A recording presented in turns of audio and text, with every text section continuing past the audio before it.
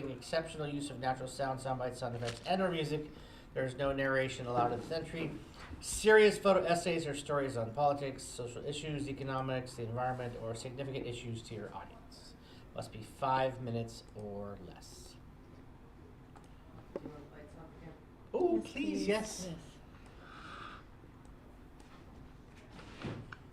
Extra butter on the popcorn. I always get those zingers in. This is number 69.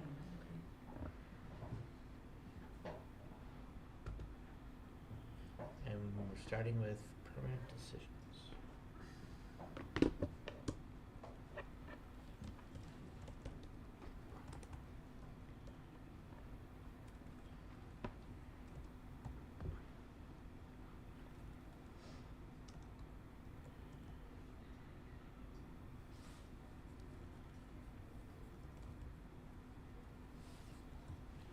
Okay.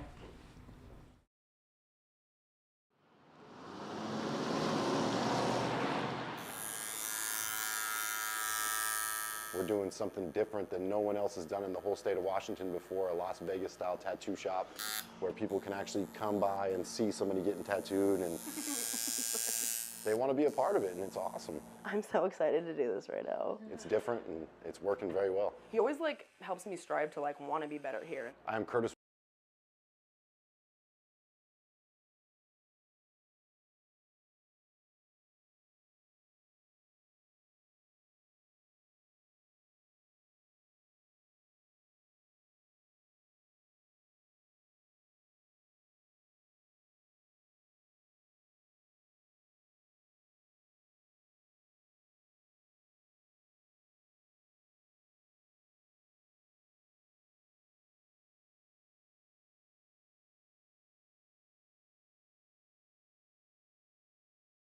Wickstrom, and I'm the owner of Toughest Tacoma Tattoo Get Right Studios.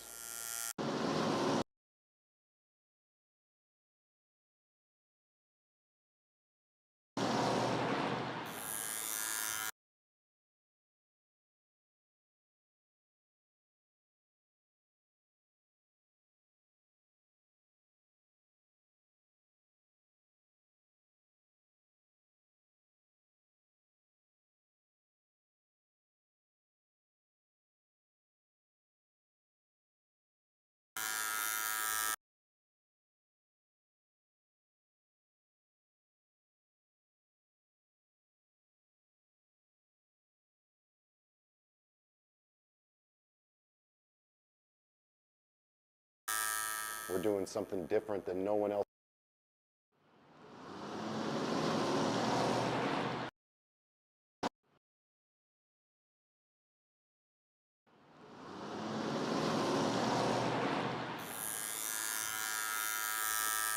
We're doing something different than no one else has done in the whole state of Washington before, a Las Vegas style tattoo shop where people can actually come by and see somebody getting tattooed and they want to be a part of it, and it's awesome. I'm so excited to do this right now. It's different and it's working very well. He always helps me strive to want to be better here. I am Curtis Wickstrom, and I'm the owner of Toughest Tacoma Tattoo and Get Right Studios. I love art, and it's nice to be able to provide environments for people to do art. I'm so excited for you to look at this. Watch them grow. I have never felt more free because I get to do what I love every single day. And it's beautiful. It's a beautiful thing. Always good vibes, always wants the best for everybody. Years ago, he would have never thought that he would be driving a Maserati and owning 2 tattoo shops. It used to be really bad right here. I mean, there'd be tents everywhere. This brings back the memories right here, dude. We used to drop drugs out of that window in a fishing pole, and they'd hang down, and then someone would drive through and grab them, and then they'd put the money on the hook, and we'd just reel it back up. My best friend's dad made meth back here. This was a little bit longer than 6 years ago right here. This is where it all started back in the day. This is where it went big downhill. When I got to the lowest point, it was more or less the fact that I didn't care about anything else but getting high. You don't care about a roof, you don't care about running water, you don't care about having heat, you don't care about anything else but getting that drug and getting high. It was a real tough thing for my family, watching me suffer as bad as I was suffering, but they couldn't help me. Drugs was breakfast, lunch, and dinner. That's what it becomes. It was the big turning point for me. Drug deal gone bad right here with one of my really good friends. We were right here when it happened. It turned out to be a shootout, murder, and he was screaming, "Go, go, go," as the situation was going down. And I'll forever remember the way he was screaming it and how he was screaming it, and I put it on my arm to remind me to keep going when things get tough. Always keep going, no matter what. This is called the 811 house, and it's a clean and sober house. My room was back in the top corner. This is where I rebuilt my whole life, right here out of this house. I just wanted so many things for so long that the drugs just wouldn't let me reach. Sometimes when you have no hope left, it's crazy the things that can happen. There's a better life than out here, bro. It was the first time in my life I took the proper steps, and I left this house with a ridiculous amount of money saved. So still for me. What am I gonna do today to grow more? Every day, that's my mentality. And how am I gonna help somebody? Oh yeah. Are you guys all getting them? Yes. Okay, cool. He's what everybody aspires to be when they get out of addiction, and he made it through. I'm just living proof that anybody can recover and come from a bad background or, you know, choices that they've made in life. Nice. My new drug is freedom, and it's very addictive.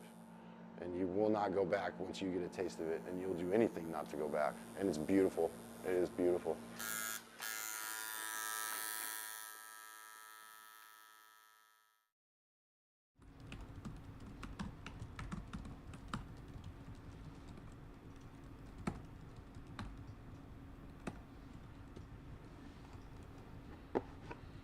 Okay.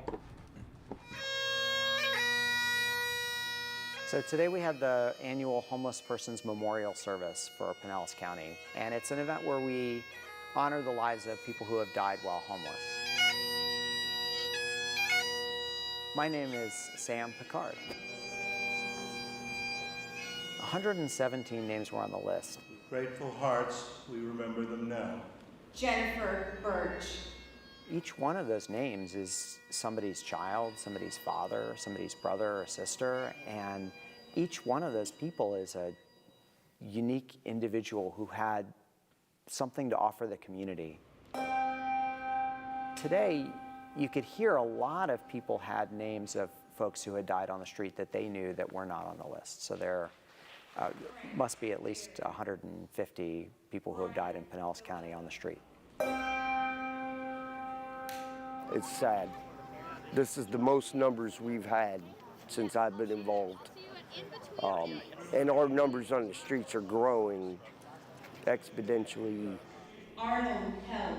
My name is Eric Peters. I was part of the Homeless Memorial. I'm responsible for lighting the candles after all the names are read. Christopher Olson. I don't know everybody on the list, but I do know quite a many of them. How do you know them? Because I'm out here with them. Why is that? Because I'm homeless. Yeah, they're my neighbors. Yeah. We don't live in a house next to each other, but we lay next to each other. We feed next to each other. We live life next to each other. Yes, they are my neighbors. Emotionally, yes, it is hard. Because you have to face the fact that these are people you knew, you talked to, you were friends with. Now, I don't know all of them, but there's quite a many of them I do know. You don't have to. And for them not to be here it hurts. It hurts. If you care as a human being, it hurts. We can do better if we make different choices. As leaders, as citizens, this list of names will be shorter.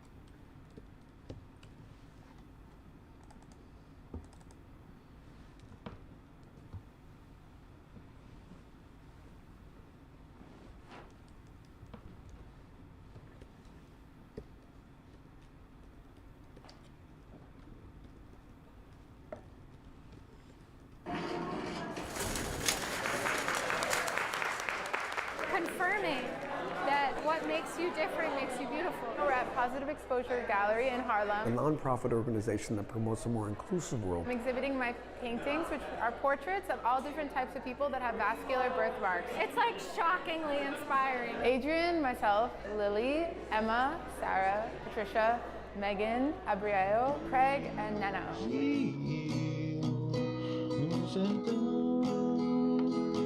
Accompanying each painting is an interview and a video describing the person's experience. People said I would never get married. People say no one would ever love me. People would say no one would ever date me. You have this image of somebody, but then there's this whole greater story about them. Every single person I interviewed dealt with some form of bullying. Get lots of looks, lots of comments, and there's just such a lack of awareness. Growing up, I would hear that all the time, like, oh, did your mom hit you? Did you get burned? In complete disgust, like, ugh, like, what is that on her face? I looked them in the eye and I said, it's my birthmark. It's like a deep-rooted, like, Insecurity. yeah, it's like really. We all have the same need, and it's a need to be seen, a need to be heard, and a need to belong. I was born with a venous malformation and KTS, or Klippel-Trenaunay syndrome, in my left leg. You can take care of your like skin and then still love your birthmark. I see it as like just another splash of color. I have a port wine stain on my left cheek. It appears as a red to purple mark on the skin. Society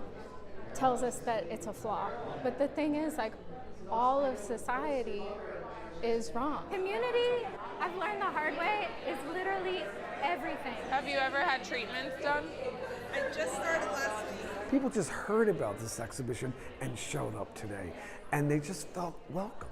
People came, they felt they belonged. It was family, it was community. When I see someone like you, I see inspiration and like so much beauty. They both started crying because they were saying how they always felt alone, not knowing anyone else with a birthmark. But it's really about all of us. It's a celebration of all of our beauty. Thank you. Aww.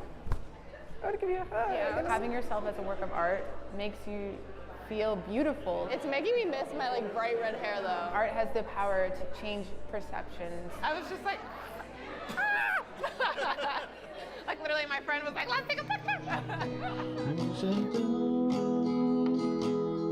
The goal of the show is to end the stigma around facial differences, so people don't feel like they need to hide it, they don't feel ashamed of it. You're super special, and you do not need to be in a gray box like everyone else. It sucks that we've all experienced it, but it's the universality of like, okay, other people have experienced it too, I'm less alone. Can I hug you?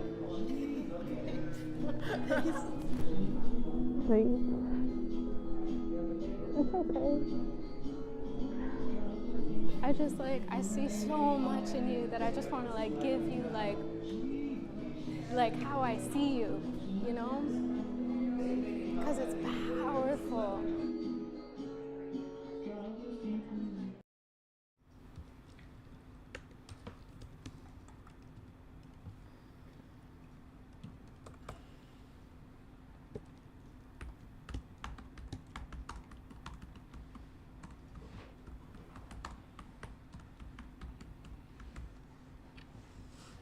Okay. The space we are in is intentional. The stained glass windows, the divine is depicted in androgynous ways. That's what we've come to do today, to be queer together.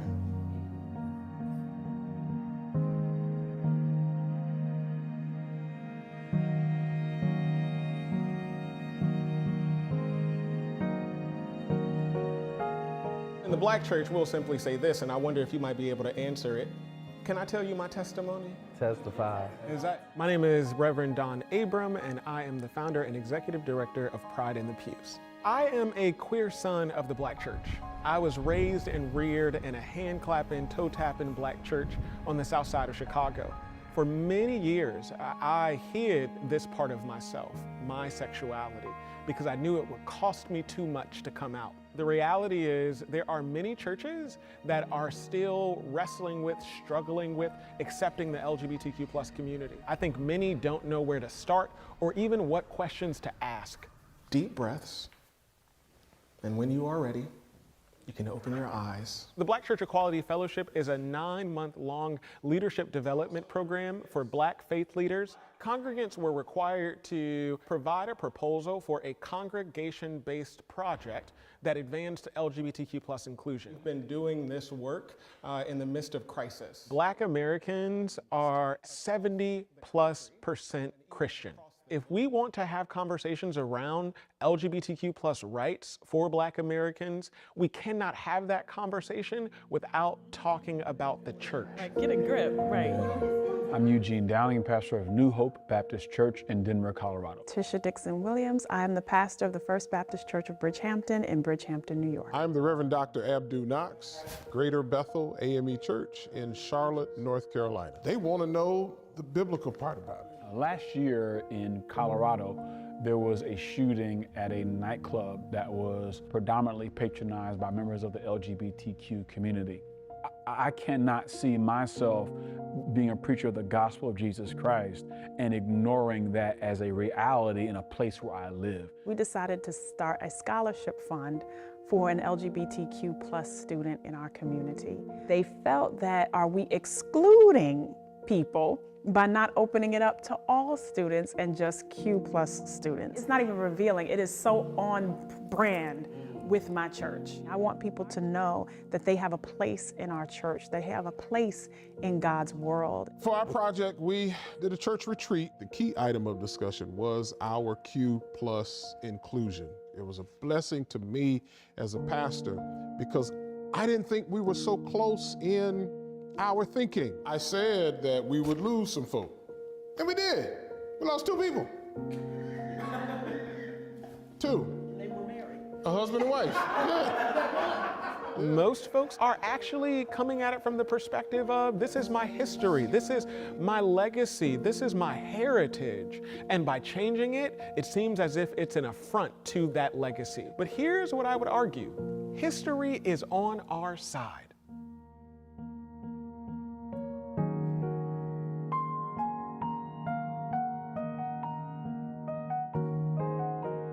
We got to break that one first before we can even, The blessing of this group is the camaraderie. As churches, we're here to help people. We're here to affirm people. If it were not for the denomination, I believe wholeheartedly that my church would be fully affirming. This isn't about me wanting to become sort of a banner holder for the LGBT community. This is me believing that every person has belonging. Amen. Communities are hurting. Yeah. We are in crisis. And so even one step in the right direction could potentially save one life, if not countless.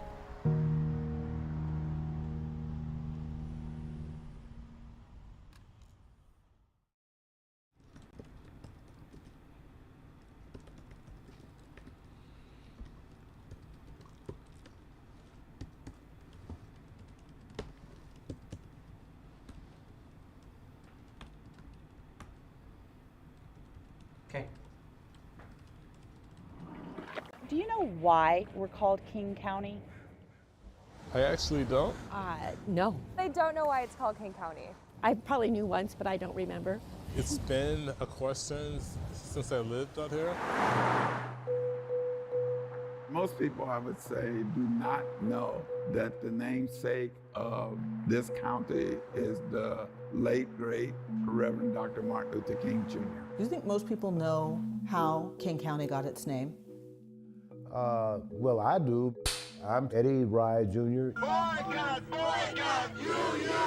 Been involved in various demonstrations of a long history of activism. King County originally got its name from William Rufus B. Devaney King, who was going to be the vice president with Franklin Pierce, and he died before he could take office. He also was a slave owner as well. He was a rather cruel slave owner. He was known to be pretty ruthless. The current King County, the name Martin Luther King Jr. County, began in 1986 when King County Councilmember Ron Sims and Bruce Olson, I got a proclamation passed. However, years went by and we never saw any evidence that it was actually Martin Luther King Jr. County. Do we want Larry Dawson to go down to King County Council and tell them that it's time to start letting people know that this is Martin Luther King County? Do we want him to do that? front of a couple of thousand people, I think. So I put Larry Gossett on the spot and charged him with getting it done. And I accept the people's desire. I would probably tease him, man, why don't you pull my coat and let me know you was gonna do that. My name is Larry Gossett, and I was, at the time that I served on the King County Council, the longest serving King County Council member, Eddie Wright Jr. He said, Larry, we understand that even though the county council voted some, I think you call it a motion to name this county after Dr. King, is not real, bro. So we are asking you to lead an effort to rename the county in honor of Dr. King and to change that damn logo from an imperial crown, a king's crown, which is not very democratic either, to the image of Dr. King. What say you? Say, yeah, I'll start it tomorrow morning, y'all.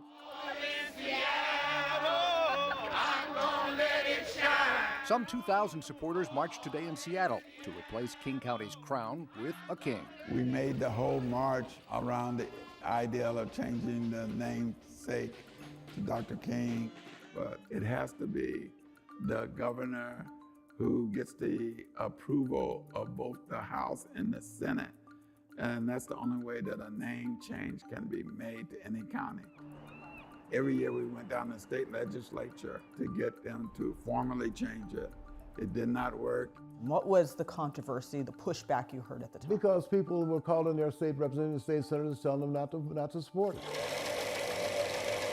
Every time it got public publicity about where we were at, that the name calling and threats began. And I got the same thing. I mean, I had the cops actually listening to some of the vicious, racist remarks that were left on my answering service. Did it ever sway you? No, not at all. State Senator Adam Klein introduced legislation 6 times before it passed in 2005. 99 to 2005, 6 years, that's a long time. And with that, my friends, I will sign this into law. And Governor Christine Gregoire signed the legislation there. It took us another 13 months to have Dr. King's image as the official logo. Know tonight that we as a people will get to the promised land. He had done things that no one else had done. He had brought rights to people who had been denied rights. He was humanitarian, and it really resonated then by seeing his picture on the flag. Up here in the far northwest, we have the only municipality in the country named for Dr. King. We'll always be able to call upon the meaningfulness of having our county named after Dr. King. We're still having to draw upon that fact to inspire people to get involved.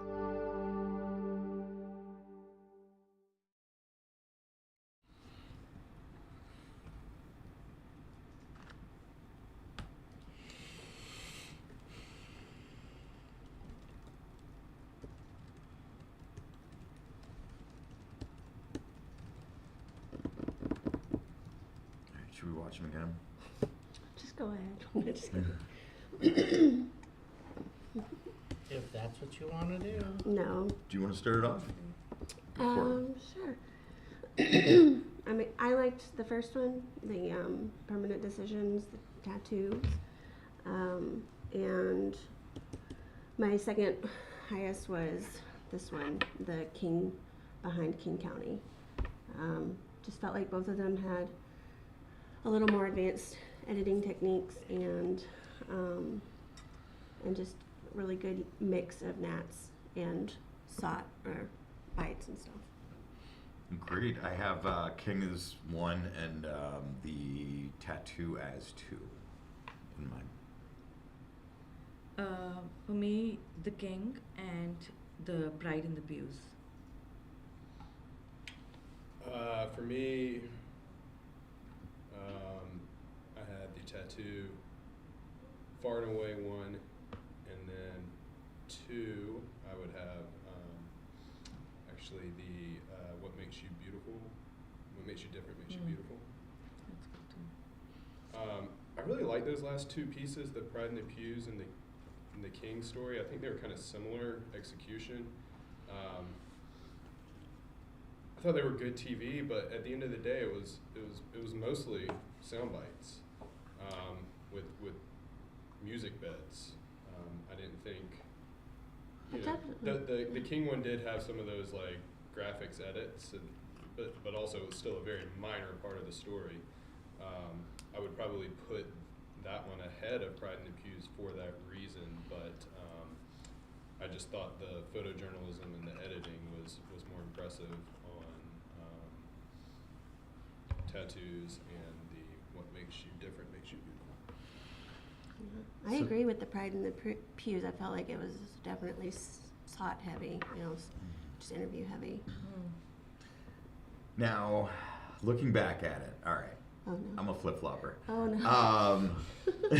I think it's another one of those situations where had I seen permanent decisions later on, it probably would have changed my initial vote. But you're right, with that permanent decisions, I mean, it was, what I loved about it was, you know, I went into it thinking, all right, this is going to be a nat piece about a tattoo shop. And then it just took this twist, and the editor, you know, spun it around to, you know, this guy's issues, and, you know, he found the gnats that were there. You don't... The crunch of the gravel? Yeah, because you got a tattoo shop, you got buzz, and then you got the sound of people talking, and I was like, what else is he going to do with this? But he did find the gnats and worked them in, and just then brought the story back around. I mean, it was a full story, so... Yeah, that's... It's storytelling, where the other two, you know, where, with the tattoo story, you have a beginning, a middle, and end. You find the story within the story. You take your viewer on a journey. You know, the other, like the Pride and the Pews and the King story were very linear. They were very straightforward. They were fine. They were captivating, but they weren't nearly as impressive as the storytelling chops from the first one, in my opinion. So do we think maybe permanent decisions is our number one? I would argue for King Behind King, because I feel permanent decisions, yes, when I watched it first, it was amazing that it has the storytelling, because to tell a past story is difficult, but the way they interviewed it was great. But with the King one, it just felt like it's a very difficult story to tell, because there's a name of the town, but the way they did it with archival and the way they incorporated interviews was very smart, and it was engaging. Otherwise, why would somebody watch a story about like naming? I don't know. It felt very engaging, and the way they used edits to their own advantage was, yeah. I don't know. I think if we were to compare those two, we would just think like, again, of course, technical plus, which is a difficult story to tell, and which edit brought that story out more, I feel. So you want to watch? Let's watch those two again. Like maybe let's watch King Behind the King first, and then permanent decisions. Maybe like to kind of. Yeah.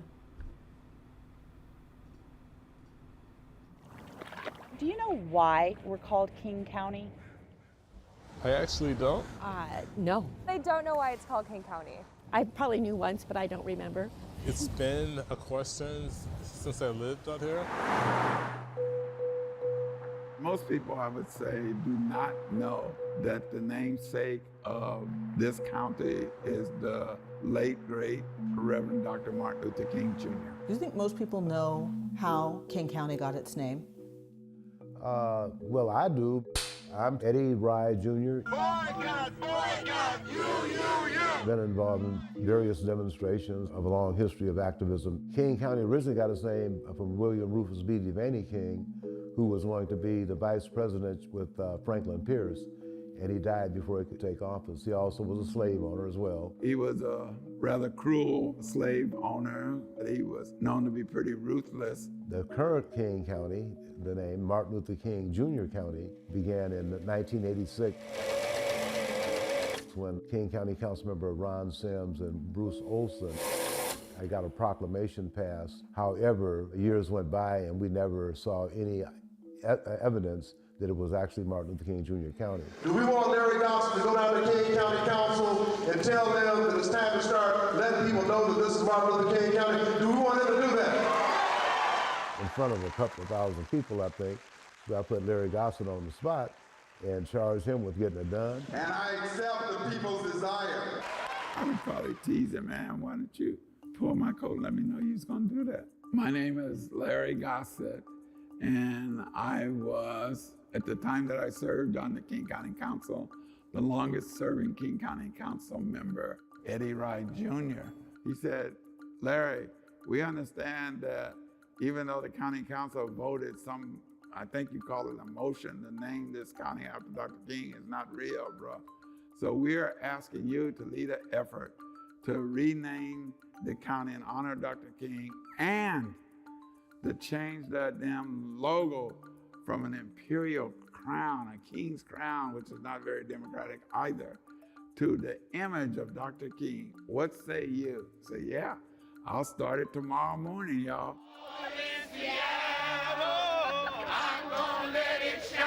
Some 2,000 supporters marched today in Seattle to replace King County's crown with a king. We made the whole march around the ideal of changing the namesake to Dr. King, but it has to be the governor who gets the approval of both the House and the Senate. And that's the only way that a name change can be made to any county. Every year we went down to the state legislature to get them to formally change it. It did not work. What was the controversy, the pushback you heard at the time? Because people were calling their state representatives, state senators, telling them not to support it. Every time it got public publicity about where we were at, that the name calling and threats began. And I got the same thing. I mean, I had the cops actually listening to some of the vicious, racist remarks that were left on my answering service. Did it ever sway you? No, not at all. State Senator Adam Klein introduced legislation 6 times before it passed in 2005. 99 to 2005, 6 years, that's a long time. And with that, my friends, I will sign this into law. And Governor Christine Gregoire signed the legislation there. It took us another 13 months to have Dr. King's image as the official logo. Know tonight that we as a people will get to the promised land. He had done things that no one else had done. He had brought rights to people who had been denied rights. He was humanitarian, and it really resonated then by seeing his picture on the flag. Up here in the far northwest, we have the only municipality in the country named for Dr. King. We'll always be able to call upon the meaningfulness of having our county named after Dr. King. We're still having to draw upon that fact to inspire people to get involved.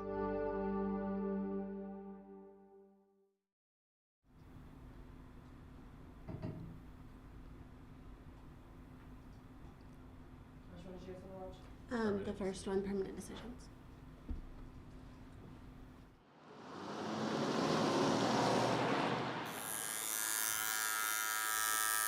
We're doing something different than no one else has done in the whole state of Washington before, a Las Vegas style tattoo shop where people can actually come by and see somebody getting tattooed and they want to be a part of it, and it's awesome. I'm so excited to do this right now. It's different and it's working very well. He always helps me strive to want to be better here. I'm Curtis Wickstrom and I'm the owner of Toughest Tacoma Tattoo and Get Right Studios. I love art. And it's nice to be able to provide environments for people to do art. I'm so excited for you to look at this. Watch them grow. I have never felt more free because I get to do what I love every single day. And it's beautiful. It's a beautiful thing. Always good vibes, always wants the best for everybody. Years ago, he would have never thought that he would be driving a Maserati and owning 2 tattoo shops. It used to be really bad right here. I mean, there'd be tents everywhere. This brings back the memories right here, dude. We used to drop drugs out of that window in a fishing pole, and they'd hang down, and then someone would drive through and grab them, and then they'd put the money on the hook, and we'd just reel it back up. My best friend's dad made meth back here. This was a little bit longer than 6 years ago right here. This is where it all started back in the day. This is where it went big downhill. When I got to the lowest point, it was more or less the fact that I didn't care about anything else but getting high. You don't care about a roof, you don't care about running water, you don't care about having heat, you don't care about anything else but getting that drug and getting high. It was a real tough thing for my family, watching me suffer as bad as I was suffering, but they couldn't help me. Drugs was breakfast, lunch, and dinner. That's what it becomes. It was the big turning point for me. Drug deal gone bad right here with one of my really good friends. We were right here when it happened. It turned out to be a shootout, murder, and he was screaming, "Go, go, go," as the situation was going down. And I'll forever remember the way he was screaming it and how he was screaming it, and I put it on my arm to remind me to keep going when things get tough. Always keep going, no matter what. This is called the 811 house, and it's a clean and sober house. My room was back in the top corner. This is where I rebuilt my whole life, right here out of this house. I just wanted so many things for so long that the drugs just wouldn't let me reach. Sometimes when you have no hope left, it's crazy the things that can happen. There's a better life than out here, bro. It was the first time in my life I took the proper steps, and I left this house with a ridiculous amount of money saved. So still for me. What am I gonna do today to grow more? Every day, that's my mentality. And how am I gonna help somebody? Oh yeah. Are you guys all getting them? Yes.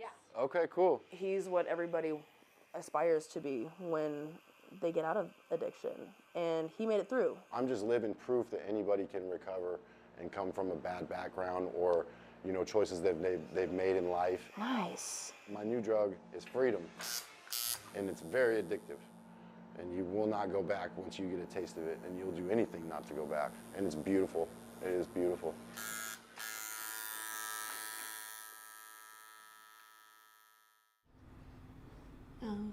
So here's what my thoughts are approaching this, is that the king behind the King County I felt like had more interesting edits and more, like with the microfiche and even with the vignetting around the archive video, like there was some, you know, more editing. And Permanent Decisions, it is very, very good, and there's a lot of good nats, and the video is more interesting. But I feel like the edits weren't as interesting as the King one. The King were definitely more intricate, and there was a lot of subtlety in the King stuff that, you know, just the shot of the window with King on it. The editor took the time to do a very slow push in that, you know, it's very subtle to the eyes, but kept that movement going throughout. And I noted, you know, even the shot of the Capitol with the drone took the time to put a little of that, you know, bird net in there just to keep it flowing when they cut, you know, just there was very subtle things, but it was extremely clean. Your hearing is really good. Bird nets? It was just so clean. Even when they cut to the side of the Capitol, they had taken that ambient noise and just for half, you know, probably 15 frames, brought it in, brought it down, and kept it where, you know, you had the hum, and then as it panned over to the floor, you still had a little of that hum. It worked. It was very, very clean. But, well, what about you guys? Yeah, I'm leaning towards King because I feel like the edit was intentional and the shots were pretty intentional. Like when they showed Larry the interview, they cut it to the one when he was serving before in the consular. So it's just the juxtaposition of those two shots, like it's been thought of, and also the research that went behind. even the cutting in the interview, they were cutting at on the motion, point. Yeah, and picking up on it, and just those little subtle things that really made for it.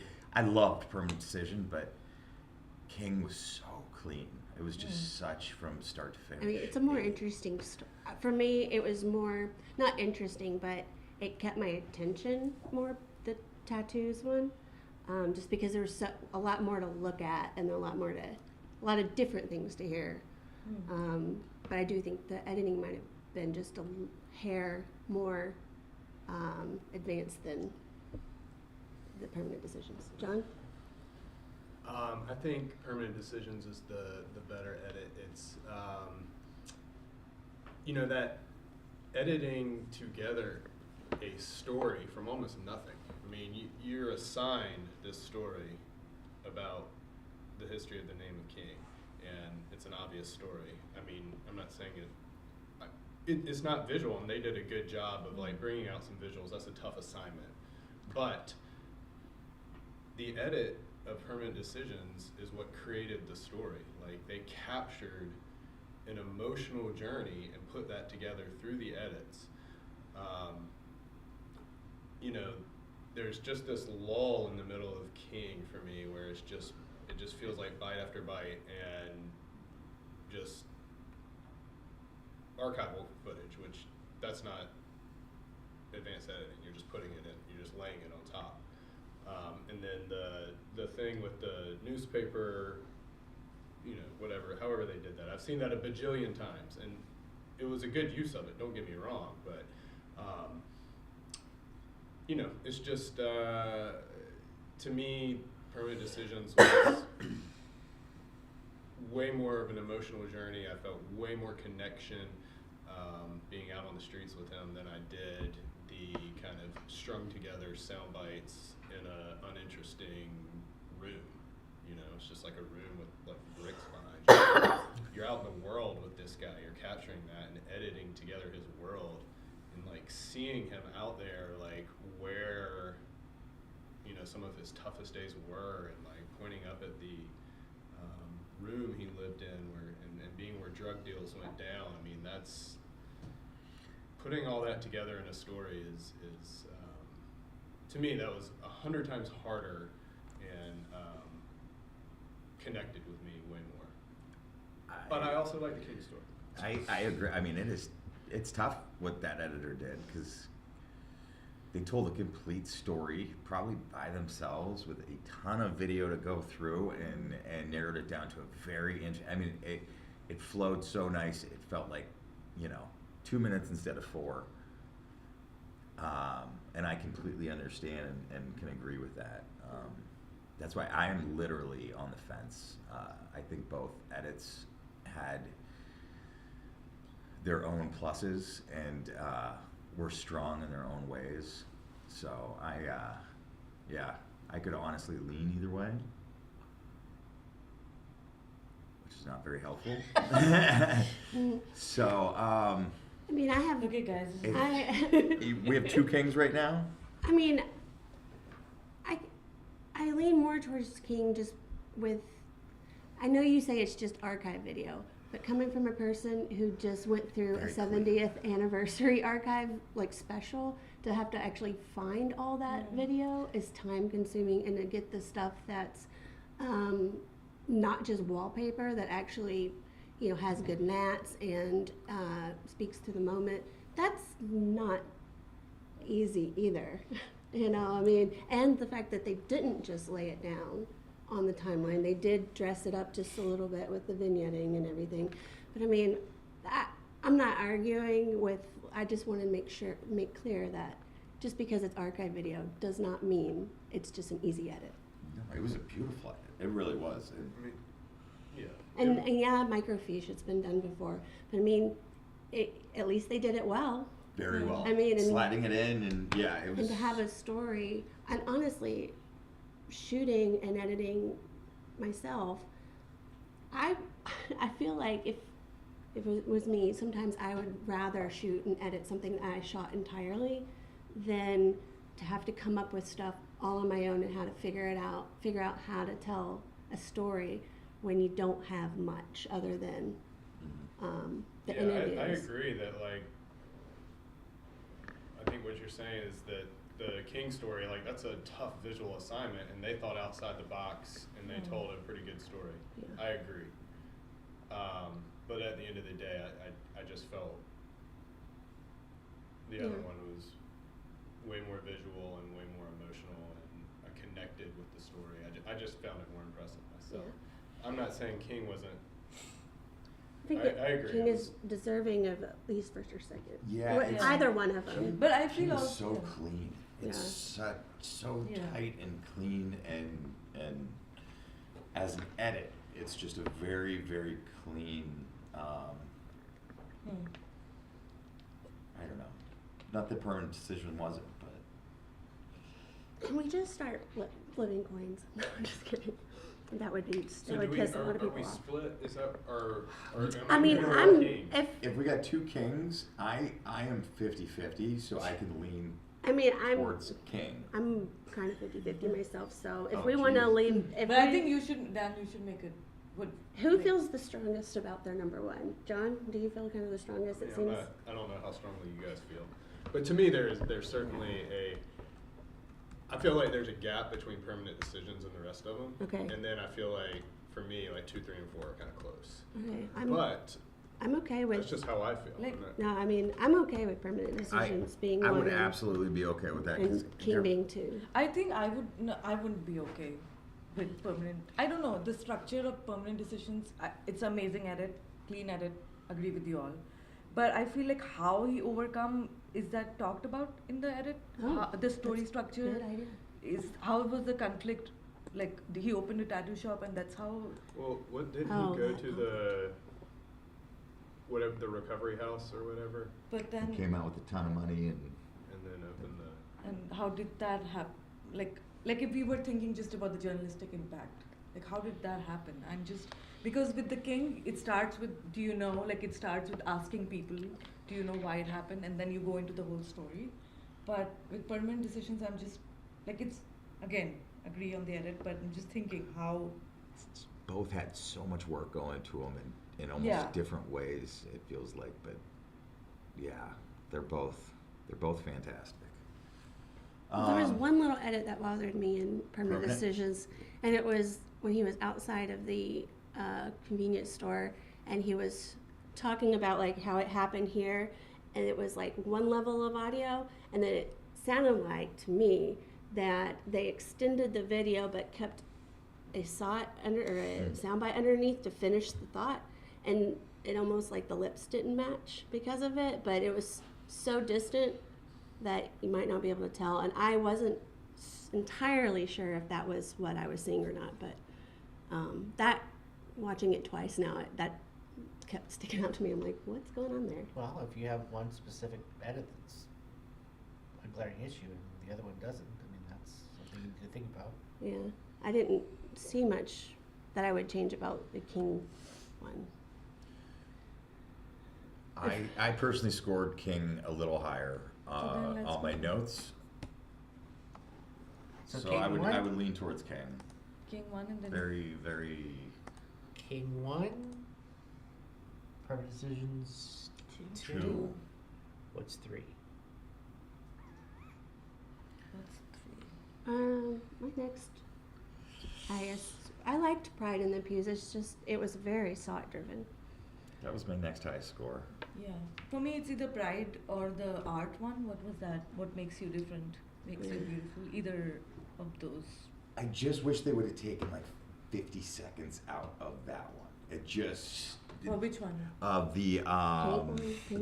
The painting one. Yeah. It was great, and then it just kept going. It was repetitive. Where I just wish they could have shortened it about 50 seconds in the back third of it, and I think it would have been a completely different piece. So Pride third? Yeah, I couldn't be okay, yes. What about you, John? Are you okay with Yeah, that, John? I'm cool with that. I had makes you slightly ahead of that, but makes you honorable mention? Yes. Yeah. Outstanding. All right. You're like, get out of here with this one. It's your time, not mine. I mean, I'm here. I mean, yeah, it's your time. You're here. I'm here. It doesn't matter. I don't have to be anywhere till tomorrow morning. 63 daily light report solo. Wait, which one did you guys say you wanted third? Pride in the Pride in the Pews. Yeah, Pride in the Pews, and then. Because this section got messed up and there's no star rating, so I have to put it in right away. Oh no. But I was talking to someone just now, they said they're gonna fix it in a minute, so I should do it now. Yeah. Daily light.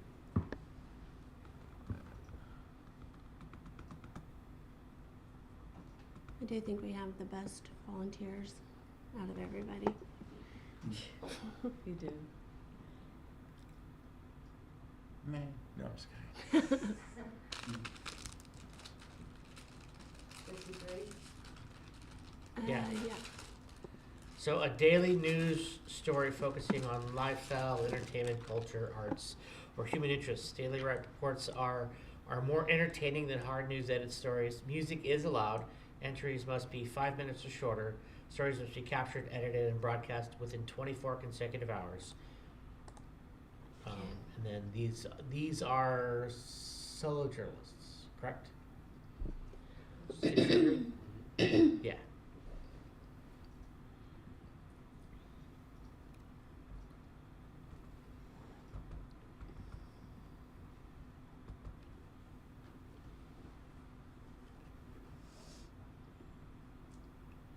Go ahead. This is a slab roller. Every great piece of art begins as a blank canvas. It will be paper thin. And for Leona Lazar, This is what I use to build my pieces. that canvas is clay. There's a great deal of plasticity and strength in this particular kind of clay. The 79-year-old is known for her creativity And now I'm going to add some texture. and has landed her work This is a wonderful tool. in some of the best galleries in the nation. And I'm going to press it. But Leona has never been in a show quite like this one. Michelle Harris, and I'm 73. My name is Nitsa, and I was just 80 last week. I'm Howard Harris, and I'm 73. At least that's what I've been told. That's right. Every artist here is over the age of 70. The ages of the artists are 70 to 98. One of the artists is 98, the one over there. Nitsa Knoll came up with the idea as a way to showcase older artists. It is a recognition that we don't stop. You're not restricted by your age. Probably enhanced. Some, like Howard Harris, That was a photo of an elephant. have even turned to new technology to create art. The artist's hands don't have to do everything. It's the artist's brain that counts. Studies have shown art can improve cognitive functions. I'm just going to cut any kind of a shape that I'm in the mood to cut here. And while these artists have been perfecting their work for a lifetime, Right. they hope it convinces others to give it a try. We can either go, I can't deal, or we can take our creative energy and do something positive. After all, if a 98-year-old can do this, It's remarkable. it's never too late to begin. I mean, there's no stopping artwork. In Denver, Art is art. Evan Krugel, Fox 31.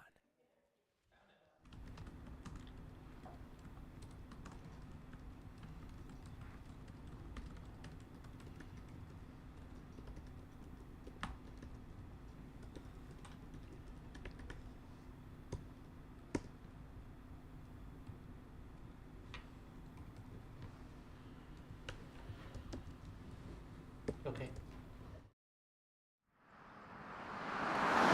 Right on the edge of Bullitt and Jefferson County, sparks fly This right here is a 750 watt fiber optic laser. as Jonathan Stroud makes a clean cut. Calibrate the sheet, calibrate the material, and then let it run. Stroud is the laser operator for Knob Creek Metal Arts in Brooks, Kentucky. Perfect cuts. And 8 years ago, Stroud made a clean break from his former job. I was a chef before this, and I was working 2 jobs and 80 hours a week. The change was a tall order. Well, they were trying to trade me steaks for metal art, and I was like, it's not a bad idea, but I still got to pay for the metal, so. All these years later, the Corbin native is right at home slicing through 14-gauge carbon steel. Steel that becomes, Probably 2010, 2011, it really took off. well, anything you want it to be. It's a yard stake that sits in the ground. It's very popular, very popular. Brian Seegers is the manager and designer at Knob Creek Metal Arts. And like his cohort before this, Seegers was on a very different career track. I've got a degree in architectural design, but actually did work in railroad signaling. Seegers says of all the designs they make, their most popular are custom-built bookends. A lot of people wouldn't expect with the electronic books. And by popular, I mean orders shipped to 80 different countries around the world popular. Pretty much anything anybody needs that can be cut out of steel, we can do it. Amazing the things you can find tucked away on the edge of Bullitt and Jefferson County. Jonathan Gregg, Spectrum News. How's your spectrum today? Spectrum's good today.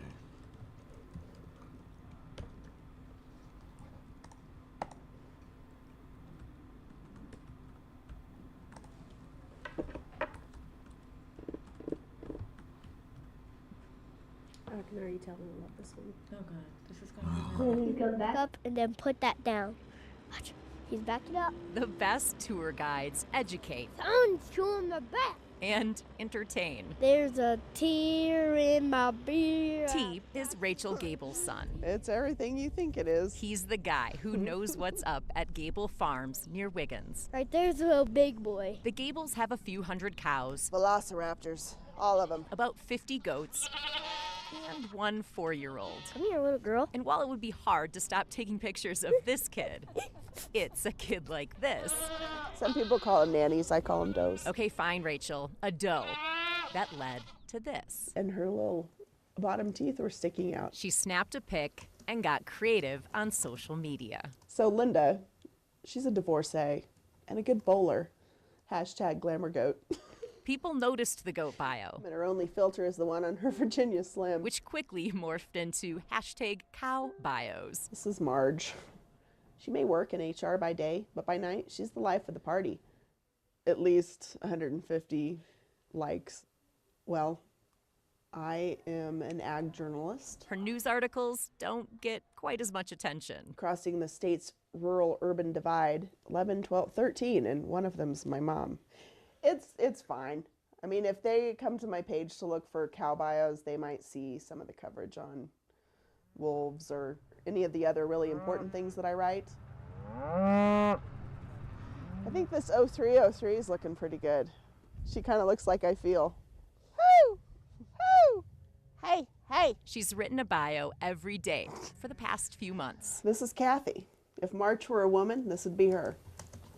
They all have something that you can relate to. And if not, you can see your bestie in it. So Carol has been filling in her eyebrows. Thanks for noticing. The bios might feel silly, but the thought behind it is more serious. You know, we talk so much, and it drives me crazy about the rural-urban divide, and the differences aren't that stark. City or country, kids are kids. Hey, don't sniffle my butt. Women are women. I'm a pretty good spokesmodel for muck boots. And words are powerful. She's dreaming of the days of beer and barbecue. Including the bovine kind. Light a candle for it, girls.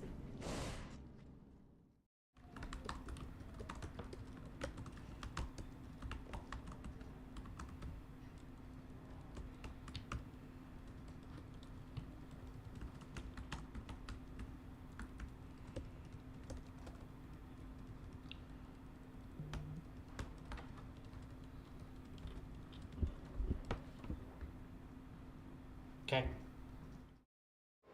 Feeling good. Focused. As one of the rookies in the room, All right. Jesse Fuentes knows a Chicago firefighter's shoes Let's get some boots on. are big ones to fill. There you go, look at that. Beautiful, look at that. I love it. Perfect. Thank you. But Fuentes looks the part Fits good. and feels it too. It's like an additional 30 pounds on my body for sure. Most days, the older person carries the weight Yeah. of the 26th ward. Today, instead of having candidates, we actually have older people, we have people from Department of Law and people from the Inspector General's office here seeing what it's like to be a firefighter for a day. Politics requires fighting some figurative fires, but nothing quite like this. Never put on equipment that's going to prepare me to go save someone's life, so that's new. Today, some of City Council meets at the Quinn Fire Academy. I'm going to put on all this equipment and see if I can make it up all the stairs. Fuentes and her colleagues take the easy way up first, Little fear of heights, so we're about to conquer them. before they face the ladder. All right, you go ahead. Like any other recruit. Allows me to have real perspective on what it means to have CFD officers saving lives every day. Shoes are a little big, so I want to make sure they don't slip. You're doing a great job. It's a little bit of adrenaline, a little bit of fear, and then you make it to the end. You feel like you're capable of anything after that. It's good.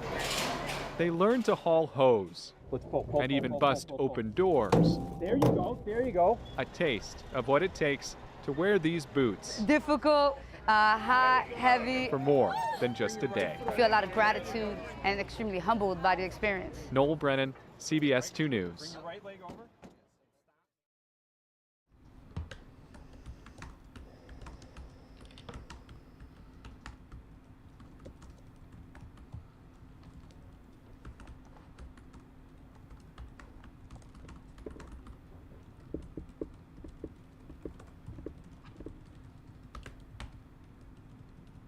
Oh, I might know this person. On the bridge? It feels very refreshing and real, and a time to just disconnect from the craziness of everyday life and just go back and explore. A photographer looks for variety. I'm gonna go 24 to 70, but we'll probably try out 10 to 18 too. And fall is the season to find it. Fall's a really special time at the park. Pretty good. Matthew Klein Pretty good. is inclined to say Starved Rock State Park is the place to capture it. Everything's always different when you come out here. Nothing's ever the same. You know, we really are in nature with these big sandstone walls and deep canyons and such. Matthew grew up hiking and photographing these trails. With the long exposure, the water is just kind of flowing through. And he may never tire of them. It's kind of moody with the moss there on the side. There's something different about it, whether it's the leaf, the season, the temperature, the rain, and it adds to it, and it makes it really cool to capture. It's easy to forget he's just 2 hours away from Chicago. It's cool to just be tucked back in nature. You just feel kind of secluded and such. The fall colors are just days away from peaking, but even on a cloudy day, they're already seeming to pop. Just setting up a shot here at Eagle Cliff Overlook. Starved Rock is right over there. You see with the American flag. It's always cool to see. It's always magical. Variety is the constant that will always bring a photographer back. Definitely, there's just so many compositions and things to shoot. This is so cool. I really love this place. Noel Brennan, CBS 2 News.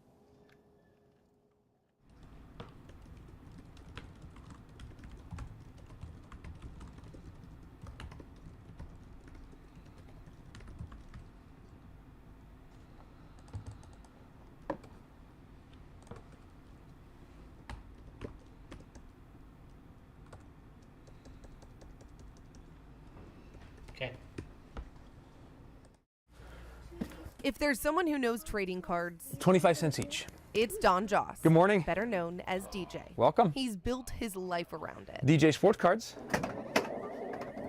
He's been running his business in Renton for just about 35 years. Getting cards for me to put in my binder. Preserving old trading cards. I would pay you half, but I'd need my guys to get more accurate prices for them. And distributing new. Okay. He estimates he has 4 million cards. You want to do 70 on the first card? All of varying value. Don't you want the rare card? That one is harder to find. Choosing to keep his storefront through the decades because he loves these face-to-face interactions. A lot of the early 90s stuff, they printed a lot, so. Interactions that grow when players do well or when big games come to town, like the All-Star Game. It brings a lot of people in from all over the country to watch the game.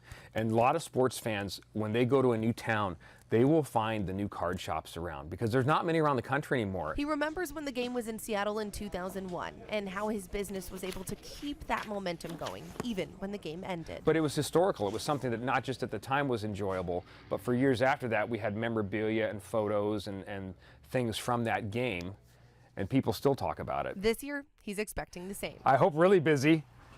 That should be good. And simultaneous with the crowds picking up at the shop. We don't have a Joel McHale kicking around anywhere, do we? They're moving locations. Thank you. So we're here through Saturday, and then we'll be at the new.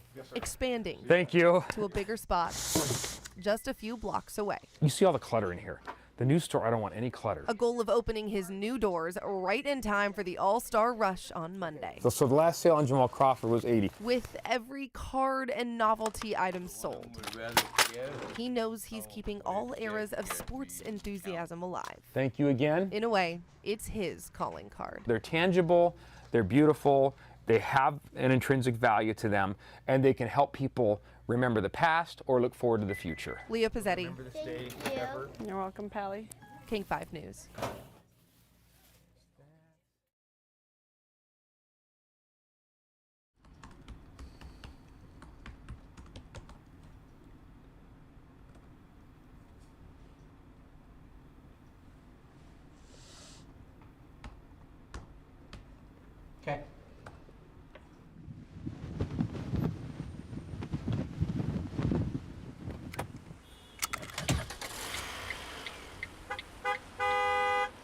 people scurry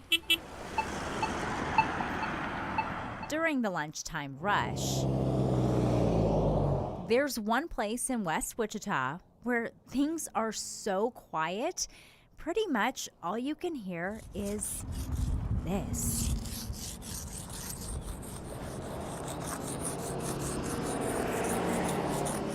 Coming out here to just like draw some pictures. This is something special because we don't usually get time off because we have school and after school sports. So this is just something fun to do for the day.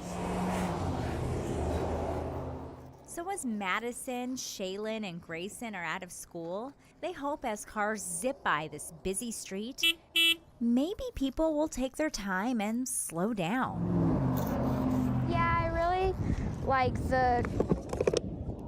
when we use the color blue, that's my favorite color.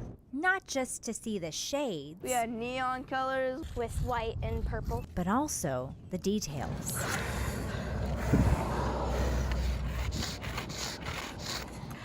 Tiny pieces of the chalk, and we just blow those away.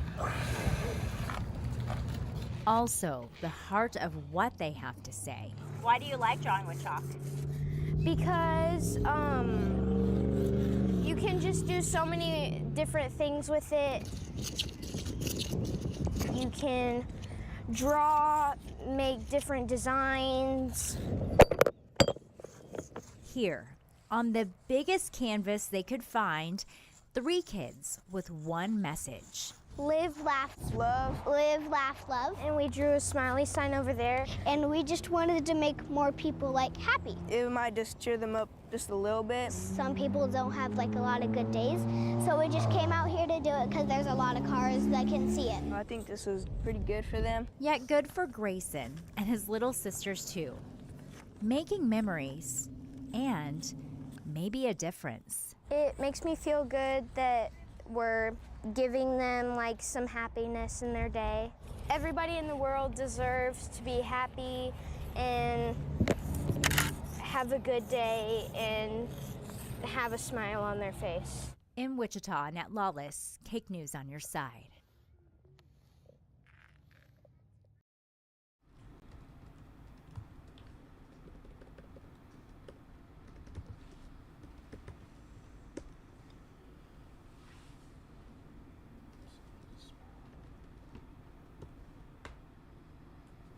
Okay. At Bass Lake Dental in New Hope, I've always been a visual person. Dr. Brian Opog helps every patient with their smile. That's what we do. I really like working with my hands, and they're not teeth to me, they're like little miniature pieces of art. Working on patients' smiles inside, while outside, they'll soon have something to smile about. Everybody thinks artists are like these people who just have this crazy imaginations, you know? But the key to it all is that you have to actually manifest that into reality. Curtis Ingvoldstedt is sinking his teeth into a 3-day project, transforming a 150-year-old ash tree We're going for into a dentist's best friend. one of the original toothbrushes, I think. I think it's probably a little better than doing a drill. So unfortunately, all the trees here are dying of ash borer. We were kind of trying to figure out what to do with it. That's when Brian and his wife drove by the beloved Lake of the Isles pencil created by Curtis. Anybody could fabricate a pencil, but making it something that people feel connected with, that's different. And that's what art at its best is. Curtis studied engineering only to find a career in carving. Yeah, it's a delicate balance with this. With the ash, it's really tough. But soon, drivers on Bass Lake Road will be greeted by a 7-foot toothbrush. I like being unknown, but I like my pieces to have that. You know, I like them to bring something to people's lives. In this case, a smile. Heidi Wigdahl, KARE 11 News, New Hope.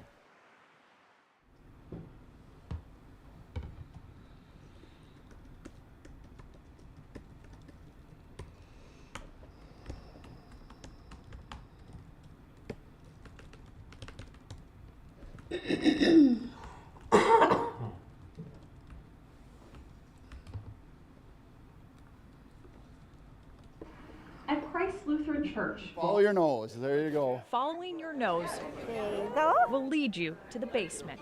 Here, people are uniting You had the fish before?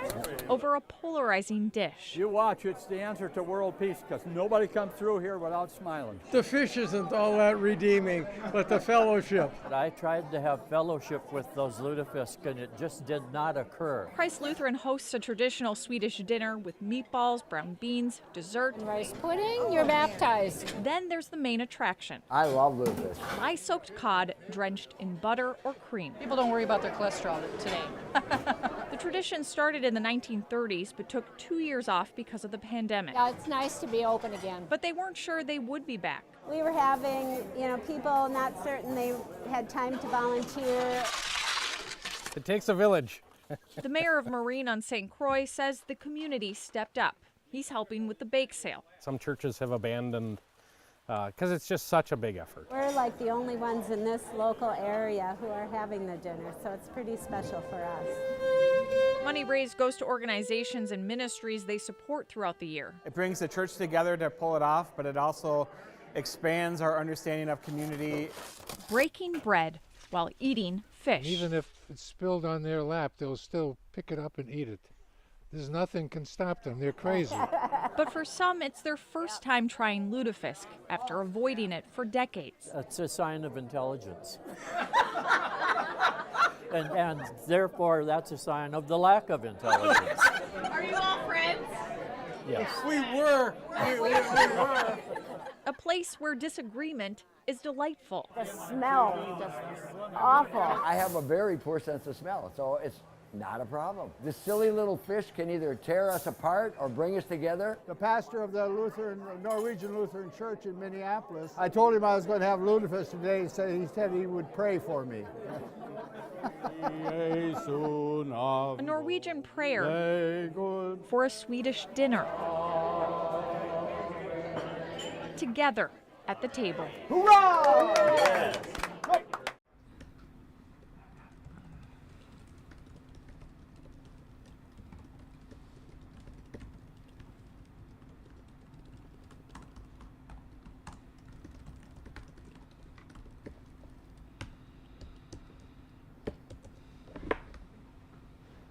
Okay. We are going to go to the phone. It's the tiniest of radio stations in a tiny corner of Cook County. Good morning, KGAF. Are you there? On a rainy December day, Christmas spirit and cash. They both reign here too. Janice to the studio. After accepting handwritten letters. Once you get behind on your bills. About bills and diagnoses and surgeries and more. So then, then COVID. And yes, COVID is still a thing too. Oh, you were in a car crash as well? Steve Eberhardt turns to a briefcase this year with 70 grand inside. Happens. And here's what I'm going to do for you. And starts making Christmas wishes. Woo! Thank you, sir. Come true. Deborah, I'm going to give you $1,000 in Secret Santa cash. God, you're kidding me. $1,000. Will that help you out here at Christmas time? Oh, my God. You don't know. And more than anything else, Candace called about a home and cars she can't afford to fix. Merry Christmas, Candace. An hour later, she was in a receiving line outside with duct-taped proof. How's life for you right now? It's been rough, but this is going to help. And $1,000. Oh my God, thank you. Had a lot of health issues. Sparkle Turner talked about multiple strokes and seizures. Well, Sparkle, we're going to give you $1,000 in Secret Santa cash to try to help things out. Thank you so much. An hour later, Merry Christmas. she told me the cash isn't just for her. It's going to help me out so much, you have no idea. And then I met Dina Drake. With COVID and everything, and I'm on disability, it's just been so hard to buy groceries and pay all the bills. It's just a blessing. A blessing for 70 families today that Steve Eberhardt says comes from donors who don't want to be named. And, to be able to stand here and hand out money, not mine too, is one of the joyous things of the holiday season for me. That and the joyful tears raining at Christmas, that, he says, is payment enough. I think it's awesome. And I'm just so emotional today. It's just a blessing. In Gainesville, in Cook County. Well, we wish you the Merry Christmas that you deserve. I'm Kevin Reese.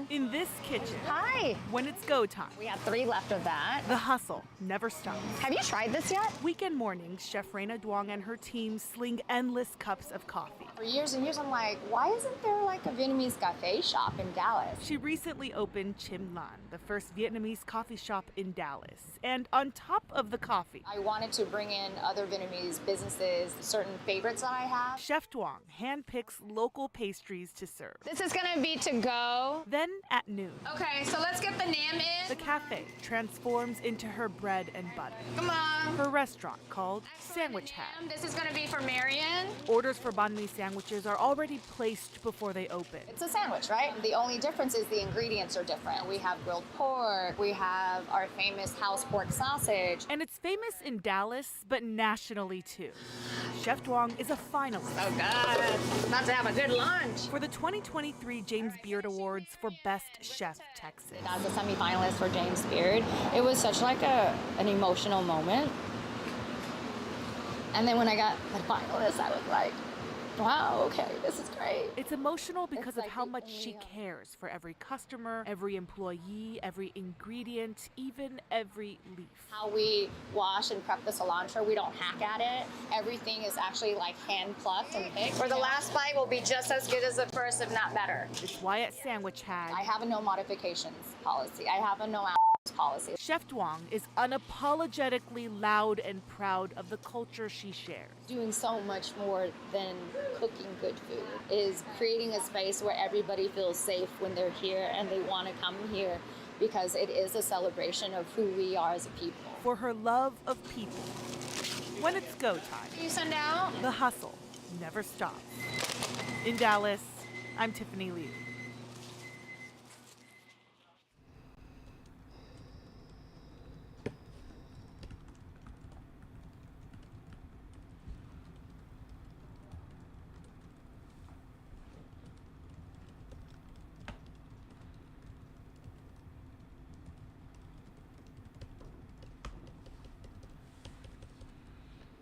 You want to start with John this time? Mm-hmm. Oh man, I don't think I have like a dominating one this time.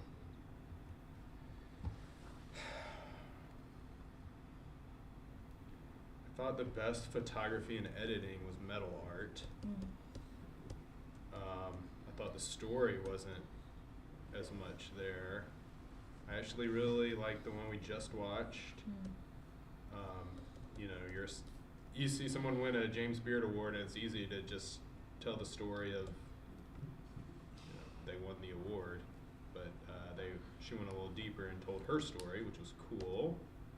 Though I felt like there was probably more there in the story. And I see, based on y'all's scores, you didn't like this as much, but I did like It's Just a Blessing. I would say Oops, that's an ugly color. 3 at my highest Hurts scores. my eyes. But again, there wasn't one that blew me away in this category. I could probably rate, out of all those, It's a Blessing, I could probably rate a little higher. For me, it was metal art, cow bios was fun. Then the last one as well, which was It's About to Be a Good Lunch. I had metal art just because of the quick, slick transitions. They were doing some faster cuts in there that, you know, but it wasn't anything that was brand new. The other one I had, I would say the last one had a very professional feel, where you could tell every cut was thoughtful. From, you know, they probably went frame by frame to get to that exact shot where that tofu's coming out or whatever. I noticed every shot had a purpose in it. Like they looked at that clip and knew exactly where they wanted to either start it, or it just seemed, even if it was just a side shot of the building, they still wanted the action of the customer come walking out. I just noticed a lot of that. It was very, very, very clean, very professional. So I just gave it an extra point for that. For me, I liked metal art as well, so we're all good on that one. And I really liked #CowBios. Yeah, I mean, I love the I love the shot and Nat selection, especially with the cow raising his head with, it was like what, and then he had like all the hay on his face, and then just so much personality, and I felt like the editing really lent to that personality. They had some really good leading Nats and very good, like smooth edits, like good eyes trace kind of edits where they let the motion complete and it doesn't feel very blunt and choppy. I know it was basically some computer screen and then cows, but I think they did a lot with what they had. So I put, the last one, I felt like there were a lot of medium shots in that, and I just noticed at least one jump cut at the beginning with the sesame seed pastry thing. It was like a pastry dish, and then it was like something was, I don't know, it was a different pastry there, and then it went to that, and it was like, what? And then I thought they did a good job letting the emotion just breathe with some of the interviews on that one. If I could add to the cow one, I did like they were really clear with their Nats, to incorporate some good ones that you were hoping to see, the keyboard, this and that. But like even the subtle things like the tractor coming up, they then faded that in for the next 4 shots.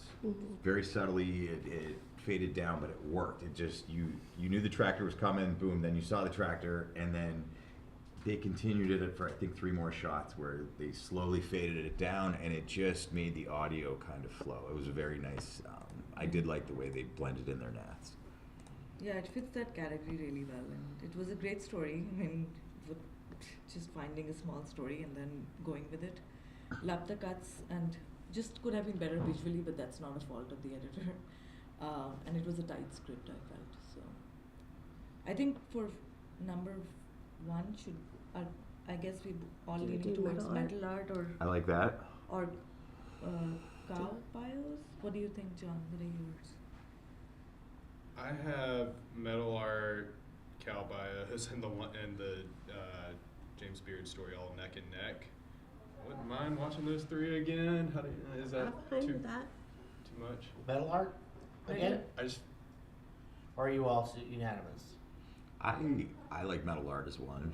Okay. But yeah. I feel like it's neck and neck for 2, maybe with those. With the cow one? So then metal art is 1 and cow is 2? Or no, we would watch for number 2. The cow and the James Beard story. So, but you're not watching metal art. You're good for that. I feel good with metal art. Okay, so you're gonna watch cow bios too, or possibly 2. So let's watch cow bios and the James Beard story to debate 2. Sounds good. Yeah. I like that. Oh, it's about to be a good lunch. Which one was the? Watch them in reverse order. Yes, reverse. That would be great. Yeah. This one? Mm-hmm. Toaster's on. In this kitchen. Hi. When it's go time. We have 3 left of that. The hustle never stops. Have you tried this yet? Weekend mornings, Chef Reina Duong and her team sling endless cups of coffee. For years and years, I'm like, why isn't there like a Vietnamese cafe shop in Dallas? She recently opened Chim Lan, the first Vietnamese coffee shop in Dallas. And on top of the coffee, I wanted to bring in other Vietnamese businesses, certain favorites that I have. Chef Duong handpicks local pastries to serve. This is gonna be to go. Then at noon. Okay, so let's get the Nam in. The cafe transforms into her bread and butter. Come on. Her restaurant called Sandwich Hat. This is gonna be for Marion. Orders for banh mi sandwiches are already placed before they open. It's a sandwich, right? The only difference is the ingredients are different. We have grilled pork, we have our famous house pork sausage. And it's famous in Dallas, but nationally too.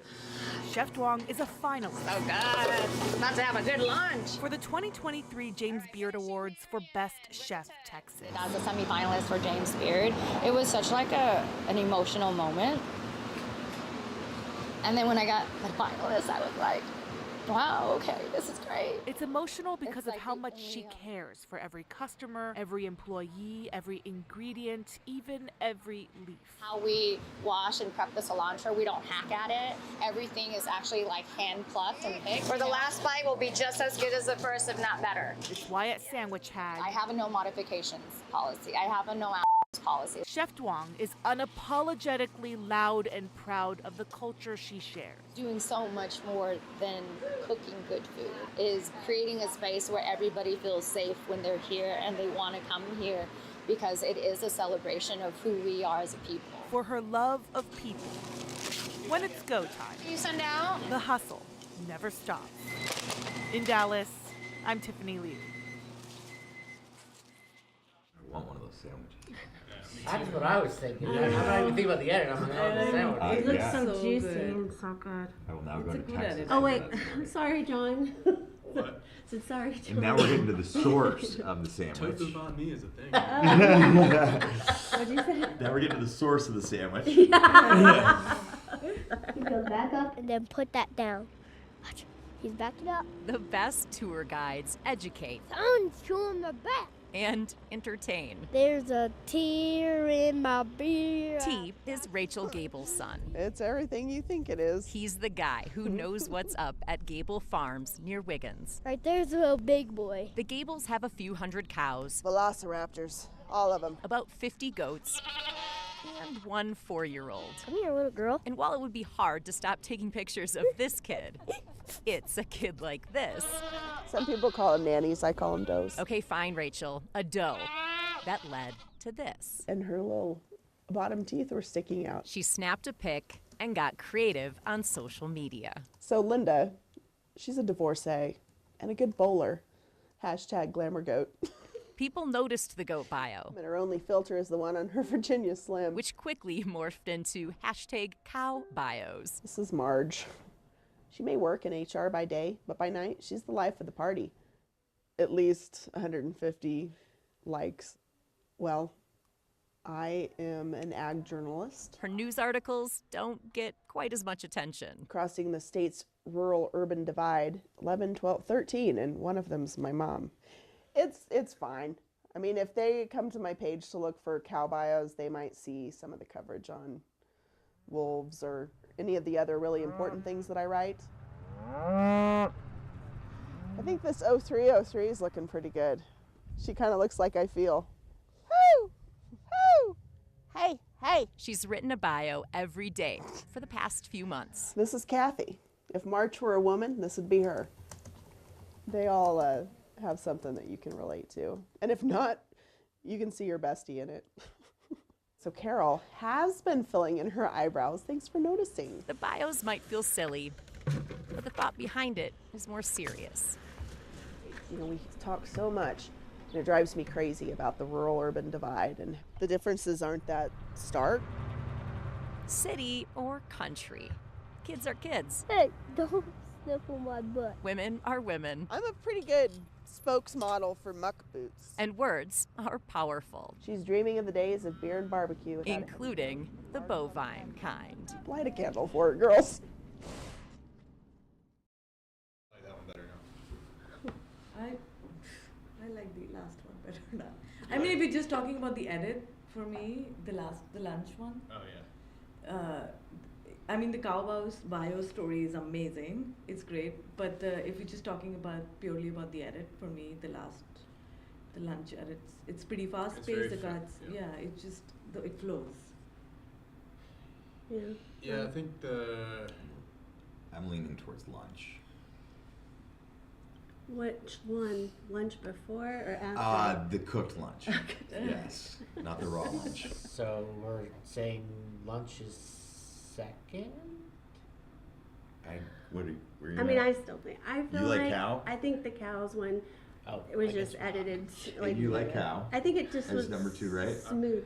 I have them both literally I like them both for different reasons, but almost the same. I could absolutely, I would be fine with either one of those. I think they both deserve 2 or 3. Why don't we give them both 2? I think I'm just that kidding. I just felt like with the cow one, I didn't notice the edits as much as with the lunch one. The lunch one, I noticed a lot of things a lot Mhm. more, and kind of took me out of the story, just from my editing point of the brain. But I with the cow one, felt like even with the natural like video transitions with people walking in and out, it just felt smoother to me. I mean, even with the last one, I felt with the good lunch thing, like the editor had to do what he was given, but like the only part was when they were out and she got emotional. Like there was a lot of sound, but again, the interview, I wish it was recorded inside because for clean sound. But again, that's nothing the editor could do because it was recorded like that. But they still did what it was best. So I don't know. It's very seamless edit. Yeah, I think the fast-paced editing of the lunch story was effective and good. I don't always like a million fast cuts, but that it worked in this specific story. I thought they edited together an actual story, which was nice. I felt like there was more there from her story and the importance of it. The cow story, I thought,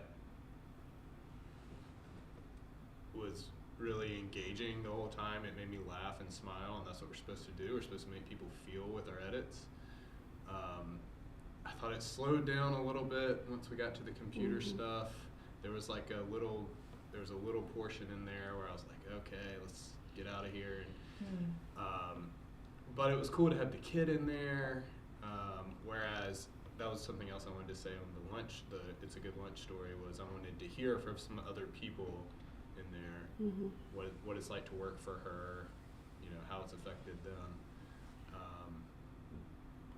Golly, I don't know. They're close. I could go either way. And unfortunately, like, you're at the mercy of a reporter's writing sometimes. Well, they wrote So- this is solo. This is solo. Oh, this is solo. Okay. Yeah. But okay. like that middle, Shot. I think they made the keyboard stuff work by cutting in at least. It wasn't just her the whole time. They would take it in a little tighter.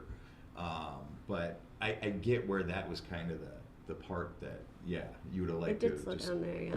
seen it pick up a little more, but Probably should have shortened that up. If it's solo, then I think visually Good Lunch is shot better compared to. I thought it was just with solo. But I don't agree. Because I think the varying shot. I mean, if we're talking about shooting, Yeah. then I feel like the varying shots in the cow one are like, and for one person to be doing that, and how many different places they went inside her house, they went out on the farm, there was some other location, but with the restaurant one, it would have been nice to maybe like mic up the guy who was waving at the lens. Maybe he would have had some fun personality to add to the story. I feel like, I don't want to base it all off shooting, but because this is editing, but I do think. Well, I think it's kind of hand in hand. Shooting and editing. I'm cool with either one. Doesn't help. I mean, I don't know. It's just if we. It's editing, you're right. Well, I you're feel- cool with either one? Are you cool with either one? Are you I'm- cool with either one? No, I feel Okay, like. so then we So got we got cows and we got lunch. I feel like cow. Yeah, I mean that's for me the clear. And you're And she's lunch, right? All right, so they've got. Then you two are like the. I originally had lunch Maybe better. I'm After the hungry. second watch, I had cows slightly ahead. you know what? The second watch for me, although I had the restaurant first, the cows did. I did start leaning towards cows. Cool, let's do that. So now we're. Cow second. All right, cows second. And lunch third. And then what's. Like I said, for HM? different reasons. Yeah, they both are great. I feel like I think sometimes I lose sight of the fact that they're still winning. Like they're still like getting placed. And then you're gonna do blessing, honorable mention. That's the only other one you mentioned. The other one. Oh yeah, I mean that was good. That's the only one anybody else mentioned. Okay, yeah, let's do that then. Okay, blessing, honorable mention. You need a cup of coffee? I would love. I want a cup of coffee. A quick coffee pee break.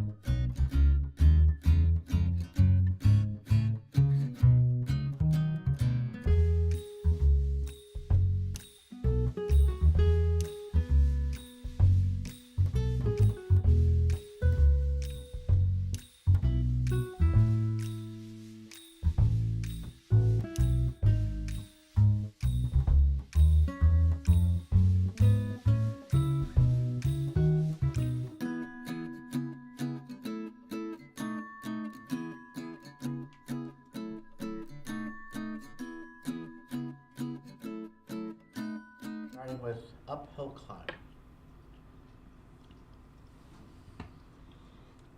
Do you before we get started? Would you just read or describe this category? Same one as last time. Same as last. Okay. Light stuff. 24-hour turn.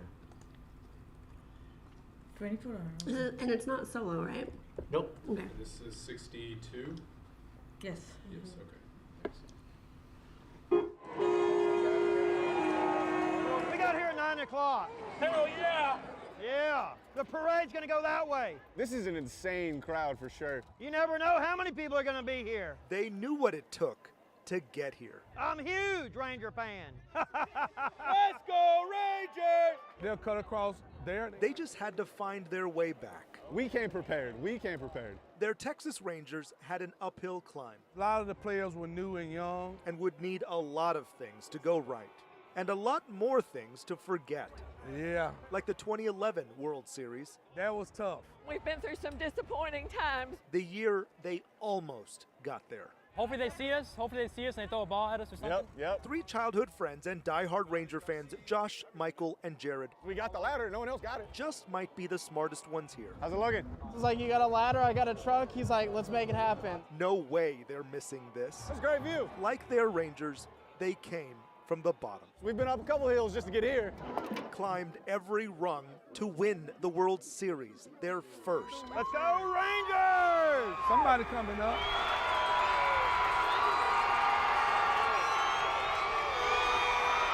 For many here, Friday's parade has Arlington feeling like the center of the world. Just for today at least.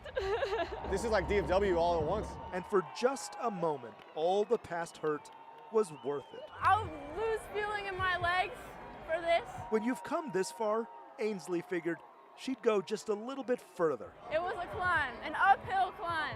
2023, we're at the top of the hill now. All this talk about journey and destination. But the view is now great. Why not have both?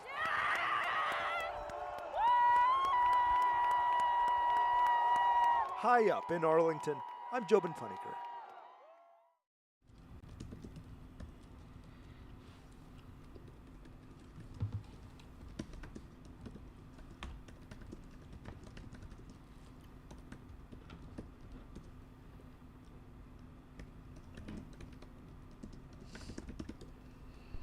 Okay. Strength or Southern Kitchen? Southern Kitchen. I'll move it. Okay.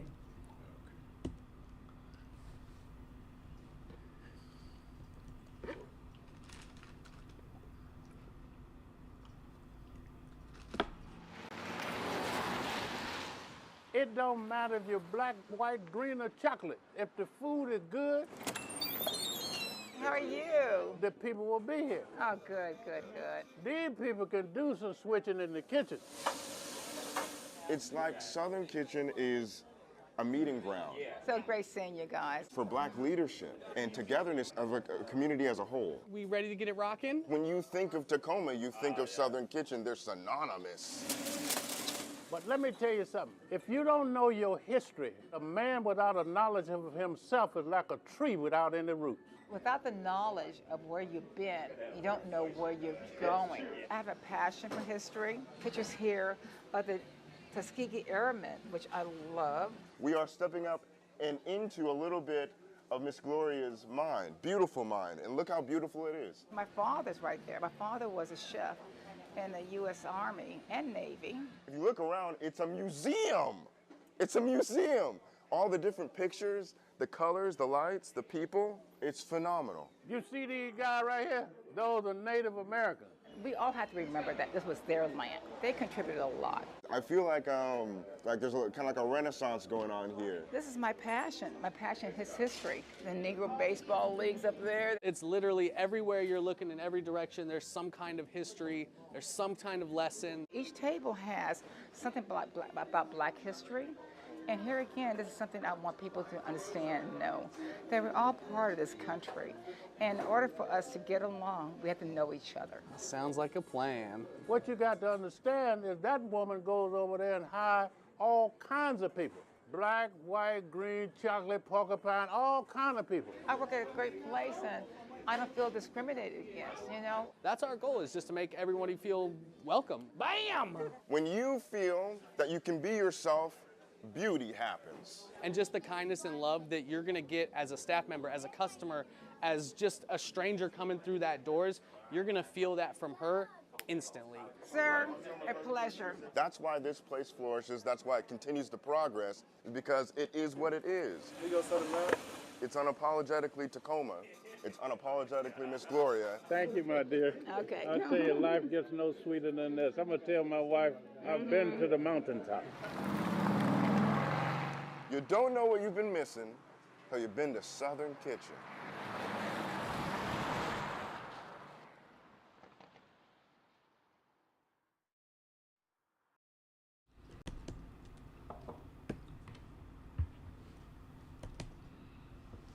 Okay.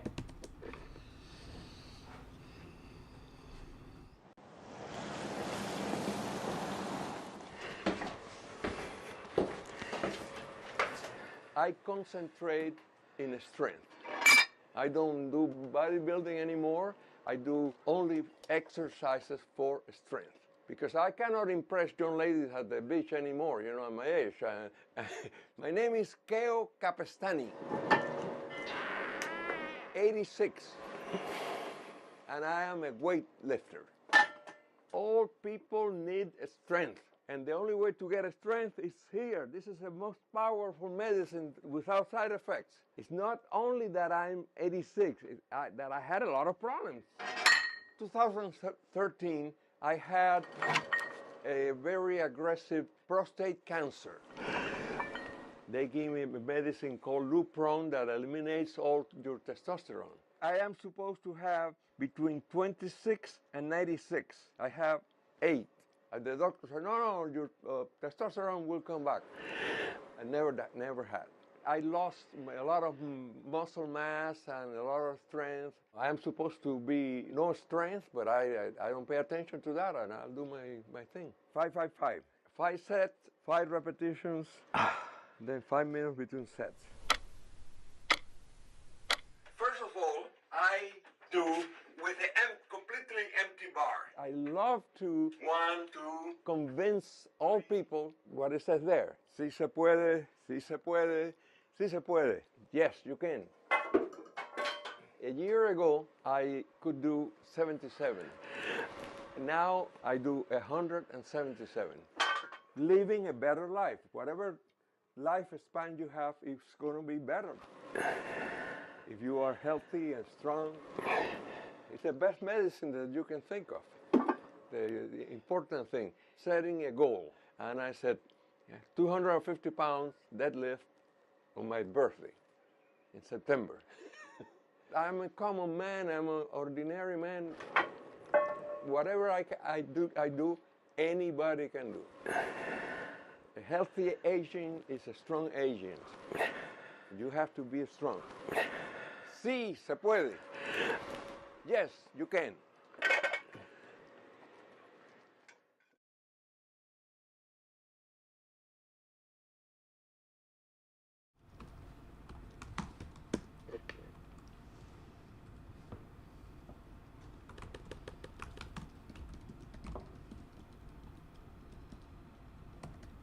Okay. You can work with the person sitting next to you. It takes a special kind of teacher We found the volume, right? And how do you find the volume? to make math fun. I love all the subjects, but I really enjoy math. Good job, this group. I got it. It's a challenge Dylan Meyer has with his 6th grade class every day You know, a lot of the times you have just head slumped on the desks. Okay, I'm gonna give you guys about 1 more minute. until last week's project, So I divided that which his students absolutely 1008. ate up. So there were 267 full-size Milky Ways there. Yes, Milky Ways. The caramel chocolate mix is perfect. It's a perfect candy bar. You see, Abe Yosby is the principal of Foothills Elementary in Riverton, and students know he loves Milky Ways. Well, I remind them nonstop. On the announcements, I tell them I love Milky Ways. What they brought him for Halloween, though, They blew me away with how many Milky Ways they got for me. the students just wanted to make him feel welcome. This is his first year here. It made me feel like happy. Welcoming, and I I mean, this community is so great. But just how many Milky Ways did he get? What's the volume of this? All the classes decided to have a competition. And then we'll say this is 24. Without actually counting them. We broke it up by different shapes, right? Mr. Myers saw it as a way So we didn't add it up. to make math fun. Kyla? So I was like, okay, kids, this is what we're going to do. Because all the other classes are just going to make a random guess. But we're going to use math, and we're going to figure it out using math. Using all sorts of geometry and mathematical calculations. Each Milky Way was 1 75/100th of an inch squared. Even some kind of model to determine size and volume. They were like falling off the table because there were so many. The class came up with a number. We guessed 3,173. The total was 3,178. They were 5 off. I look at the equation that they did, and I still don't understand it. And I'm the principal, so maybe I should. The students sure understood it. We got to deal with a lot of different numbers and a lot of different equations. We got to learn more math too, which is fun if it's in the right way. Turns out there's no wrong way when it comes to kids and candy bars. To make it something relevant into their lives, I think is a good way to go. Like, oh, you learned math actually. You know, you tricked them into learning math. Now the trick is making all those candy bars disappear. I share them with the teachers because I'm getting a little sick of them. In Riverton, Alex Cabrera, KSL 5 News.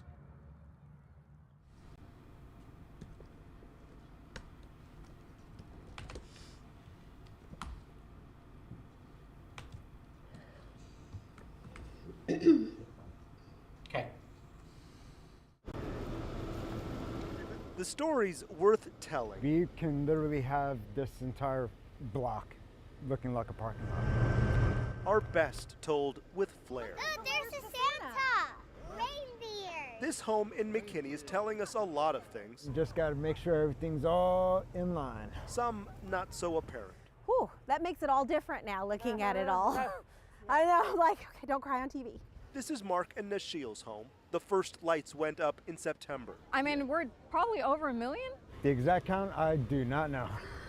And they continued building. We got a lot.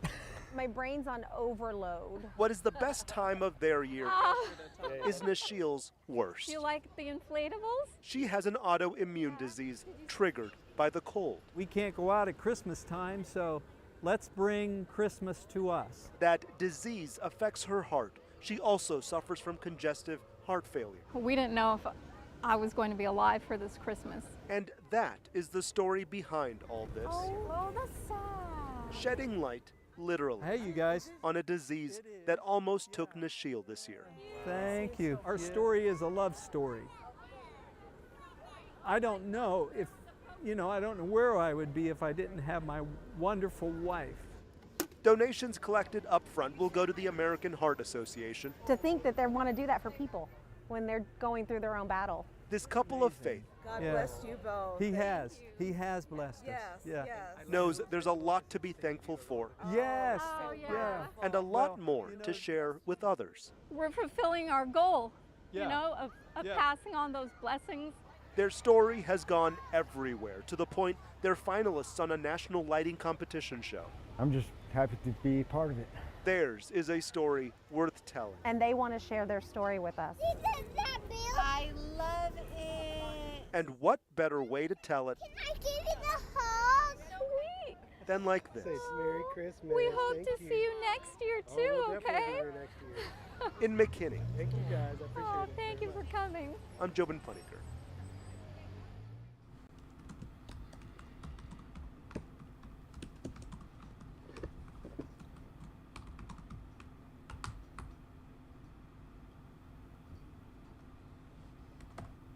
Okay. Rolling, rolling, rolling. Y'all keep them trays rolling. With so many trays to fill,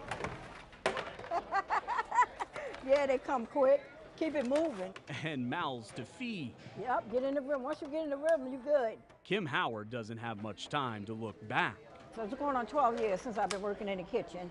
except perhaps on a day like this. Need some more turkey. Not only are the folks at the Nashville Rescue Mission serving up hearty helpings of Thanksgiving dinner, Full belly and a smile make you feel good. they're also serving up a whole lot of hope. That ceremony is a big deal. I have the pleasure of getting to share with you all of the names of those who have achieved something this month that we want to celebrate with them. You may not know their names, and we're not allowed to show you their faces. So if you are celebrating anywhere from 0 to 1 month of sobriety, even if it's like 1 hour, please stand.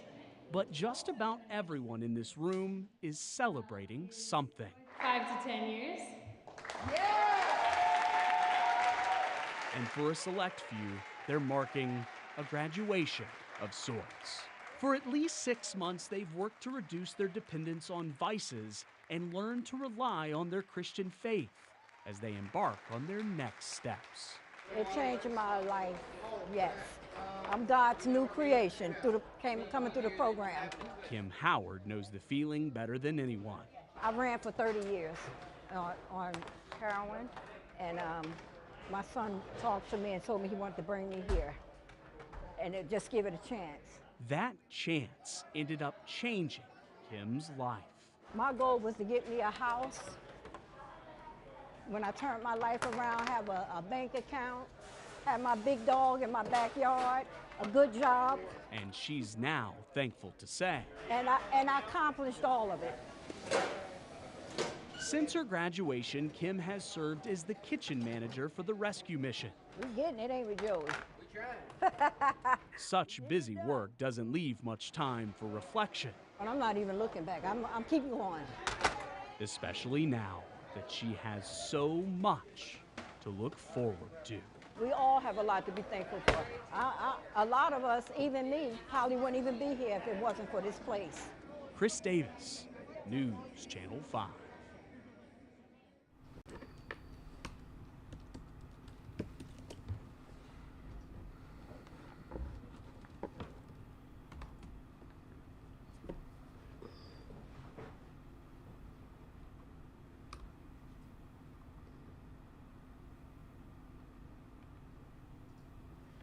Okay. This is my hillbilly security device. So if anybody breaks in at night, I can hear them. It takes work. It's a mess. I had a big bump on the way here. To protect the family farm. Just kidding, it always looks like that. It also takes people. Satisfying click. Yeah. Who know that land and legacy mean something. Every creature that's here and keeping a balance between them. Hey, baby. The farm Cecily's parents bought. The farm she grew up on. While it What are you doing? grew on her. My parents have owned it since the mid-40s. It depends on the sculpture I'm doing, actually. It's called loop music, so it's an instrumental style music. Pandora. 80 years to build up. 8 seconds to nearly bring it all down. It's been a traumatic 9 months. I'm still cleaning up. The EF2 tornado that tore through Decatur. I am still hearing chainsaws, but these are happier chainsaws. And the family's large live oak. I never could have planted a tree and hoped that it would look good before I died. Okay. It's a miracle no one got hurt. And Kevin Roach, a master carver, Our slogan is carving stories. has heard a lot of stories of that tornado. This is a story for her. This is her story. Cecily had one. I do.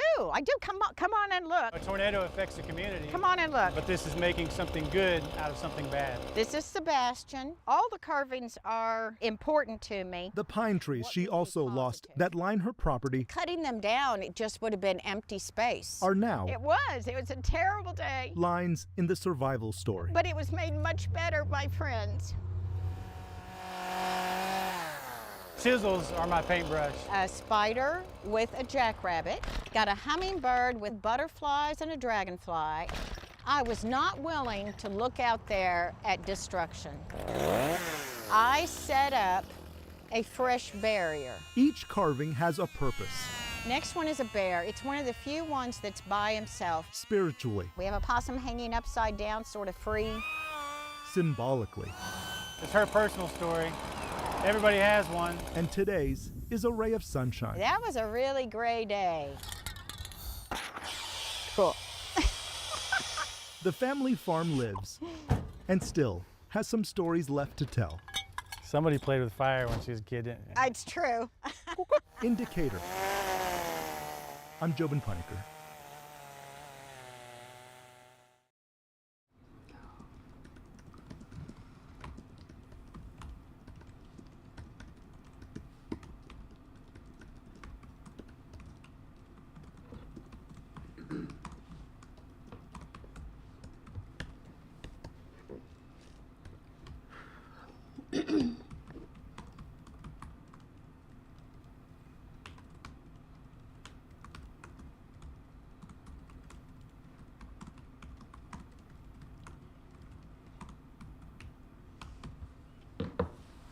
Okay. Yeah, true to the blue! Go Mariners! Woo!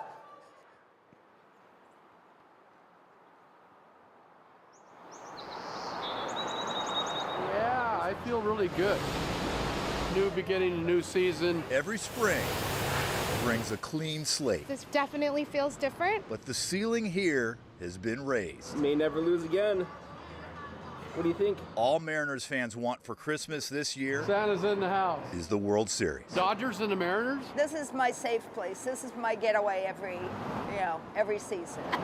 In M's gear from head to toe, these diehards lined up 10 hours before first pitch. It's already shook. That one's already shook. Eric Swanson, They're hoping for opening day autographs, Logan Gilbert. but they're eyeing a much bigger prize come October. We've seen the playoffs. Now we want to go further.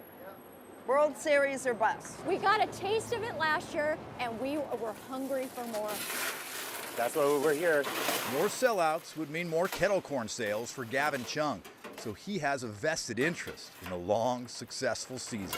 Anywhere deeper in the playoffs would be great, but yeah, World Series would be awesome. Here we go. We're almost in. Josh Cameron, Woo! True to the blue, baby. It's a different season. It's electric. Let's go. waited all winter to be back at the ballpark. Yeah, this way. Woo! Yeah. True to the blue. We got our magnet. The franchise that was a punchline just a few years ago That one's ready. has fought their way into being contenders. This year's different. Definitely different. We got a ball already. Look at that. Woohoo! Their fan base believes. We're going to be in the playoffs. World Series and All-Star game here. We want more. We're going to do it.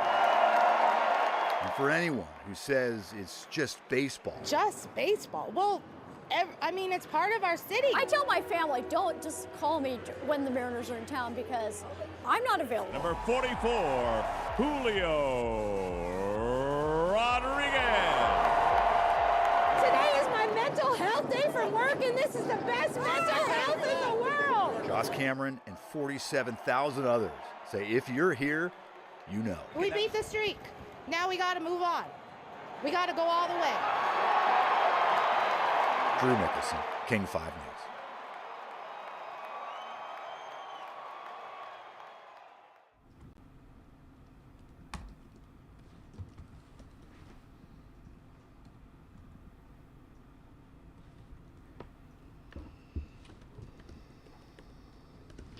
Okay.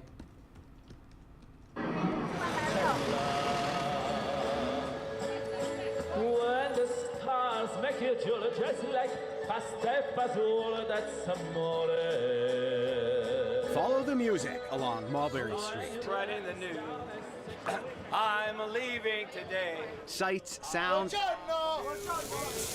and the food are the big draws at the annual Feast of San Gennaro. Who neck? Hello!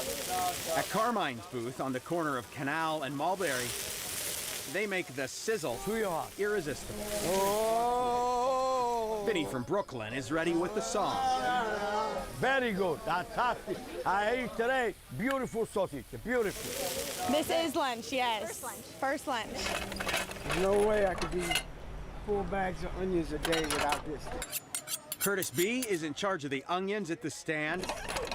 A lot of onions. Listen, we've been right here on this corner for over 30 years. That tells you how good we are. And I see so many people, a variety of people who come to have a good time and enjoy themselves. Good food, you know? It always works for me. Anybody's a family. We're on the planet. During the 11-day festival, This is my niece. everybody's family. It's my brother. You can't miss Cafe Napoli at the corner of Hester and Mulberry Streets. What's all that about? He's calling you to go and eat something. New York, nothing like it. It's united feet. Everything is together. Like it's a good feeling. It's good for the economy. It's good for the city. It's good for everybody.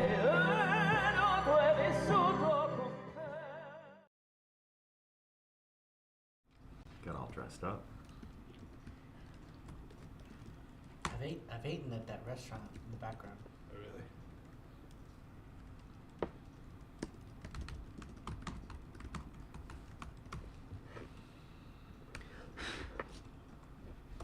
Okay.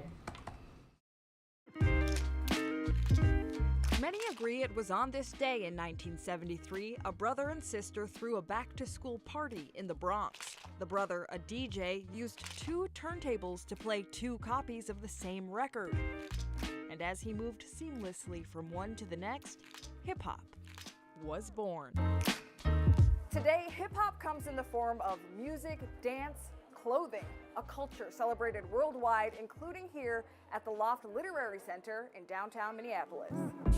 On hip-hop's 50th anniversary, hip-hop practitioners are sharing their own earliest memories. For Tish Jones, it was back in 3rd grade when a teacher handed her a play. That was called Rapunzel.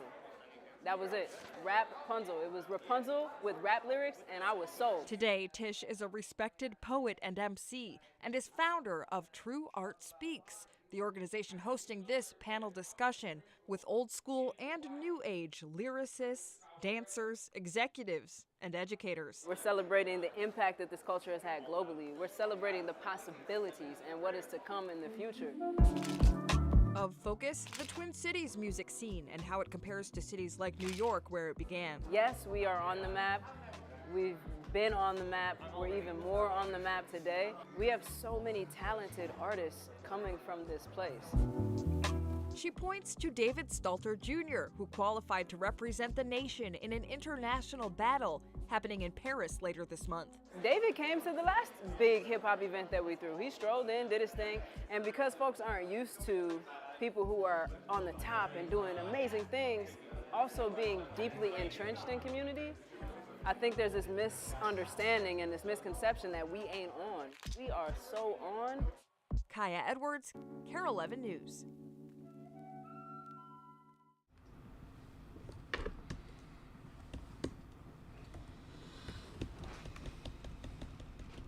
I think we should start with Dan this time. Yeah. All right. That last one, for me, just from strictly an editing standpoint, I mean, the first 20 seconds, I don't know how that had to take them.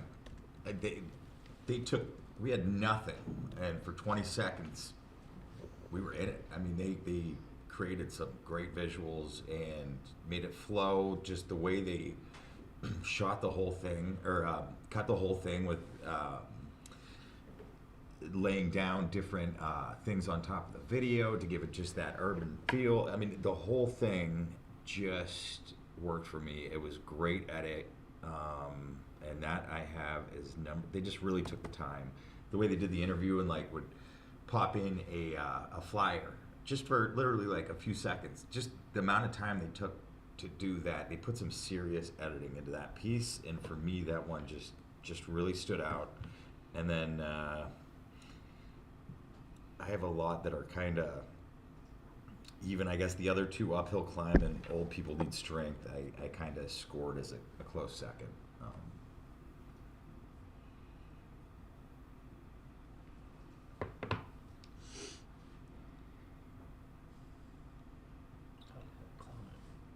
Okay, me. I would say Southern Kitchen, definitely. Then Old People Need Strength. And what was there's one more, sorry. Shedding Light, yeah. Which one was Shedding Light? It was the Santa Oh, yeah. Thank you. Oh, thank you. I know you're on it. I had a feeling she was going to say that one. Oh. Now you know my style. Yeah. What I like. I'm picking up on all y'all's styles. What's my style? I know. You I don't want really to speak much, so I don't know. She has all the data We're on gonna us. grill you after we're off You stream. picking up on styles? Okay. Guess I'll go. I had uphill climb number 1. Just thought the natural moments and the pacing were just sick. Really took you there. Then I have like a handful of them right there behind that. I liked Southern Kitchen. I liked Old People Need Strength.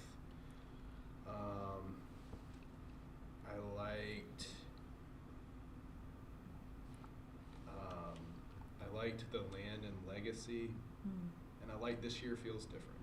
Sorry if that's obviously not 2 stories there. No, that's I get it. I mean, those are kind This, of. I feel like this one's gonna take. Those a are all while. kind of neck and neck to me, like in the conversation. I think you guys are probably tired of hearing me say that I don't love like effects editing, but I would probably. Yeah. That's where I'm not. The hip hop one doesn't hit me as hard emotionally. I wanted to love that so bad, but the effects were forced. I felt some of the effects. Yeah, I agree. I think while I love graphics. Yeah. However, I felt like that was distracting. Like it would have been cool if it was. I can see how they were trying to use it to be cohesive throughout, to have like a style, but at some point, let it go. Like don't let it keep playing because those things running over them dancing and stuff, it just felt unnecessary.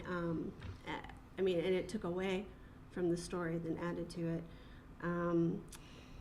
And so I wasn't so impressed with that one. I really liked, out of all of those, the Who Next. I felt like it was probably the more solid edit, in my opinion, out of all of them, with the rhythm and some of the shots that they got. And What was that again?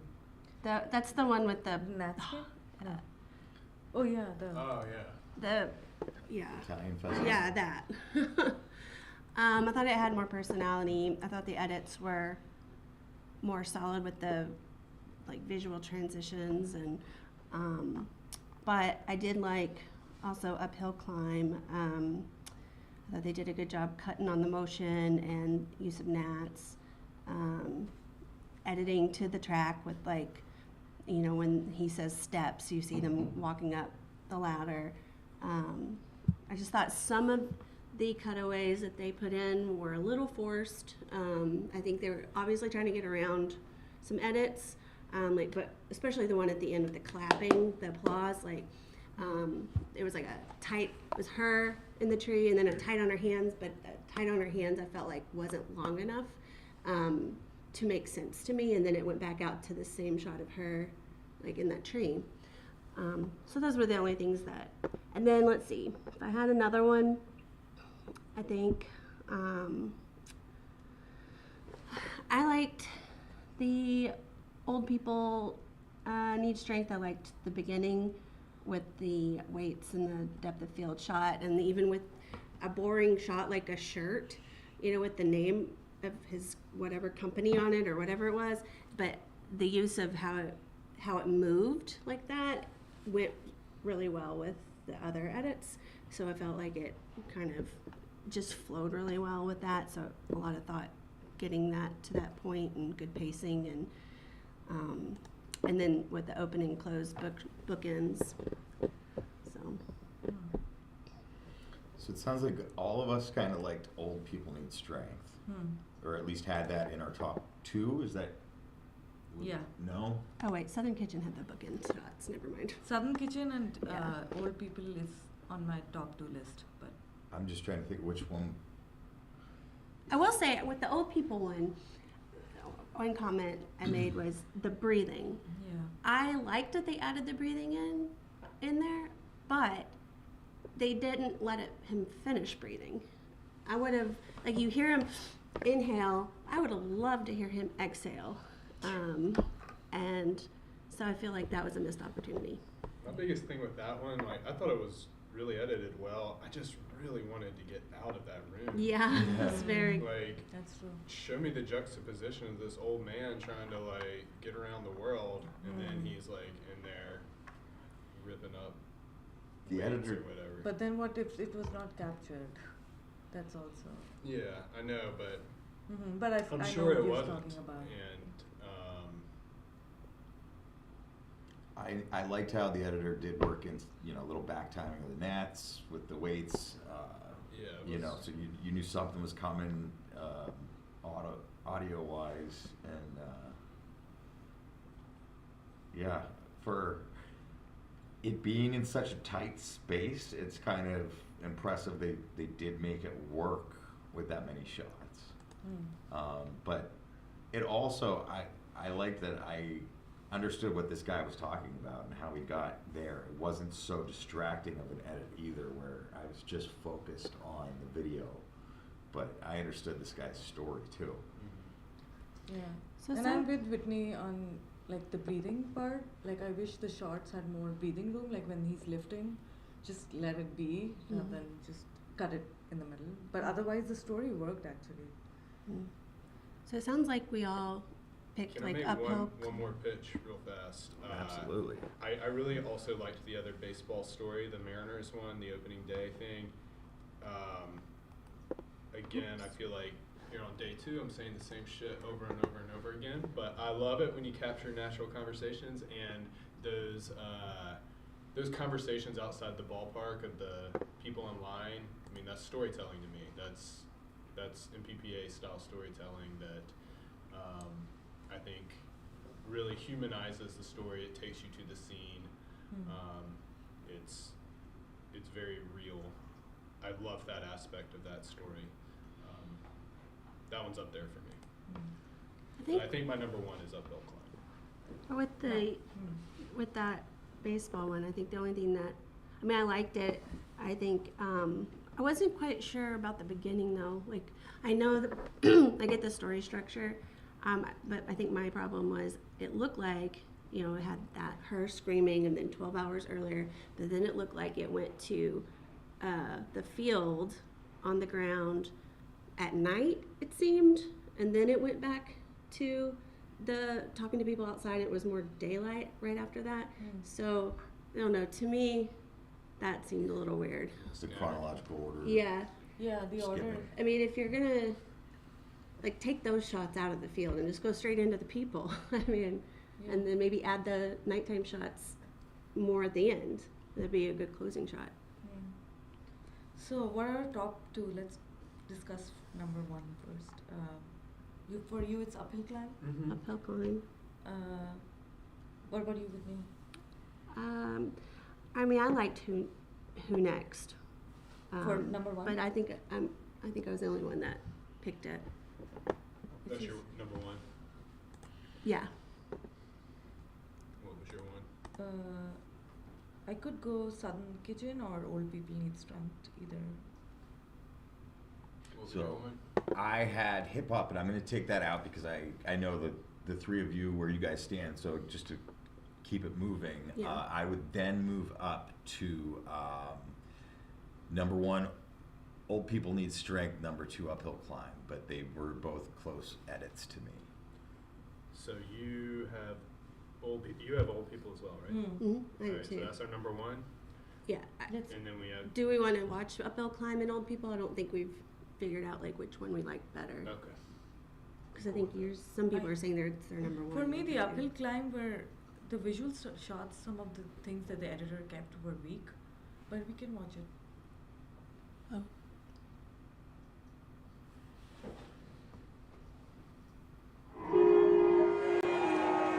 We got here at 9 o'clock. Hell yeah! Yeah, the parade's gonna go that way. This is an insane crowd for sure. You never know how many people are gonna be here. They knew what it took to get here. I'm a huge Ranger fan. Let's go Rangers! They'll cut across there. They just had to find their way back. We came prepared. We came prepared. Their Texas Rangers had an uphill climb. A lot of the players were new and young. And would need a lot of things to go right. And a lot more things to forget. Yeah. Like the 2011 World Series. That was tough. We've been through some disappointing times. The year they almost got there. Hopefully they see us. Hopefully they see us and they throw a ball at us or something. Yep. 3 childhood friends and diehard Ranger fans, Josh, Michael, and Jared, We got the ladder. No one else got it. just might be the smartest ones here. How's it looking? It's like, you got a ladder, I got a truck. He's like, let's make it happen. No way they're missing this. That's a great view. Like their Rangers, they came from the bottom. We've been up a couple hills just to get here. Climbed every rung to win the World Series, their first. Let's go Rangers! Somebody coming up.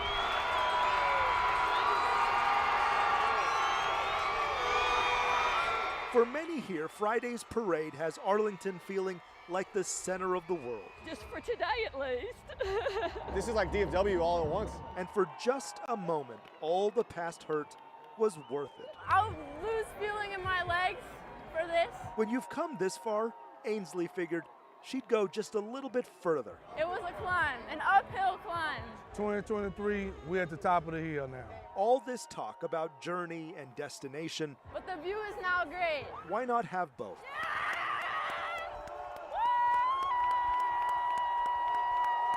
High up in Arlington, I'm Jobin Funniker. I know.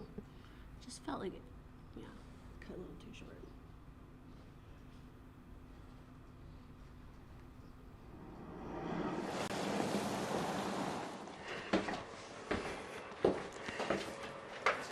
I concentrate in strength.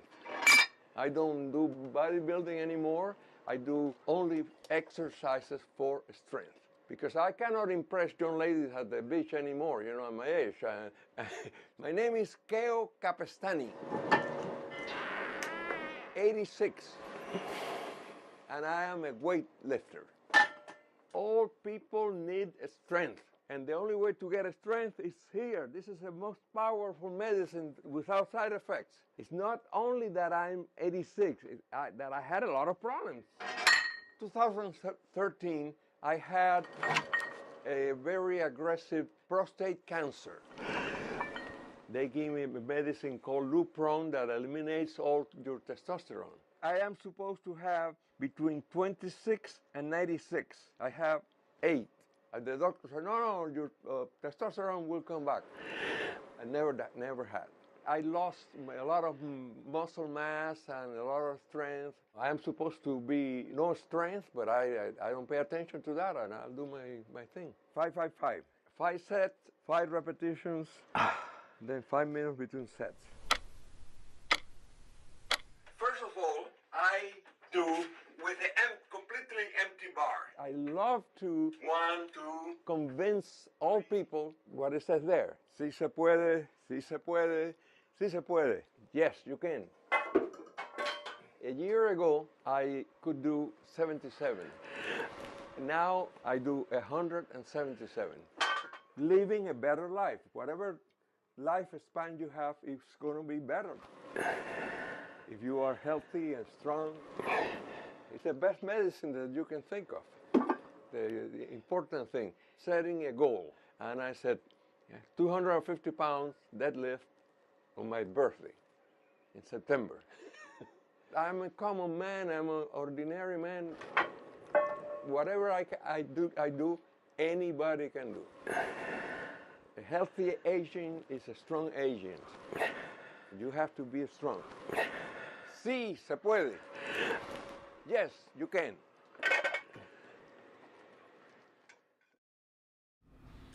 Something I caught this time about that one, a story about movement, and every single shot had movement in it or something moving, even if it was a stagnant of the thing that you pull down. That was, I mean, everything had movement in it. That is just fantastic storytelling. Like, I know there's some technical limitations, but I can forego them because that's excellent storytelling. Just 2 minutes, 30 seconds, I was there. I think there's more story to it. I like that. Like they found his story with, you know, the cancer, I think he said, and really good use of the YouTube video, whatever he was doing online. Yeah, right. That was cool. But man, just being out there at that game and moving that mic all around and capturing, I mean, you're just everywhere. I mean, this is one single voice.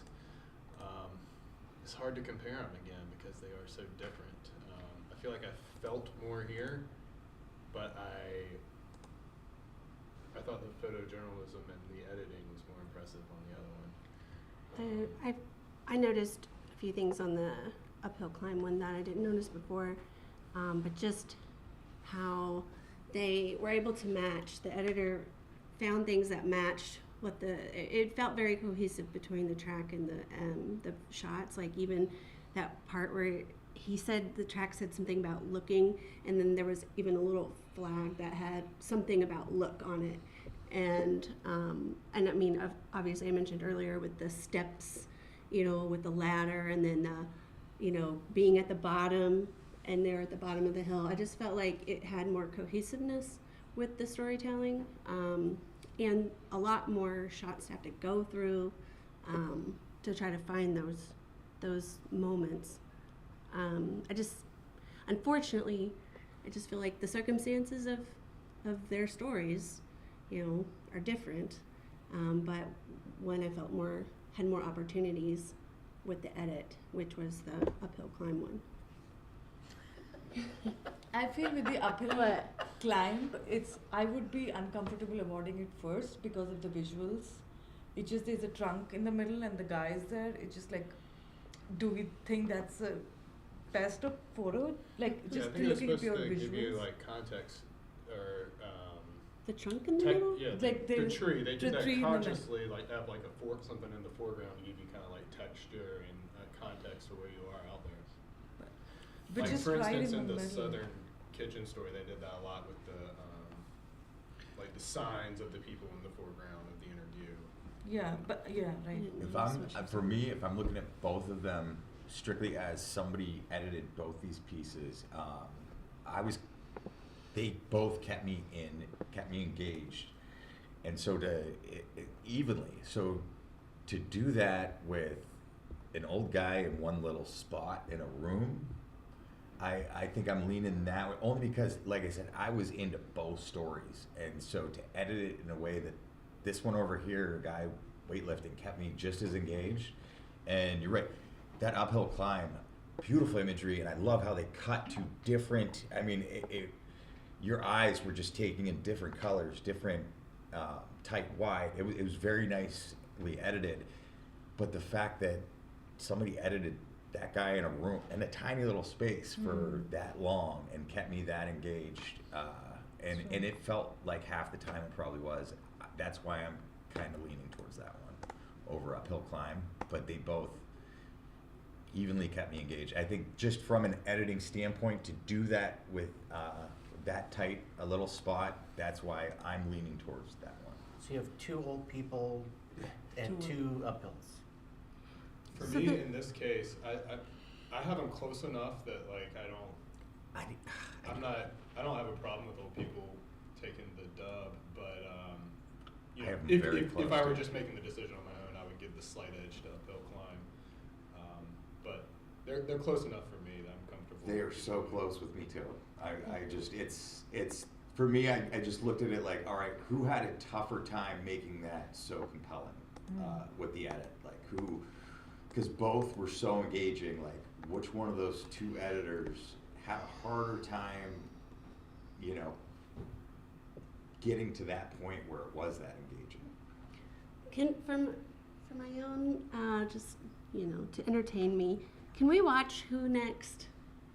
But I think we should decide on the first. No. But see, I feel like Who Next? I mean, if we're all like tied up with these things, I'm gonna just throw a little, like rock in the pond and see. Because I do feel like it was a strong edit.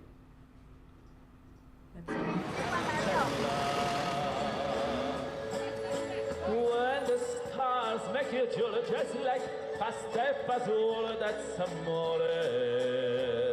Follow the music along Mulberry Street. Right in the news.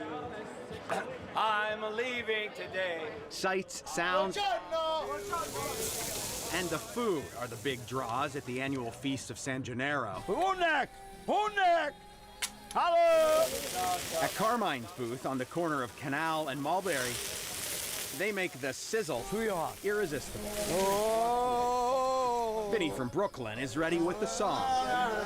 Very good, fantastic. I ate today beautiful sausage, beautiful. This is lunch, yes. First lunch. There's no way I could eat 4 bags of onions a day without this. Curtis B is in charge of the onions at the stand. A lot of onions. Listen, we've been right here on this corner for over 30 years. That tells you how good we are. And I see so many people, a variety of people who come to have a good time and enjoy themselves. Good food, you know, it always works for me. Anybody's a family. We'll run the planet. During the 11-day festival, This is my niece. everybody's family. It's my brother. You can't miss Cafe Napoli at the corner of Hester and Mulberry Streets. He's calling you to go and eat something. New York, nothing like it. It's united feet. Everything is together. Like it's a good feeling. It's good for the economy. It's good for the city. It's good for everybody.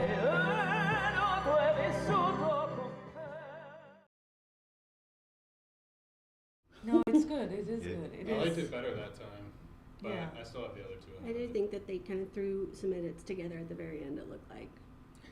Yeah, just to get from one shot to the Yeah, other. there's like, yeah, oh, no, I'm that running out of video. tight shot of a Yeah. red something. Yeah, but no, it was very good at it. Lots of shots worked in. So are we thinking then Old Man and then Uphill Climb? I don't know. Are Let's you? do that. I'd be comfortable with that. Yeah. All right. Old Man is first. Uphill is second. Uphill is second.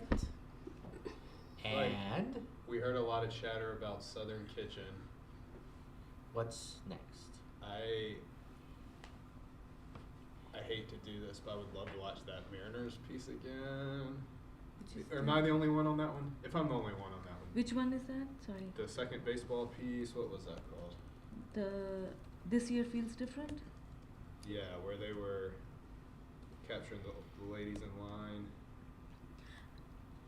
I don't mind watching it again. Yeah, we can watch. Sorry. No. Yeah! Shoot to the blue! Go Mariners! Woo!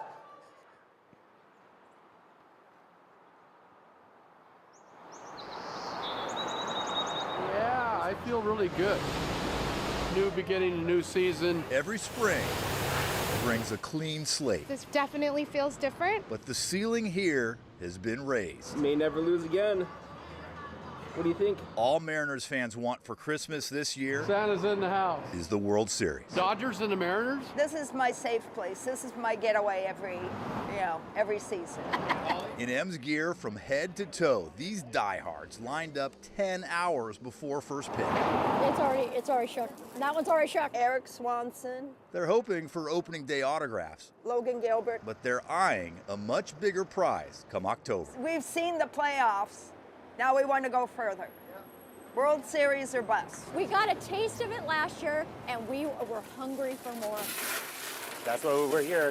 More sellouts would mean more kettle corn sales for Gavin Chung, so he has a vested interest in a long, successful season.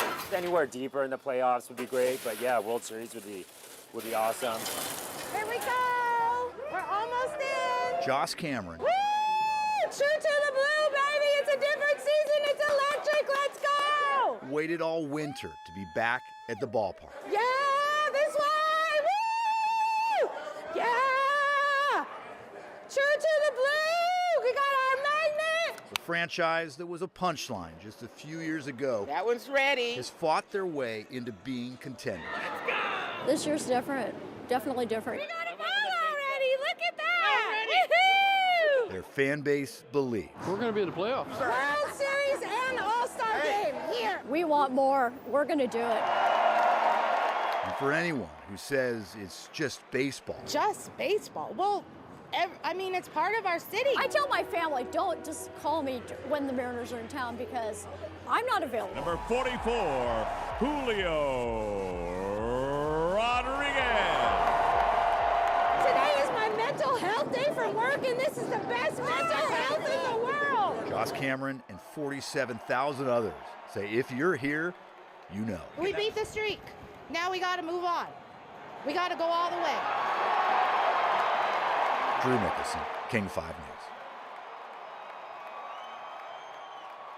So I like the interviews at the beginning of the ladies in line, capturing that real stuff happening.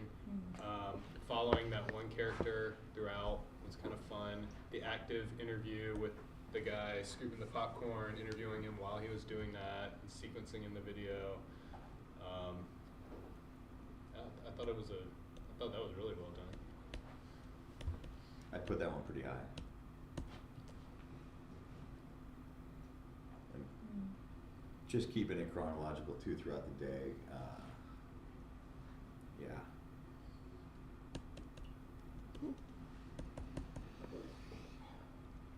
I mean, with this one, it was definitely a strong opening, and the edit definitely captures the chaos of the opening day. But I felt the editing was a bit haphazard because they tried to loop in a lot of different characters, and maybe that was intentional, I don't know. But it's jumping a lot, and then it's difficult to follow the story. I don't know. It's like you're interviewing a lot of people, you're trying to put in a lot of voices in. So I wish if they'd just followed the lady, and that could have worked. But yeah, that's the only thing with it in terms when it comes to editing. I mean, I'm fine with it third. I have other ones that I marked higher. Even on this last look, it hasn't really changed my mind because I just feel like there were some, just didn't flow very well for me. So What would your next best one be, you think? So we're choosing a third, right? Yeah. Okay. It would be like a tie between Southern Kitchen and Land and Legacy. So with the Southern Kitchen, I felt it was good sound bites, lovely story at the section of food and history, and the sound bites really carried it actually. Very strong at it. It was very clean. I marked that one pretty high also. I think I had moved the Mariners story just a little above it in terms of like editing depth and how intricate they got in terms of, you know, a lot more material to cram into. I'm sure they had a lot more to work with to try and cram into that time frame. But both I thought were great. So, does it pick a third? Third. So it feels like we've got Mariners, we've got Southern Kitchen. Are we considering others? So we have This Year Feels Different and Southern Kitchen, correct?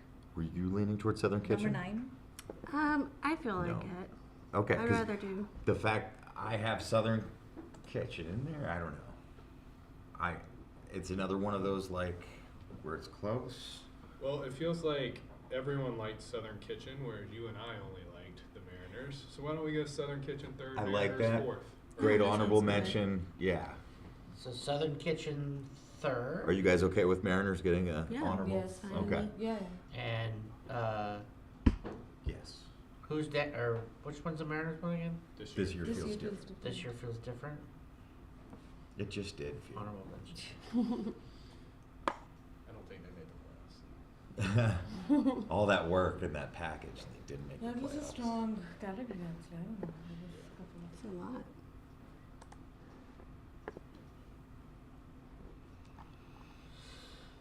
Okay, so now we're gonna go to light feature editor. Oh,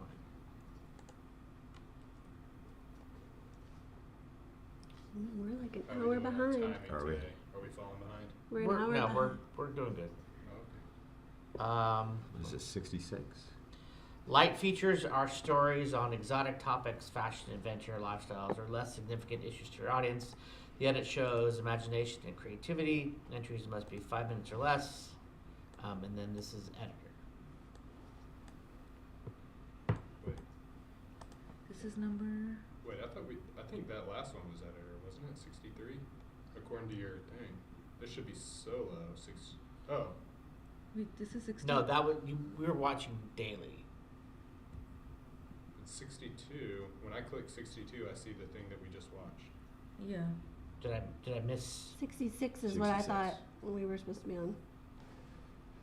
I don't know what part is wrong, but 62 on your calendar says light reporter editor. Which is what we just watched. Which is daily light. Daily. Right. We just watched daily. And now I said light feature 66.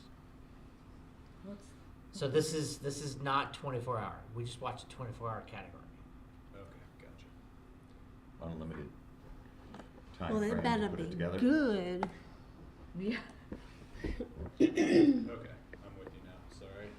Or they sat on it too long and nitpicked. Go ahead. History worth saving.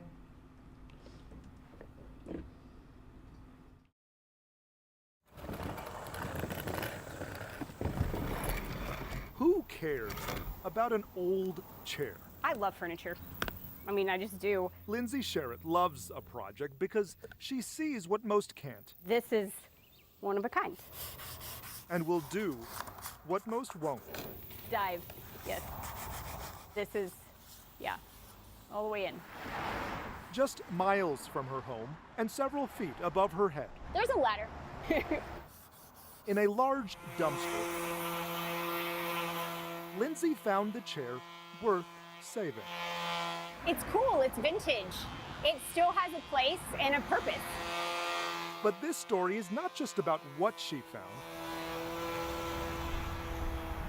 but where she found it. This highway, we can hardly speak it so loud. The Como Motel was a fixture off the once 2-lane US 75.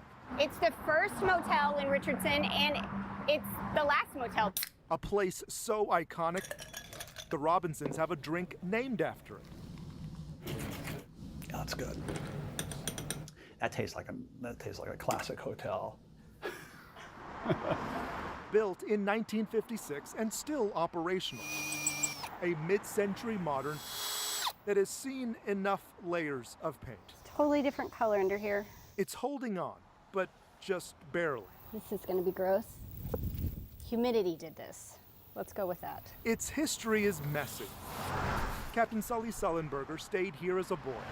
Candy Montgomery and Alan Gore had their infamous affair here. I've been hearing rumbles about this for probably the last year and a half. But its biggest story is happening right now. The Como is up for sale and may soon be demolished. A few Richardson residents have something to say about that, beyond what the marquee reads. What does it read? I feel like I'm saying it. I feel like all the people that have signed the petition are saying it. The Save the Como petition has nearly 5,000 signatures. They want it either refurbished or designated a historic landmark. Just hope. I just have hope that it can be saved. Preservation and heritage are, they're economic drivers for a city. An agent for the owners isn't saying much, only that, quote, it is under contract, and we're moving forward. Okay. Lindsay still remembers the day a church bought her great-grandmother's home and turned it into a parking lot. She'd hate to see that. I don't even know where exactly it's going to go. But that's never stopped me from picking up a chair. For Lindsay, the chair matters. It's more than that. It's what the chair represents. Because the Como Motel matters. The last of a dying breed of roadside motels. Nothing is too late. No deal is done until it's closed. So we'll ask again, who cares about an old chair? I do. The people who think a piece of history is worth saving. There's only one Como. In Richardson. It isn't trash. I'm Jobin Puniker.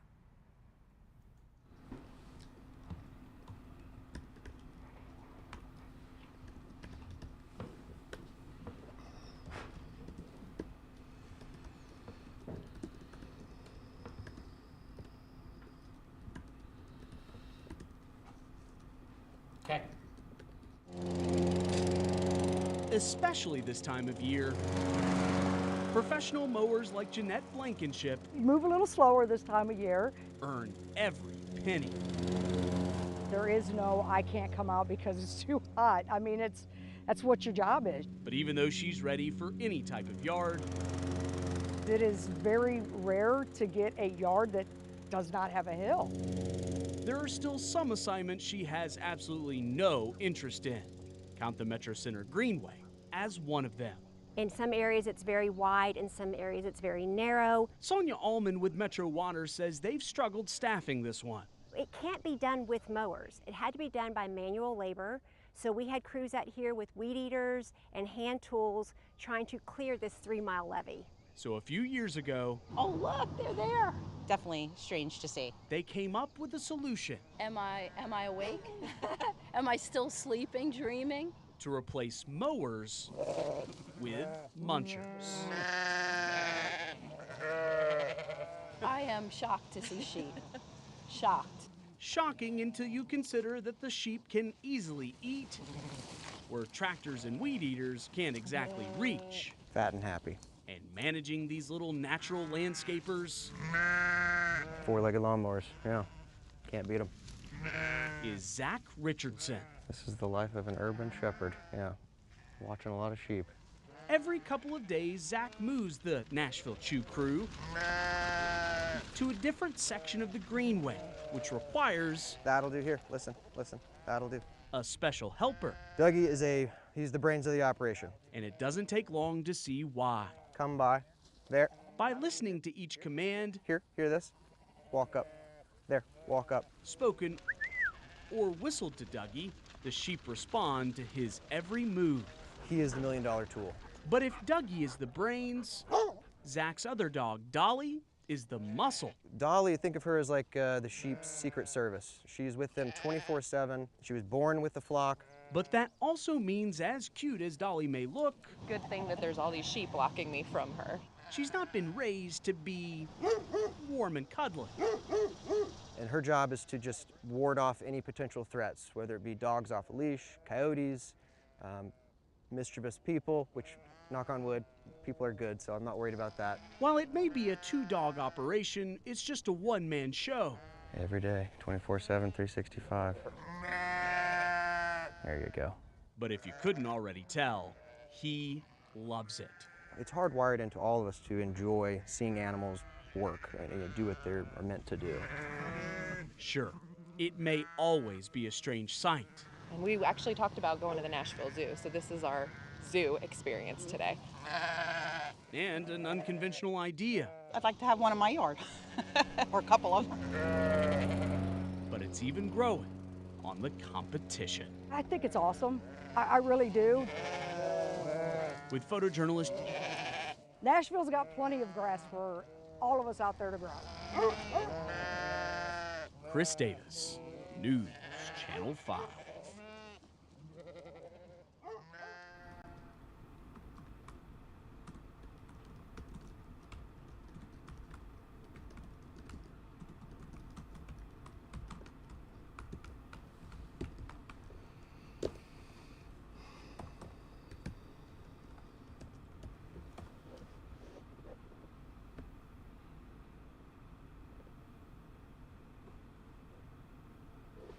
Okay. Sometimes the look of an old house has a way of staring back, They do not build them like they used to. and the sounds heard within do all the talking.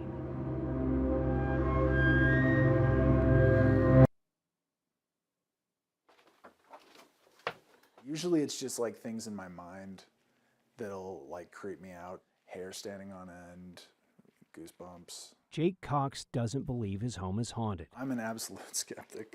And yet this 123-year-old mansion might be trying to convince him ghosts exist. Playing with his mind. Plenty of times that I've heard footsteps on the 3rd floor. Challenging his assumptions. Like a door slamming. And everyone was upstairs. There was no one else here. This is just spooky. His wife, Jackie, has felt an unsettling energy in the basement. This crawl space goes back indefinitely. And then there was that time in their attic recording studio. We were in bed at night and suddenly heard like a big loud crash. Like the microphone fell over and it's got a weighted base. Knocked down to the ground and then back underneath the table. The couple says they'd be surprised if it was the man of the house. John Browning, he's the gun guy.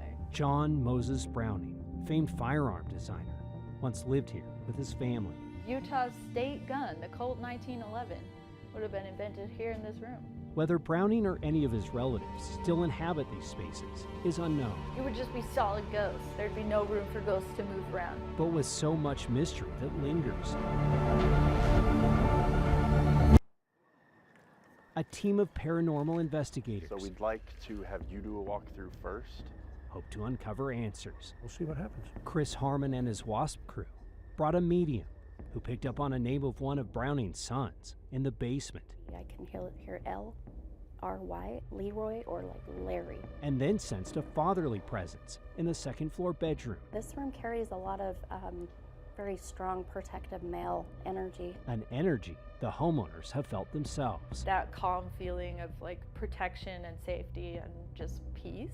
My team, let's go. As the investigators checked out the basement, they too found something. There we go, don't be shy. The structured light sensor camera, which detects forms in a field of projected light beams, mapped a figure. It's like almost excited for the light. It's pointing at it. And when the crew moved closer to the crawl space, What the heck's going on with that one? Right there. the SLS camera captured an intelligent response. Can you wave your left hand? There it is, left hand. It was far from the only one of the night. Mr. Browning? In the master bedroom, investigators attempted to contact John Browning. This you have to touch it. And their devices suddenly went crazy. Oh. If I need to leave, I'll be more than happy to. It appeared whatever it was didn't like Harmon or news reporters. Yeah, the minute you came in, Andrew, he got a little bit uneasy. He just did not like men being in his room. And it sounded like the presence even fired off a few warning shots. It's a gunshot. Yeah. That's what it sounds It's like. a gunshot. That's exactly what it is. Was this actually John Moses Browning protecting his turf? Mr. Browning, would you like us to leave? Yes. We got definitely something very interesting in that room. The owners of the Browning mansion may not believe in ghosts, Everybody leaves their mark, I guess. but this investigation only raised more questions about what their home Nobody's ever truly gone. is trying to tell them. Andrew Adams, KSL 5 News. His light feature ever. The dark light feature. Yeah.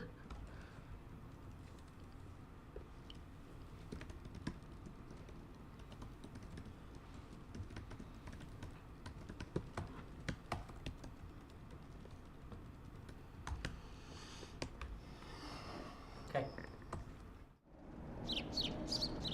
All across Faribault, it's a frosty morning, but only here Every year, pretty much. do people flock to the corner of 1st and 3rd. Yeah. Where it's frosty every day. Can never be in a bad mood when you're building a snowman. Andy Hoisington would know.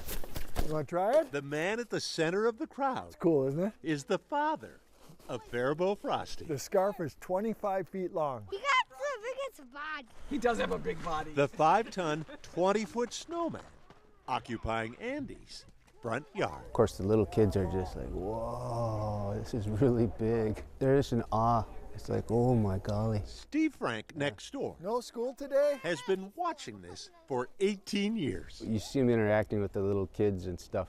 That's him. One snowball at a time. There you go. Yeah, we got good help. 3 generations will go take their Christmas pictures. People all dressed up in matching sweaters. Owning hundreds of posts, Frosty is easily Faribault's most Instagram celebrity. You want to get a picture up there? Paparazzi duties often falling Over a little bit this way. to Andy, Perfect. You guys are looking good. Let me see. while wife Deb That's the first one. handles the archive. There's been engagements and people take their pregnancy pictures. Ms. Minnesota, she stopped by. She stopped by again this year. Yet, Frosty Days do not alone produce Frosty Snowman. For that, Andy has a special ingredient. If it wasn't for the ice, he wouldn't happen. So much does Frosty mean to Faribault that even with its arena shuttered during COVID, its Zamboni kept running This is the beginning, yes. for Frosty. We needed to do it. Rick Christensen knew what everyone in Faribault seemed to know. That's one for the scrapbook. It was their only outing. You know, we had several people tell us that, especially older people. That was the only thing they could do. So up his ladder, Andy went. We start shaping. Building Frosty as usual with dozens of loads of that dense, pure white Zamboni ice. So this Yeah. would not stop happening. What do you think? A lot of smiles. Brings a lot of joy to a lot of people, including me. Hey, look at Grandma! Everything in Faribault, Frosty, except the relationships. My name's Andy. Nice to meet you, Andy. Frosty fosters. Andy's got a big heart. He's got a big heart. Boyd Hooper, Carol 11 News, Faribault. Sometimes I just want to like rate Boyd low just because I'm like, everybody likes his stuff.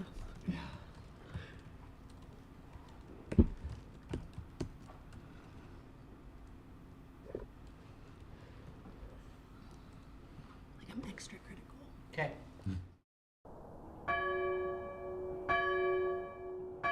The Swedish settlers who built now mostly retired Our Savior's Lutheran Church in rural Ham Lake girded it with concrete, wood, and tradition. Christmas time, any summer service, they always ring the bell. Anna Amon built her own traditions here. Every Christmas morning, before we could open presents or anything else, we'd come to church Christmas morning here. Constructed in 1872, the old still somehow connects with the young. Yeah, it feels like home. And if home is where our hearts live, Anna's next decision came easy. I kind of knew for a while, you know, every girl has their wedding planned out since they're probably 10 years old, so I knew I wanted it here.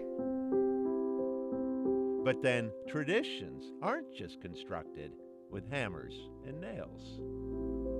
We were talking about wedding dresses and wedding planning fun, and my mom pulled her dress out and was like, put this on, let's see how it looks. That's Anna's mom in her dress in 1995. And it was a perfect fit. I didn't need to wear heels, I didn't need to take it up, everything was perfect. Perfect as the first thought to pop into Anna's mom's head. I can't believe that I was that little at one point. Perfect as Anna's mom's mom. 1969. In the same dress for her wedding. My dad just got back from Vietnam and they got married right after he returned. Could it be more perfect? This is my grandma's wedding party in 1947. My grandpa was in World War II. Recognize the dress? My mother wore it, my grandmother wore it, and my great-grandmother wore it.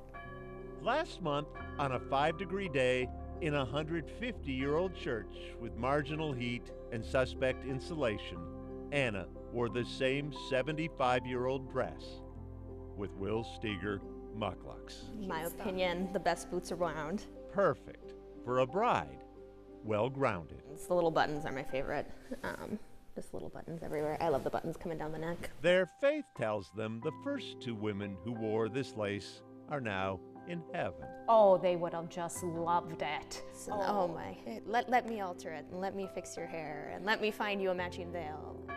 While here on earth, the wise among us hold tight to our traditions while finding our own paradise. I definitely want to keep the story alive. Boyd Hooper, Carol 11 News, Ham Lake.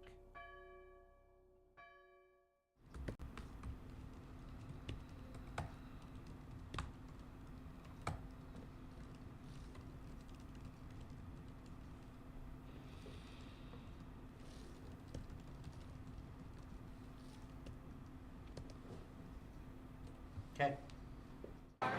Woodlawn, approaching the station. Please stand away from the platform edge. Wonderful commonality of New Yorkers. We're all riding this old subway together. There was something fun about everybody swiping and occasionally cursing when it didn't work.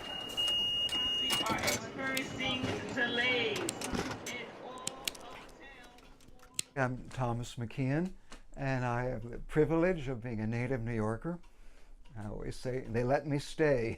Well, I'm an artist, and it kind of gives them this mystical quality. Would have no idea it's made from Metro cards. Every little Metro card is a little story of New York. I do a lot of work using found objects, and the primary one for many years has been the Metro card. Sketch first, cut the angle, put it on.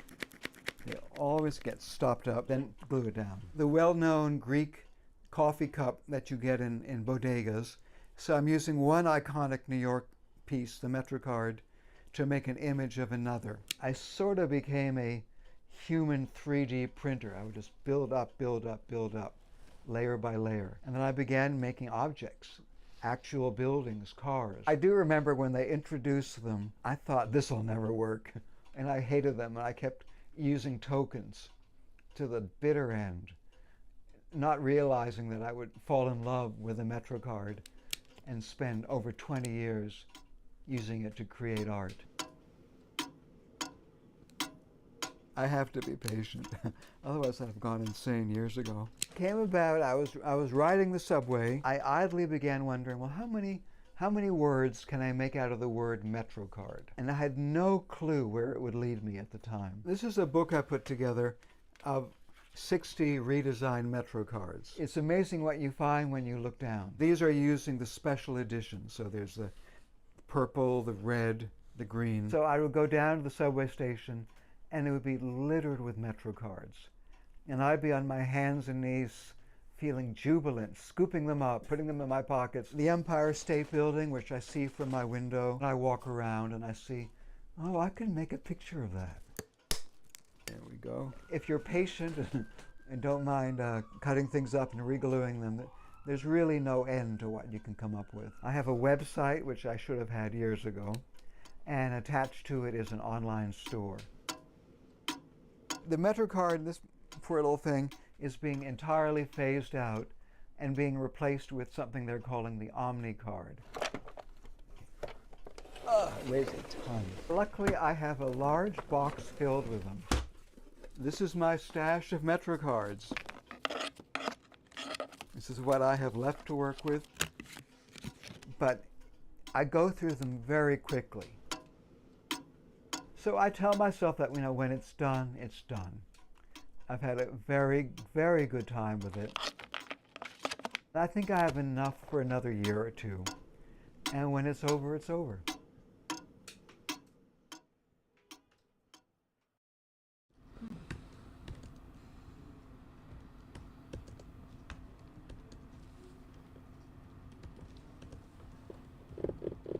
Okay. The 16th of February, The written word 1942. may fade over time. The so thoughtfully chosen Christmas gifts received from their kind friends overseas were welcomed with enthusiasm. But its meaning never does. Bill Better's family lived in Warren for generations in one of those houses that keep secrets, things long forgotten, dusted off, revealing history. We were just going through, drawers and closets and attics and things like that in the house and discovered the letters. Letters tucked away years ago, decades ago, telling a story being retold today for the first time in a long time. Very many thanks for the boxes of sweets. Thank you letters from British children to American families, in particular Bill's and his great uncle Manning, who sent toys and candy overseas after the German Blitz of Liverpool during World War II. And I was just reading through these things. I'm just going, oh my gosh, it's just absolutely amazing. And the courage and resilience of these kids. Letters, handwritten in 1942 by children no older than 10 or 11.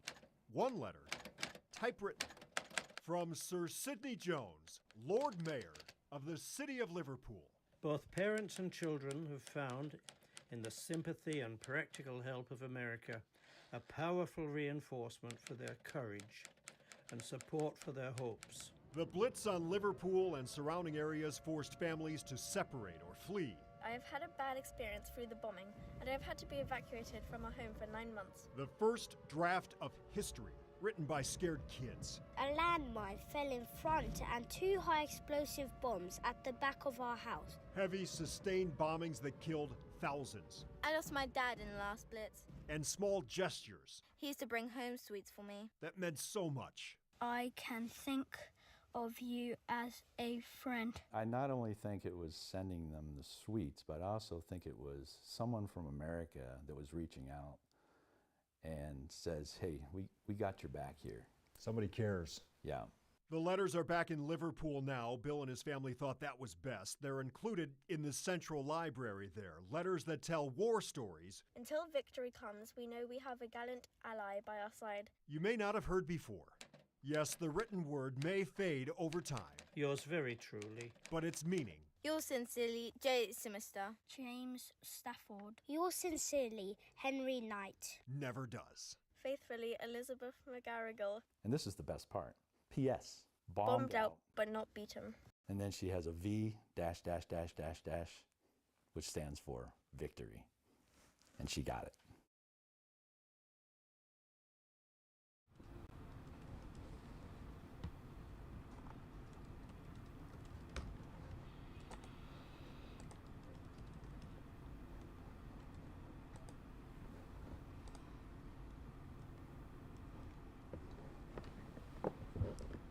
Whose turn to start now?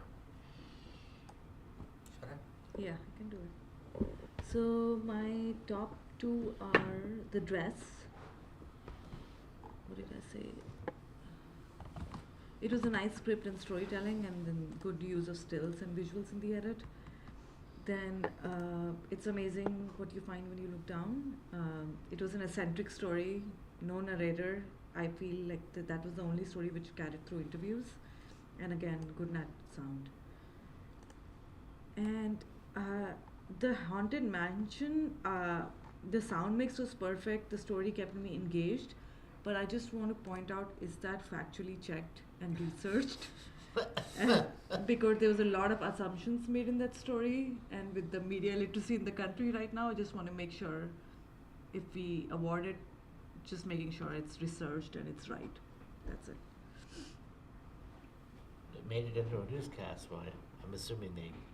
But, I mean, if they're showing... I don't... I mean, it made it a newscast, so it went past an EP. Interesting, yeah. There's no such thing as ghost guys. There's no such thing as what? Ghosts. Oh. That's a whole different I mean, I conversation. love that the little box had like quartz crystals in there and like little like, charms. But with hanging the off. thing dancing, and I am just like, are you... Oh my god, if it's It was published, pretty. then it's, of course it's a... It was in a newscast. It made it through management. Just FYI. Yeah, I mean, I don't think, I think you can air that in a newscast and it's kind of tongue-in-cheek and like... Probably happened around Halloween. Yeah, it's But probably what if just... people believe it? That's a news story, right? Like, you can't air anything without... I don't know. I didn't like it.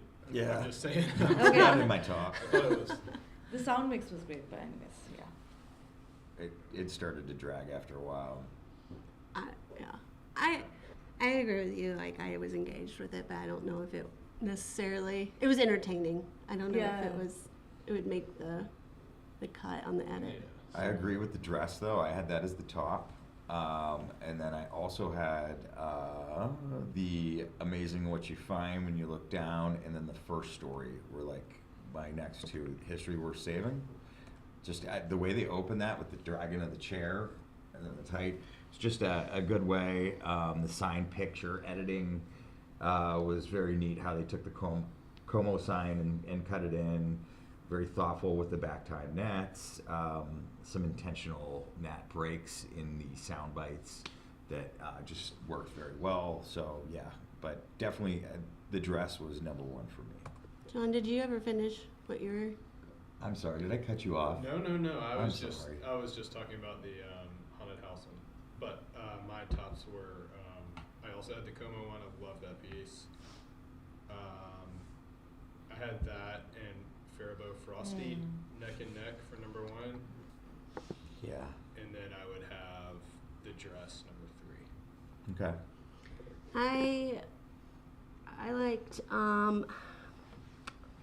I liked the dress. The dress out of all of them was the one that made my head tingle, like watching it. Yeah. So I feel like I have to listen to my tingles. Weirdly enough. Anyway, then I liked History Worth Saving, but I really liked that little nap package with the Metro cards. I thought it was very well paced, and with the ticking clock sometimes coming in and out, and I was really impressed by it. Mm-hmm. I like that too. That would probably be my number 4. Which one? The Metro card. Yeah, the Metro, I didn't want, it didn't leave me wanting more. I mean, it showed quite a bit of what this guy's art was. It was very well done in terms of giving the viewer as much content as they could cram in there. I really enjoyed that one.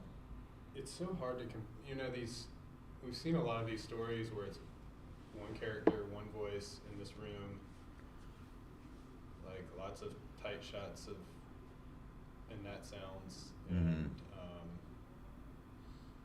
I just find myself gravitating to these ones that get out into the community more and capture more of a world than, have multiple voices and more emotion. The Metro card one, I actually did really like it, despite what I just said. I felt like, we kind of got to know him, like his personality, but we didn't get to know his story at all. Like, I wanted to know, like, I don't know, I guess if we would have just gotten out of that room, we could have gotten to know him more, maybe heard something about his youth, something he's overcome. I don't know. It just felt a little one-dimensional. Whereas I think some of these other stories had more layers and more storytelling elements. But I did like it. So are we thinking like the dress and History Worth Saving our top 2? History Worth Saving wasn't in Was it one of yours? Oh, okay. Yeah, and I tossed that one in there, but there's definitely. You like that one too? Oh yeah, that was neck and neck for 1 for me. Yeah, I liked. I had that as a high score. So what would you have as your number 2? Or 1 and 2? Wait. I don't even hear consensus 1 yet. Well, I feel like the dress was. The dress, yeah. I had the dress as 1. I think we all thought the dress was pretty good. That was my number 3. I liked it a lot. It would be my number 3. So what's your number? I was just rolling it down to top 2. So I we get to had top 1. History Worth Saving and the Snowman story neck and neck for 1. Okay. For me, it would be the dress and the MTA. Amazing what you find when you look down. What's for you? That's the Metro card? Yeah, the Metro card. I go dress, then History Worth Saving. That's my 1 and 2. Well, it feels like everyone likes the dress, has it in their top 2 to 3. Well, we can't give Boyd both. So should we give the dress number 1? Huh? Should we give the dress number? Yeah, I like the dress a lot. So we're leaning towards dress Number 1? Yeah. Okay. then maybe. And it felt like the hotel story, the Metro card story came up with everyone. Frosty, I could, yeah. And what about Frosty? I had Frosty 1-ish, 2-ish. Did anyone else have it up there? Yeah, I mean, of course, I really enjoyed it. I scored it very well. It's good storytelling. I just think the editing was better in the other two.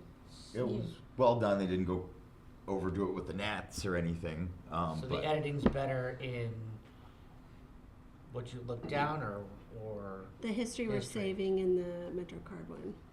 Yeah, the MetroCard edit was stronger for me because there was no reporter view, but still it carried through. Nothing was extra. It was just to the right amount, and story carried through the interviews, and that sound was amazing. With the history worth saving, for me, I don't know, the structure felt confusing. You had the outside of the motel, and then you just go in. But good use of graphics for sure. Yeah, I like the graphics.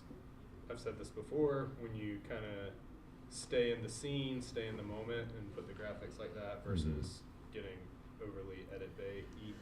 So which one of those two are you leaning for second? I like the story structure of the MetroCard better. I do agree. I think the storytelling of the history we're saving was a little bit confusing at some points. So MetroCard's second? What do y'all think? It's in my top 4. It's not. I would have it 4th, but I like it. It's in my top 3, so I could see that as second. I think I would go. For me, of what's left, history worth saving, Snowman, MetroCard. Yeah, that's my personal order for what it's worth. I do like the creativity that the editor showed on History Worth Saving, especially working in the graphics and in that chair drag, getting a package going sometimes can be tough. And as soon as I heard that chair dragging, my eyes went to it. Then the next shot, it was the tighter shot, and I knew, all right, So are we leaning more history or MetroCard? So not hearing a consensus. I don't think that we've got a consensus. I mean, if we just I look know at we know, but we gotta figure it out. I think I don't know. In the script, it made sense, the history worth saving, like what they were trying to do, but the edit didn't match what they were, like, they started with the chair, they ended with it, with the fully done. But in the middle, it just got so confusing for me. Like, what are they trying to do? But with the edit for the MTA, just like I know it feels linear, but it's clear at least. This is not. The MetroCard did have a ton of edits in it, a ton. That Okay, now we're leaning MetroCard. Should we watch those two again? If you want. Will that help? It's up to you guys. Y'all in favor? All in favor? Say aye. Sure. So it'd be let's do it backwards. Yeah. MetroCard first. So the. Approaching the station, please stand away from the platform edge. Wonderful commonality of New Yorkers. We're all riding this old subway together. There's something fun about everybody swiping and occasionally cursing when it didn't work.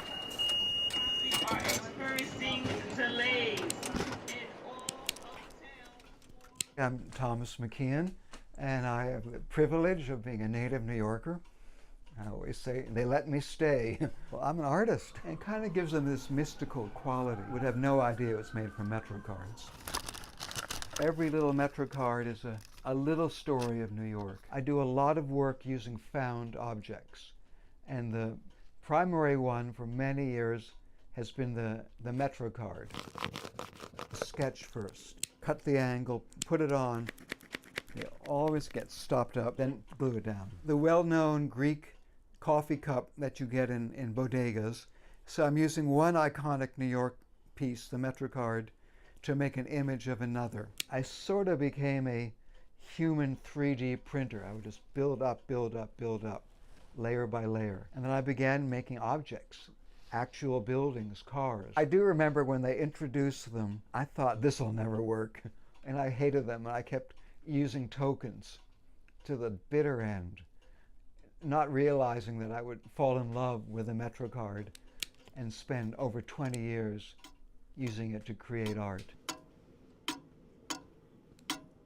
I have to be patient, otherwise I'd have gone insane years ago. Came about, I was riding the subway. I idly began wondering, well, how many words can I make out of the word MetroCard? And I had no clue where it would lead me at the time. This is a book I put together of 60 redesigned MetroCards. It's amazing what you find when you look down. These are using the special edition, so there's the purple, the red, the green. So I would go down to the subway station, and it would be littered with MetroCards. And I'd be on my hands and knees feeling jubilant, scooping them up, putting them in my pockets. The Empire State Building, which I see from my window, and I walk around and I see, oh, I can make a picture of that. There we go. If you're patient and don't mind cutting things up and regluing them, there's really no end to what you can come up with. I have a website, which I should have had years ago, and attached to it is an online store. The MetroCard, this poor little thing, is being entirely phased out and being replaced with something they're calling the OmniCard. It weighs a ton. Luckily, I have a large box filled with them. This is my stash of MetroCards. This is what I have left to work with, but I go through them very quickly. So I tell myself that, when it's done, it's done.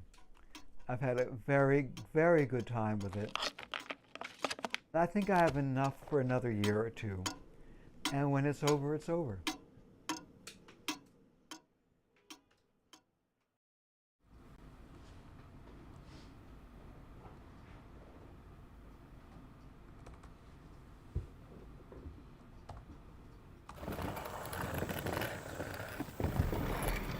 Who cares about an old chair? I love furniture. I mean, I just do. Lindsay Sherritt loves a project because she sees what most can't. This is one of a kind. And will do what most won't. Dive, yes. This is, yeah, all the way in. Just miles from her home and several feet above her head. There's a ladder. In a large dumpster, Lindsay found the chair worth saving. It's cool, it's vintage. It still has a place and a purpose. But this story is not just about what she found, but where she found it. This highway, we can hardly speak it so loud. The Como Motel was a fixture off the once two-lane US 75. It's the first motel in Richardson, and it's the last motel. A place so iconic, the Robinsons have a drink named after it. Yeah, that's good. That tastes like a classic hotel. Built in 1956 and still operational. A mid-century modern that has seen enough layers of paint. Totally different color under here. It's holding on, but just barely. This is gonna be gross. Humidity did this. Let's go with that. Its history is messy. Captain Sully Sullenberger stayed here as a boy. Candy Montgomery and Alan Gore had their infamous affair here. I've been hearing rumbles about this for probably the last year and a half. But its biggest story is happening right now. The Como is up for sale and may soon be demolished. A few Richardson residents have something to say about that beyond what the marquee reads. What does it read? I feel like I'm saying it. I feel like all the people that have signed the petition are saying it. The Save the Como petition has nearly 5,000 signatures. They want it either refurbished or designated a historic landmark. Just hope. I just have hope that it can be saved. Preservation and heritage are, they're economic drivers for a city. An agent for the owners isn't saying much, only that, quote, it is under contract, and we're moving forward. Okay. Lindsay still remembers the day a church bought her great-grandmother's home and turned it into a parking lot. She'd hate to see that. I don't even know where exactly it's going to go. But that's never stopped me from picking up a chair. For Lindsay, the chair matters It's more than that. It's what the chair represents. because the Como Motel matters. The last of a dying breed of roadside motels. Nothing is too late. No deal is done until it's closed. So we'll ask again, who cares about an old chair? I do. The people who think a piece of history is worth saving. There's only one Como. In Richardson. It isn't trash. I'm Jobin Puneker.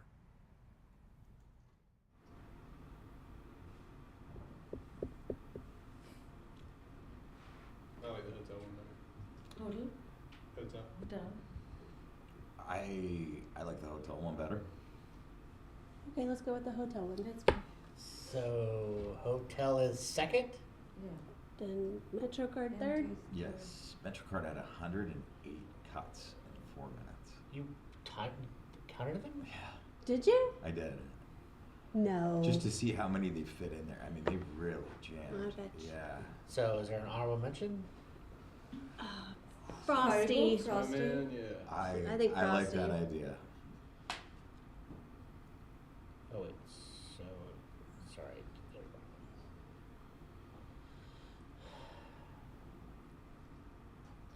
Second. And Frosty's honorable mention.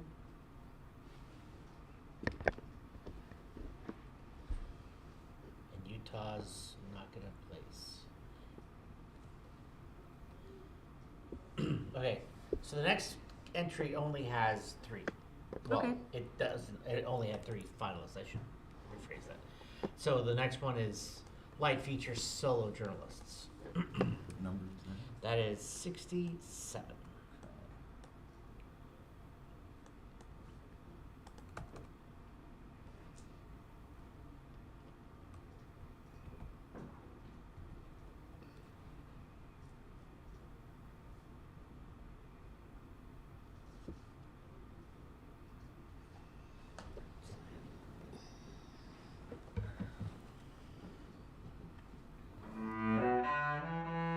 Usually it's the buyer who chooses the home, but It was like the wand choosing the wizard. sometimes maybe it's the other way around.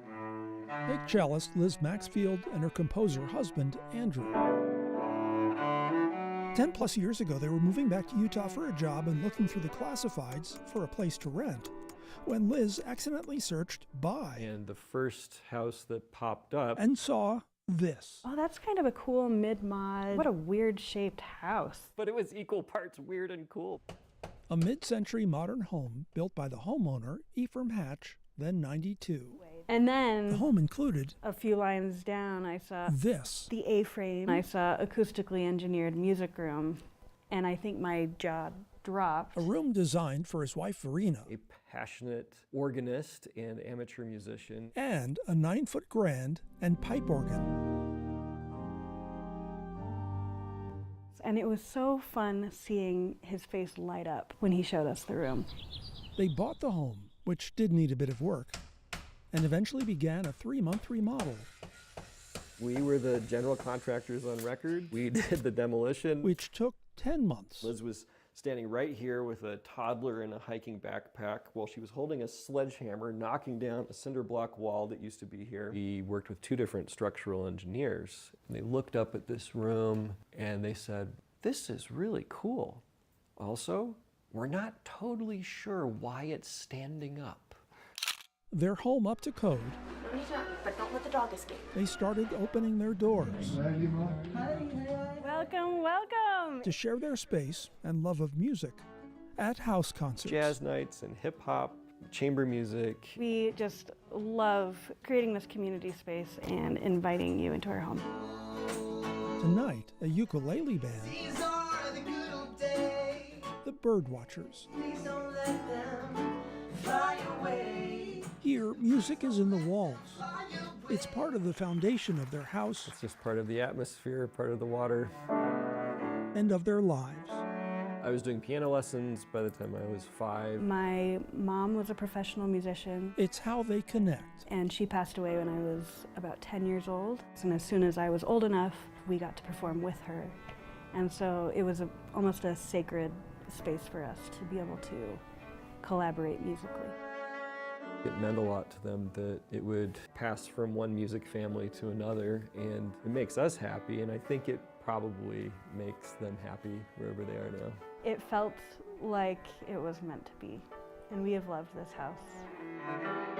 If indeed the house chose the home buyer, it certainly sounds like it chose well.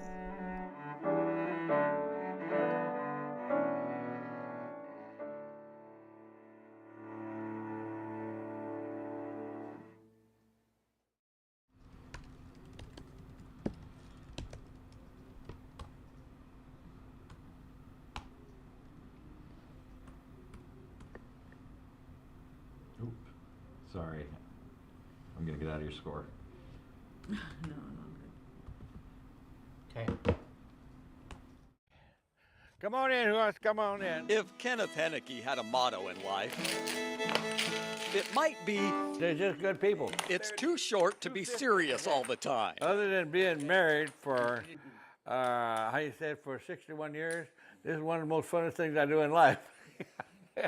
Kenneth asked a few friends over to his camp house today. I got nothing. Some make music. 1, 2, 3. Some fiddle with dominoes. South of LaGrange, through never-ending bluebonnet fields outside Hellettsville, Texas. We love it out here. This is Kenneth's life. We raise cows too. If you're a Texan, you're supposed to have a cow too. To be honest, that's just normal. This was supposed to be a story about one of the largest fiddling competitions in the world. Give them all a big round of applause right there. We're just fiddling their tails off in this round robin. Where musicians come to this tiny town in hopes of winning the biggest prize, the Texas State Fiddle Championship. Whenever I think of Fiddler's Frolic, this is the first guy that I associated with. Yeah, it means a big old smile for me, pretty much. This will be the 52nd year of the Fiddler's Frolics, thanks to Kenneth. And grandmas and mamas and daddies, they did things to make the community better, so we feel an obligation to stay and help the community and we do quite a bit of charity work. That's what this story was supposed to be about. But he's a fine pleasure to be around, fine human being, and if you ever get to spend some quality time with him when we're away from work, you'll doggone sure find that out. He's not telling a big old fish story. Probably about 5,000-6,000. When Kenneth isn't hanging around friends at the camp house, he's talking about the big ones that got a bucket? Don't get away. I really like messing with fish. It's because he owns and grows them at this fish hatchery. Thank you for safe travels for those of us that traveled here today. And besides sharing the best barbecue in Texas with friends and strangers at his house, Anime, come here. Kenneth can give you a taste of what's important. Anime, if you don't mind being seen with me. Gonna be 62 years. Spend any time with Kenneth, and the story changes. Come on, boys. From the man who started the Texas State Fiddle Championships to the man who can show you. Yeah, so we can't complain. How to live life. In Hellettsville, Texas. I'm Mike Castellucci. Hey, gal. Hey, gal.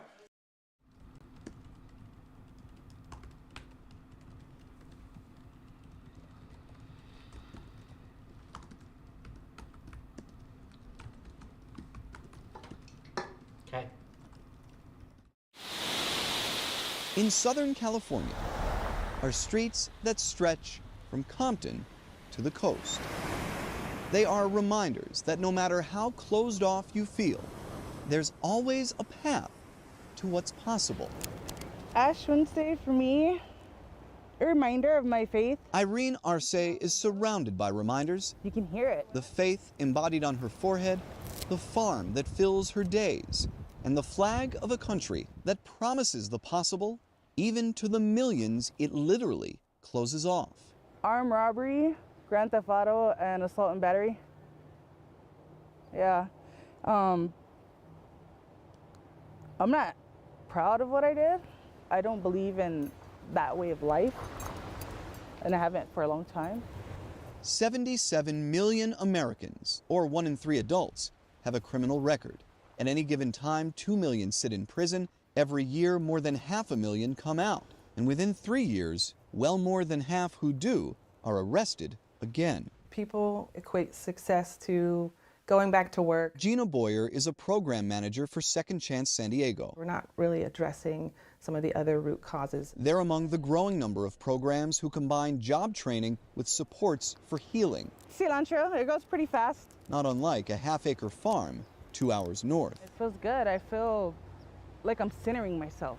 Alma Backyard Farms sits on the edge of Compton. Round 2, see? Its small staff consists of those with criminal records. Alma in Spanish translates into English as soul. Richard Garcia co-founded the farm. We're going to install the edgers. He wanted to grow produce in a well-known food desert. We're going to demo that wall. But he also wanted to show how it looks when those re-entering society are given the space to do so with grace. Time hasn't really stopped in the outside world, and I think we overlook kind of the gentleness with having to help people adjust. Okay, just let me make sure. Irene is more than a decade removed from her past. She still attends therapy and support groups. Even on a day where wind gusts hit 30 miles an hour, she seeks peace on the farm. I'm not ashamed to admit that I need therapy. I'm not ashamed to admit that sometimes I need to be in a therapeutic setting. Sometimes I need to just shut my brain off and I need to just do something positive. This is excellent. It's the same for Awang Miman. Yeah. He chose not to disclose his past. He says he reflects on it while living his present. My mind's not out there, it's just right here. Nice and peaceful, you know? The farm employs few. The state where it sits is blazing a path for many. California just received clearance to provide those set to be released with benefits and a care package funded by Medicaid. Under federal law, Medicaid can't be used on those in jail. California is the first of 15 states to apply for a waiver. But the farm is its own example. Like you said, you can go from the hood to the beach. There will always be paths from Compton to the coast. There will always be paths from one's past to what's possible. To hang on to hope, even if it's with your last finger, if you hang on to hope, hope will work itself out for you. In Compton, California, I'm Matt Pearl. Makes sense. Okay, you're 1, 2, 3. That's easy. Sounds easy. I think that, I mean, I liked the last one the best, Compton. I felt like it was the cleaner of the edits. Then I picked Fiddles, Fish, and Friends second, and third would be the one choosing the wizard. I went Compton, Wand, and then Fish for me. I picked the Wand first, Compton second, and Fish third. Compton, Wand, Fish. So Compton got 3 for first. So let's do that.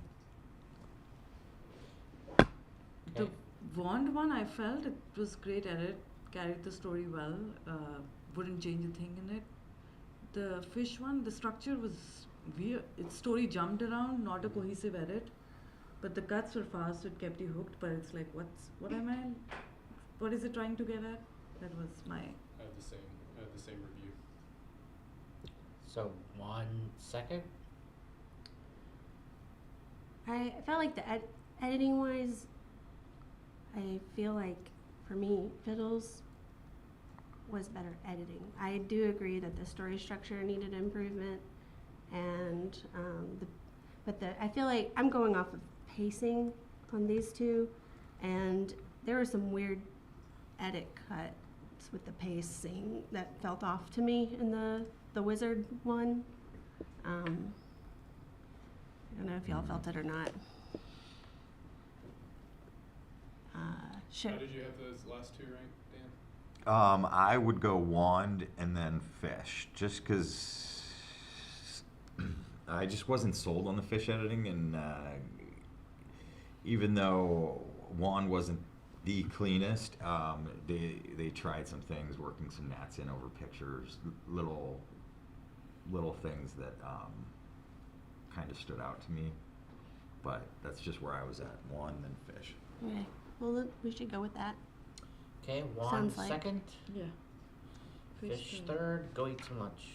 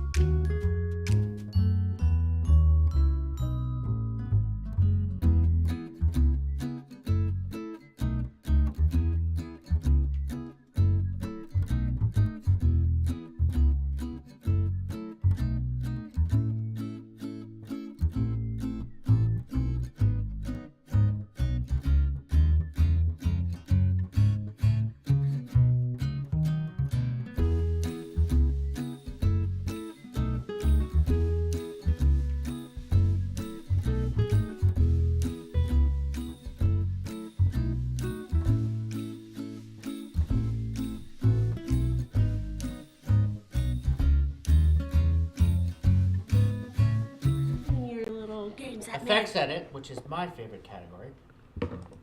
A story entered into this category must show how an editor uses effects to enhance the story material. This could be as simple as wipes or as complicated as creative animations and other programs such as After Effects or Motion Effects. The best entries will seamlessly integrate these elements into the rest of the edit, enhancing the overall story. Adding simple graphics and story is not enough for this category. Your submission must include a write-up of the judging elements that you did not produce, especially if you're using templates. Entries 10 minutes or less. Whoa. Okay. Oh my god. So, see, it says all graphics and created by the editor. All graphics, music. And music. Mm. Now, what does that mean? Music created by the editor? I don't know what that means. Okay. I guess we'll find out.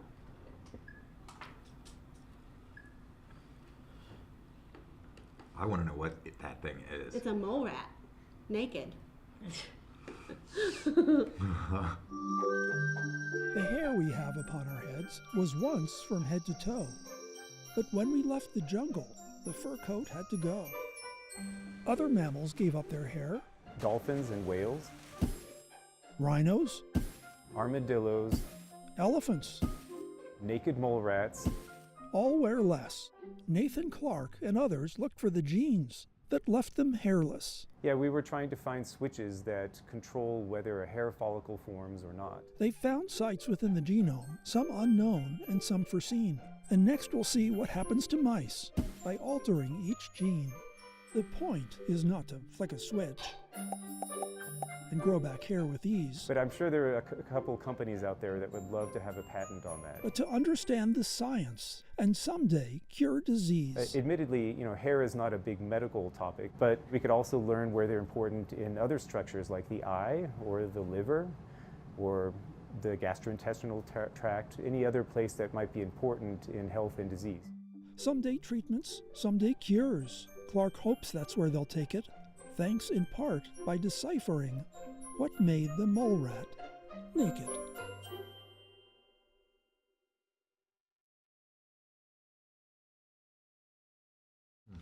Didn't he rhyme the whole time?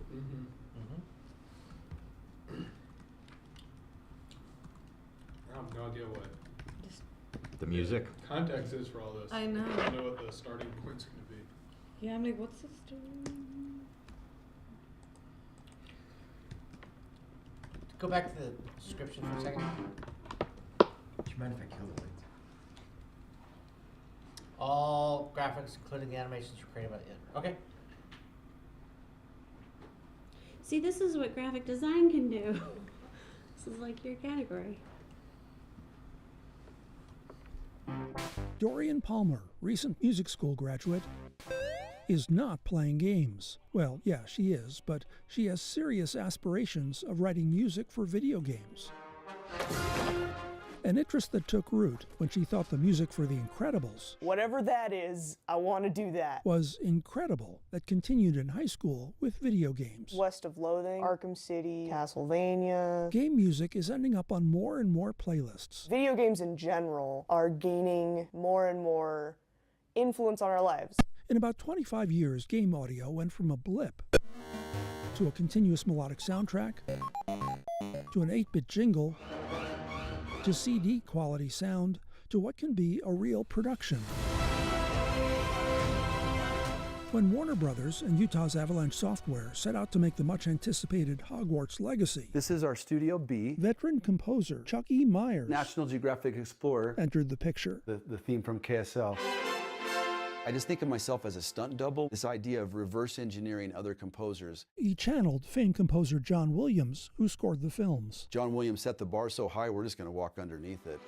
It's compared to film music, but because the story can go so many different ways, game scores can be more than that.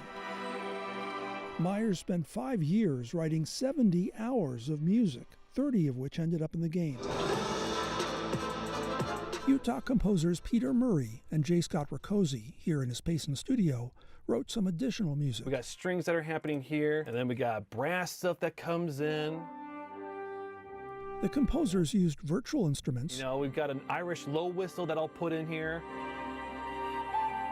and live ones. And unique ones.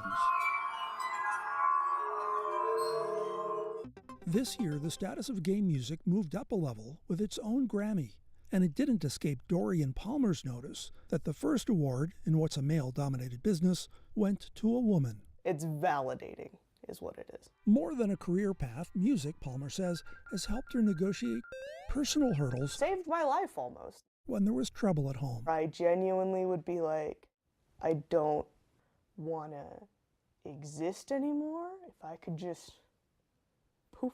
And then I'd be like, yeah, but I'm banned today, man. I gotta go. They need me there. And music continues to give her purpose.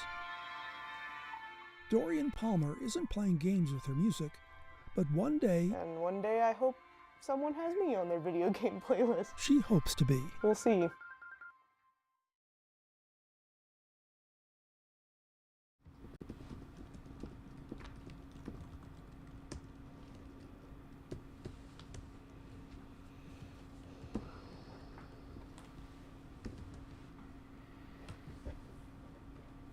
Okay.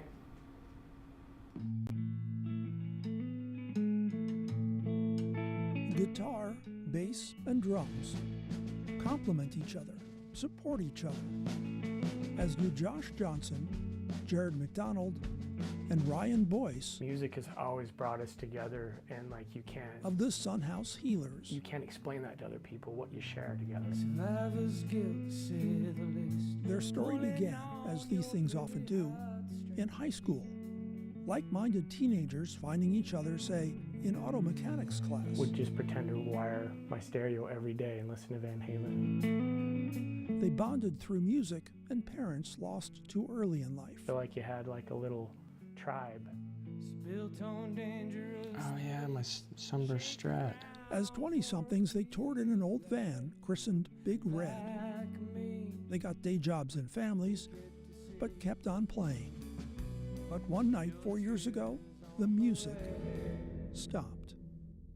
Johnson, while attending a concert, fainted, hit his head, and received it almost deadly. I actually died in the ambulance. Traumatic brain injury. It brought me back. I was not emotionally prepared. It was so much, it was so fast, it was so serious. Significant pieces of what had been Josh Johnson. You know, I couldn't sign my name the same. Vanished. I couldn't strum the guitar the same. My confidence, my ability to do everything I defined myself as was kind of just wiped clean. Hard as it was, his bandmates were still there. They didn't give up on me. To help him recover, and when he was ready, to try to play music again. Something that came so natural to him was such a struggle. I think the biggest thing is just let him know that we loved him and we cared about him and we were here for him. And you know, if it wasn't for great friends and good family,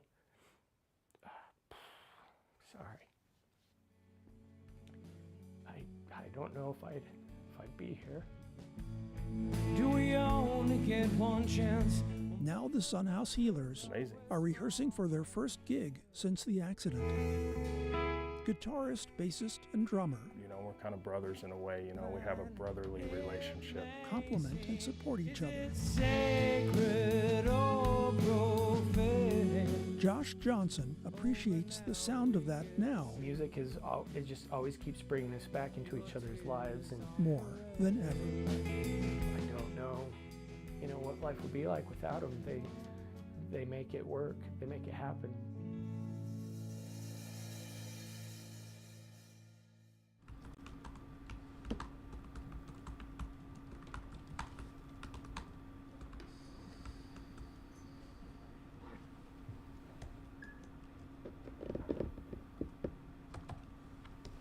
Okay.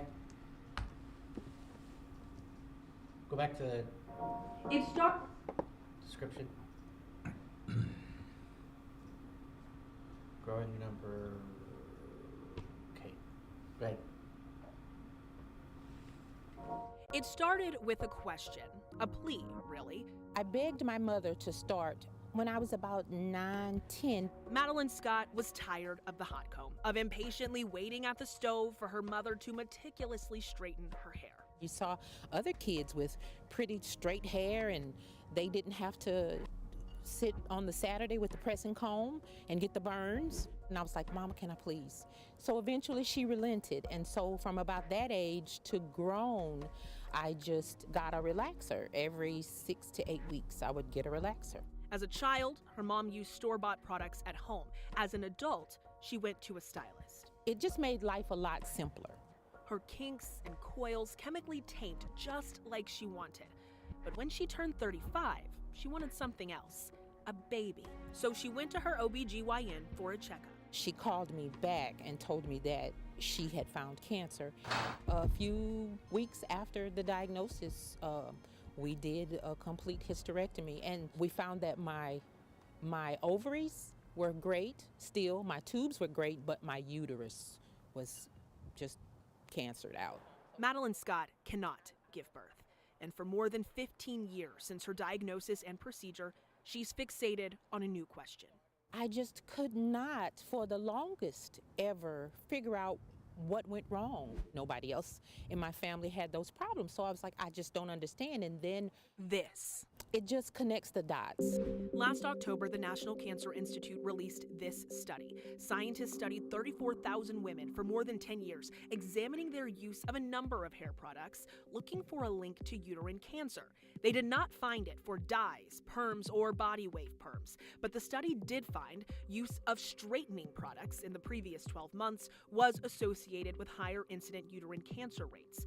Researchers also found the association was stronger when comparing frequent use to people who never used it, more than double the risk. Essentially, researchers found a pattern, saying more work needs to be done to determine if these products actually cause these conditions. But according to the pattern they observed in this study, one additional uterine cancer case would be expected for every 42 frequent users. And by frequent, they mean more than 4 times a year. And if you want to keep your hair straight, especially in this humidity, you are using it more than 8 times a year. So can you explain how a cosmetic product that is applied to your scalp could affect your uterus? While your skin is evolved as a barrier to protect the rest of you from the outside environment, it's not completely impervious. And so things can get through your skin.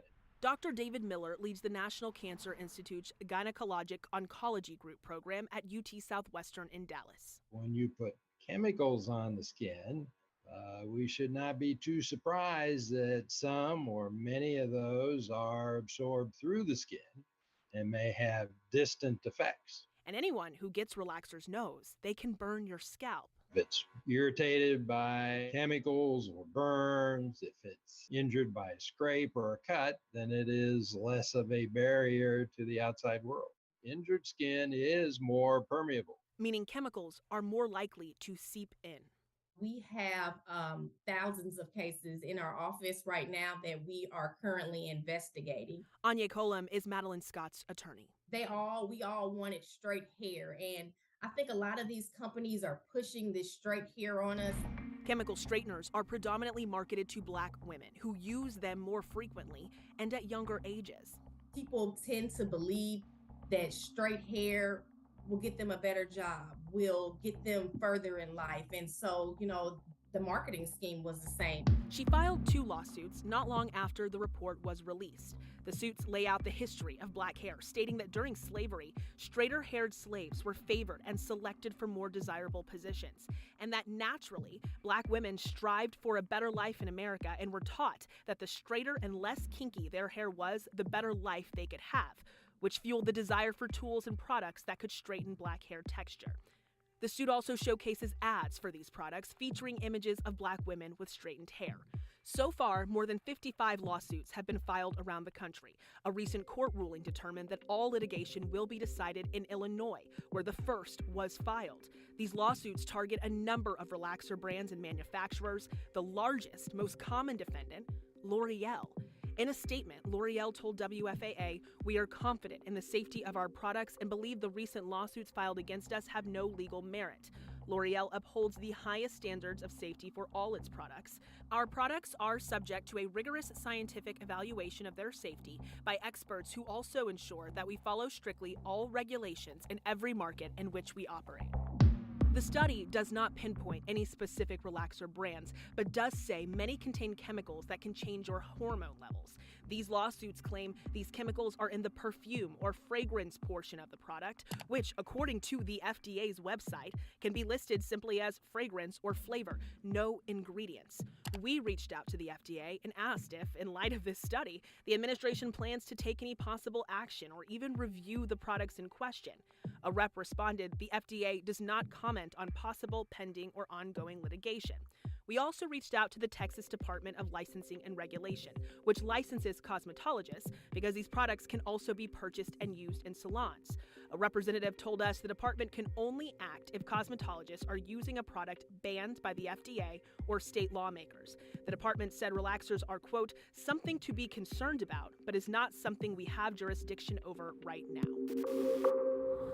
I like the straightening of the hair. Like, I was so tired of the natural look. I just wanted something different. So I tried relaxer. So olive oil was the first product that I used. Kawana Gordon relaxed her hair every 4 weeks for years. They saying, oh, it got olive oil in it, it got hair treatment in it, this and that, whatever. Makes you believe that it's safe. Yes. She was diagnosed with cervical cancer in 2015. I lost my hair. Like, most of my hair is gone. Dallas attorney Larry Taylor Jr. represents Gordon. I've done this for a number of years, and I'm still wrestling emotionally with dealing with these clients and what they have to go through because of corporate irresponsibility. We have hundreds. He's filed multiple suits. Every day the number is growing. People are reaching out and calling us. We're talking to them one by one to get their stories and to prepare them for what is yet to come. We reached out to Olive Oil's parent company multiple times but have not heard back. Court documents show the companies targeted in these lawsuits, including Olive Oil's parent company, pushed back against bringing all of these cases to one court, arguing plaintiffs have not identified a single chemical common to all hair relaxer products that is alleged to have caused the injuries at issue. Kawana Gordon has something to say. I would actually want them to look at me and look at the results of what their product did to me. Show some type of remorse. She also has something to show. This is what I would like to show them before using the relaxer and today. Like, my hair that won't grow back in certain spots.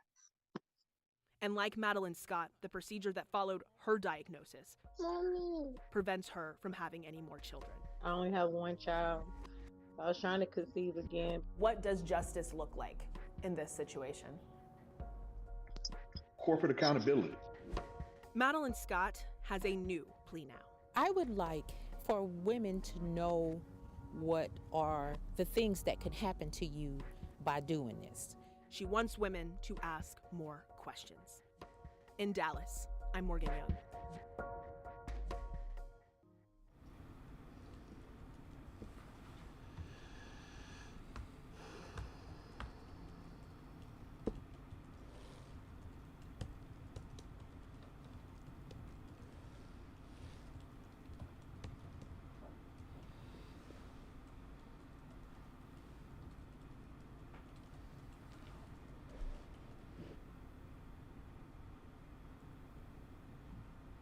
Okay.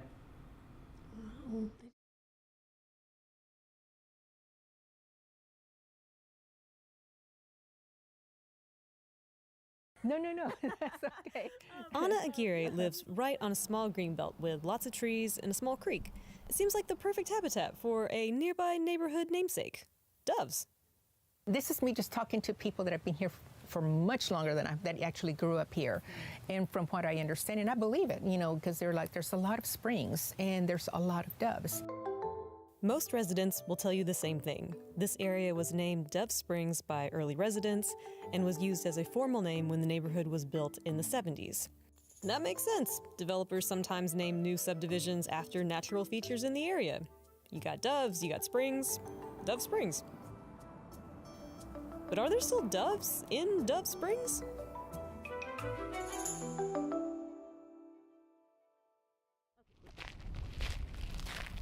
All right, we need an expert.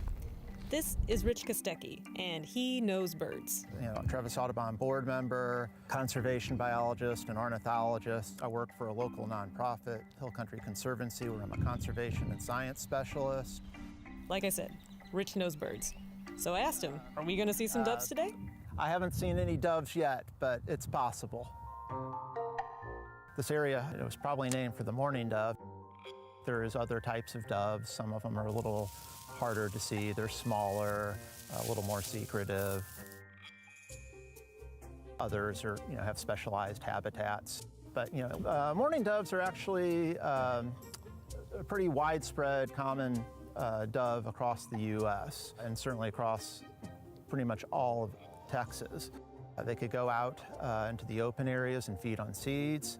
They could come back to the springs, to the creeks for water.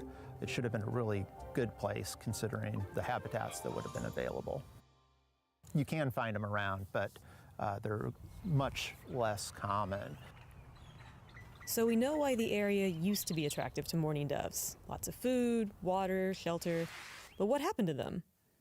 A lot of it is because of some of the new doves that have arrived. White-winged doves kind of moved up from South Texas in 1985. They quickly became very numerous and quickly adapted to the Austin urban environment, as well as many other urban environments. They've kind of pushed out the mourning doves. They're taking advantage of food resources, kind of like the grackles, French fries in the H-E-B parking lot or the McDonald's park or where, whatever. If all this sounds familiar, the story of longtime residents being displaced by new arrivals with better access to resources, you're not wrong. With animals, it's called habitat loss. When we're talking about people, we usually call it gentrification. Austin and Dove Springs have seen both. While home prices have dropped this year, the average cost for a home in Austin is still over $500,000. Plus, mortgage rates have more than doubled compared to last year. And rent in Austin still averages around $1,700 a month, according to a study by a local nonprofit. Even in Southeast Austin, which has the lowest average rate, rent hovers around $1,500 a month. That's hard to manage if you live in a house, an apartment, or something smaller. Seeds or the berries that come from those trees, that may be part of Anna it. says she's seen how development has impacted wildlife in the area. We have a lot of springs. Unfortunately, some of them have been destroyed just because of development and growth in the community. So we're trying to do what we can to preserve. Blue drop down behind the trees. Austin's future isn't built yet, but whatever it is, all of us, people and birds, will have to adapt. Because as Rich says, the only guarantee is that it will be different. There will be continued change.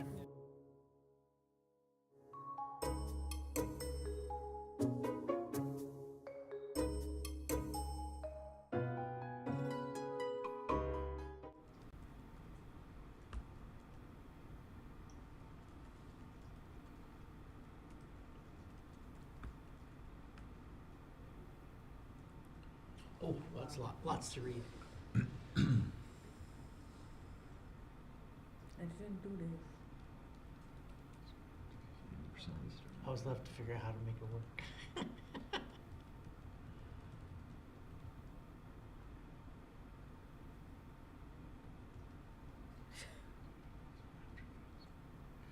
I have minimal experience in Africa. Yeah, it's all right. Keep going. I learned.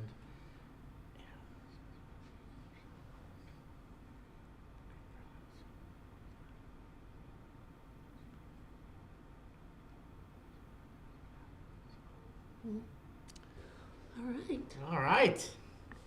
This will be interesting. It's probably gonna be epic. We're an epic fail.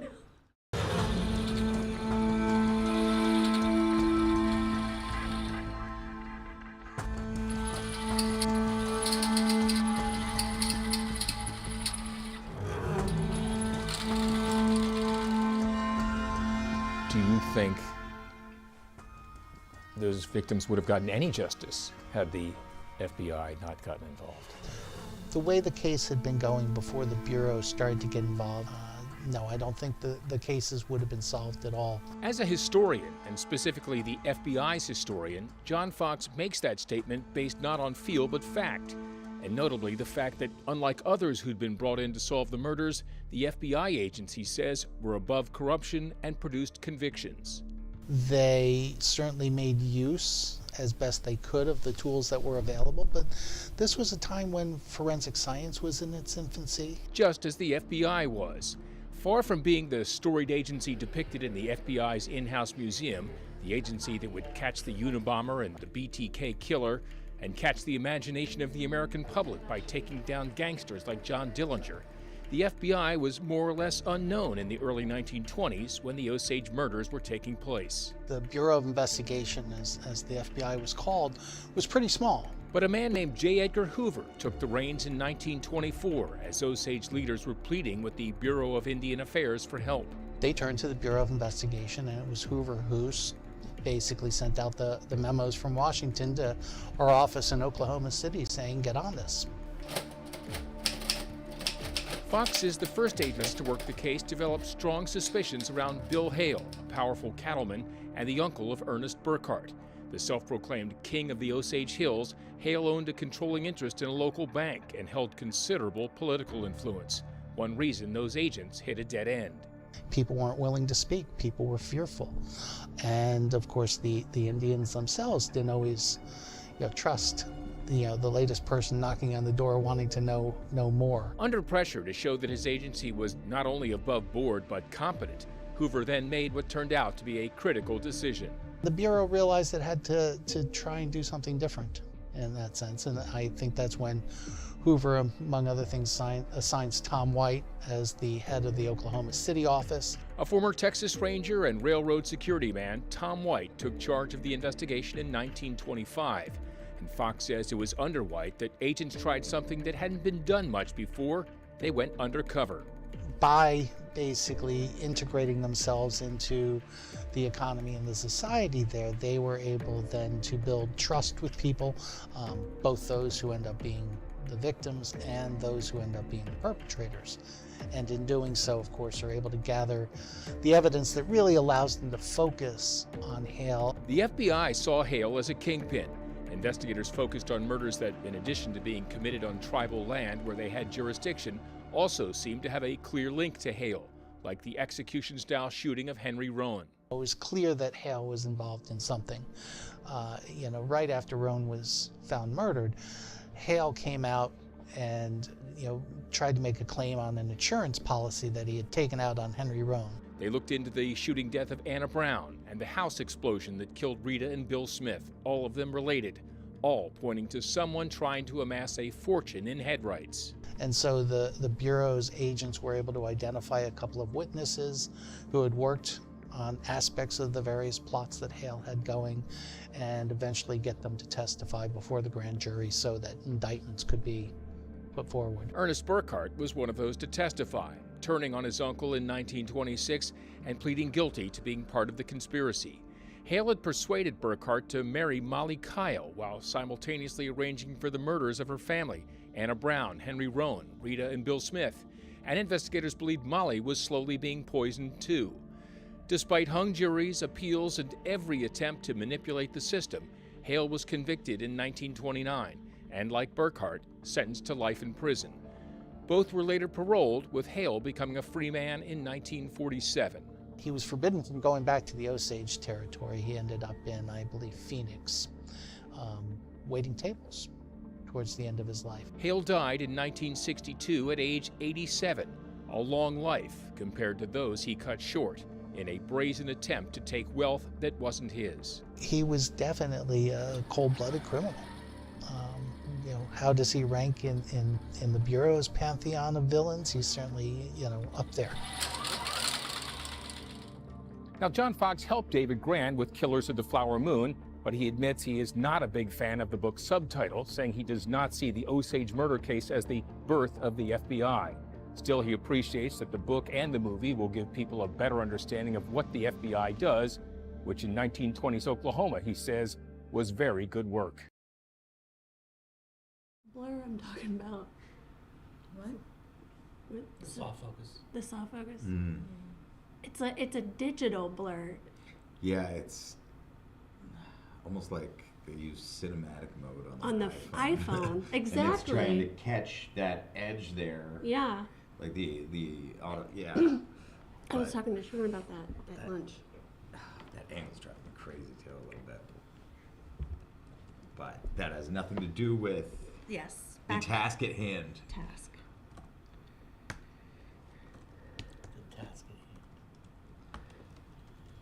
at hand. I've got to stand up. Artificial intelligence. All right. I liked how the last one gave detailed notes about what he did, and I gotta say I'm impressed. 2 simple letters that when you plug them into any search engine, now the information's all over the board. It's good, it's bad, it's creating jobs, it's taking jobs with articles on the daily. You got blogs, posts, podcasts, newscasts. AI. Seriously here, just trying to wrap your head around what it is, what it does, and how in the world it affects you. It affects every industry, every job. Well, it's a little tricky to simplify. And so what is intelligence? It's the ability to acquire knowledge from experience for future decisions. For the past 2 decades, Jepson Taylor has been in the AI industry and says AI does not operate independently, but rather learns from the collective experience of human input, like ChatGPT, writing up unique papers, songs, and stories in a matter of seconds. You are ultimately the composer. You are the expert. AI is just an enabler. It's a catalyst. It's an accelerant for you to move faster. Speaking of faster, let me catch you up on a few ways artificial intelligence is already affecting your day-to-day life. Getting from point A to point B, you're using AI. Finishing the sentence of a text, that's AI. Pop-up ads, pushing your favorite brand, definitely AI. Unlocking a phone with your face, driving hands-free, voice recognition, fraud detection on your credit card, AI, and AI. But the impact of artificial intelligence is extending beyond individual applications. It is transforming industries, enhancing productivity, and driving innovation.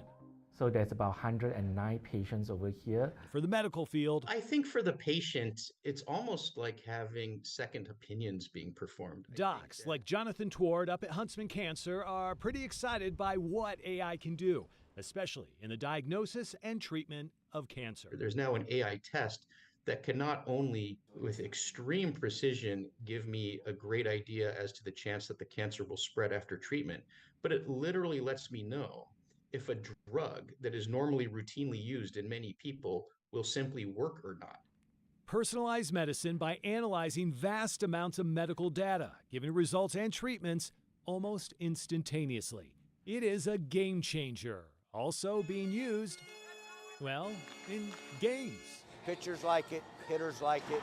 4 days a week, minor league baseball is officially using artificial intelligence to call balls and strikes. Just look up top there, more than a dozen cameras above the field, with the sole purpose of finding that sometimes questionable strike zone without question. So they immediately know before the umpire knows. It goes up, it shows it's a ball or strike.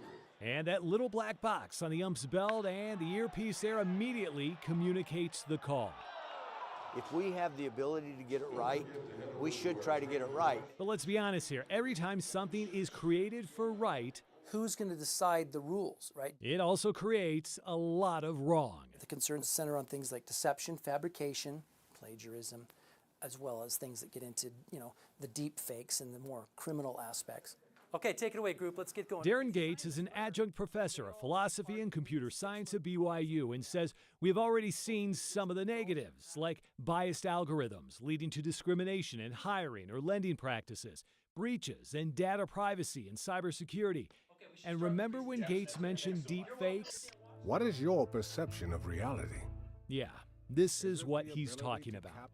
That's not Morgan Freeman. This is serious breaking news. That's not Tom Cruise. And this so-called news anchor Hello, everyone. is a computer-generated avatar sent from a pro-China bot account on social media. I think this audio deepfake technology is particularly concerning because they can take a sample of your voice, right? And they can generate, what sounds just like you. One more thing here. If you are worried about AI taking your job, what we do is we clone cognitive reasoning. Well, it kind of depends on your job. So you might hear of AI mimicking a human brain. Really, it's just mimicking how we put patterns together. Linda Klug is a founder and CEO of an AI business, and yes, understands how artificial intelligence can replace jobs heavy in writing, research, finance, and graphics design. But she has also seen AI improve employee skill sets. In one case, a customer service agent with a learning disability used AI to do a job more complicated and higher paying. Within 2 days, he was able to do the job. Made him happy, made the employer happy. The reality is, this technology will continue transforming the world as we know it. Truth be told, along with the hours of interviews and research I did for this story. Well, guess what? This part, and this part of the story were all written by ChatGPT in a matter of Seconds. intelligently and artificially. Mike Hedrick, KSL 5 News. Was it the headroom? Mike had. What was the? I think it was like headroom. Max Headroom? Yeah, Max yes. Headroom. Mike Hedrick, Max Headroom. Yeah.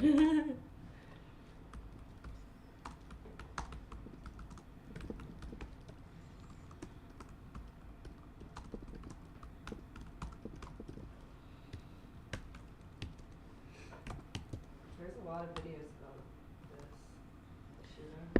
Oh yeah. Okay. It has been 1 year since we lost them, 365 days since 19 children and 2 teachers went to school on a Tuesday like any other and never came home. Crosses were built, murals painted, balloons released, honoring who they were, mourning who they could have become. They had dreams. Jackie Cáceres wanted to be a veterinarian, Jose Flores Jr. wanted to be a police officer, and Alicia Ramirez wanted to be an artist. She was an artist. The people who knew and loved these faces cling to what they have of them. They share old photos and videos. I love you so much, and you can send me a video too. I'll be happy. They remember little things. Eliana Garcia's family called her Ellie for short. She loved Encanto and played basketball.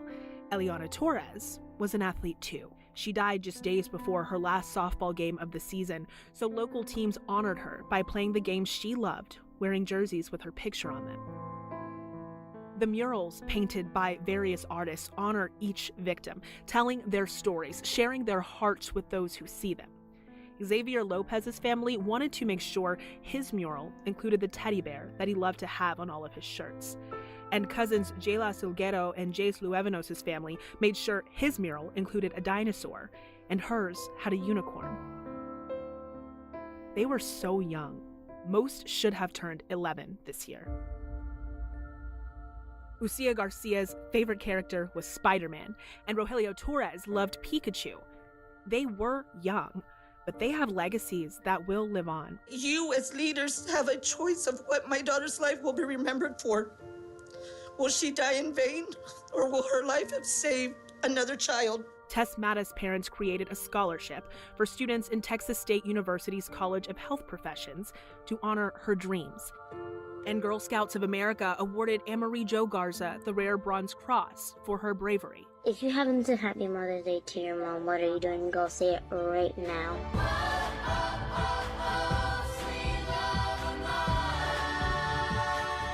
States Away, the Detroit Youth Choir sings the song Layla Salazar would sing with her father on the way to school in the morning. Can you show these shoes, please?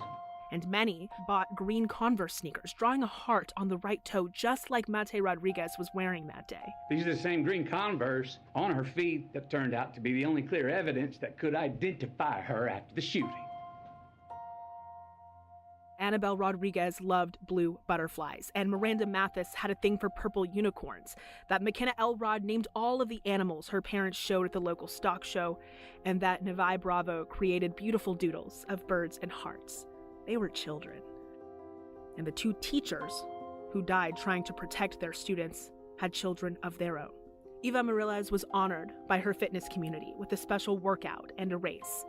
And Irma Garcia was laid to rest with her husband and high school sweetheart, who passed just days later from a heart attack but his loved one says he just couldn't take life without her. Our world lost these beautiful people 1 year ago, but the people who knew and loved them will make sure no amount of time makes us forget.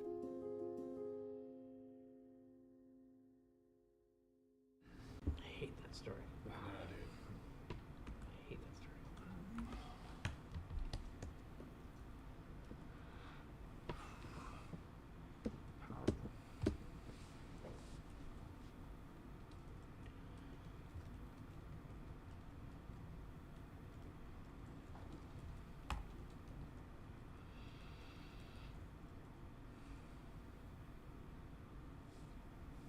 Okay.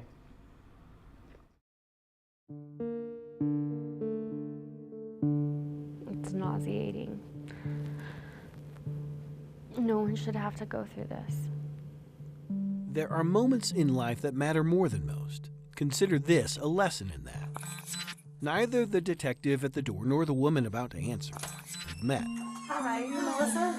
Hi, I'm Julia. Yet by hour's end on this November day, both will have concluded a story this mother of four has told for months must finally carry consequence. I thought there's no way that it can be denied now. Melissa's story is one of persistence, a story that begins 10 months prior. They're not here right now. Here, Massage Heights, February 28th, 2022. Did you trust that place? Yeah, I did. Inside a room, she says, a massage therapist sexually assaulted her. In your mind, right? Thinking, is this really happening? Like, I barely made it to my car without breaking down and sobbing and calling my husband. Because I knew that it was so wrong. That day, Melissa did what many victims don't always do. She called police. Hi, I needed to call and report a sexual assault. This is her 911 call. Where did it occur? Massage Heights. I mean, this man should not be massaging anybody else. His name, she said, is Michael. Within a day, an officer visited the business. Within a week, Michael told his story to the detective you see in the upper left-hand side of your screen. Once I heard her side of the story, it sounded like that's what she wanted to happen, and she didn't get her way, so she's either embarrassed or mad about it. And within a month, the case disappeared. A consequence of lack of probable cause, read a police report. They closed my case within 2 weeks because it was a he said, she said. Not that it stopped Michelle from going online for weeks, months, and wondering if Michael was still there, still offering massages. I found myself obsessing and getting on the schedule to see if his name would reappear. This lawsuit says Massage Heights placed Michael on a leave of absence. But it didn't last. According to the lawsuit, no action was taken against massage therapists accused of misconduct unless there is a criminal prosecution. Lacking that prosecution, Michael returned. And within a month of that return, we're in contact. We're on the east side of T-Mobile by Target. Police video recorded the moment another woman told them about a massage therapist named Michael.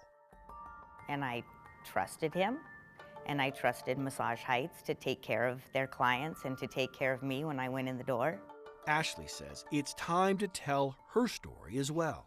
There are too many of them. There are too many of us.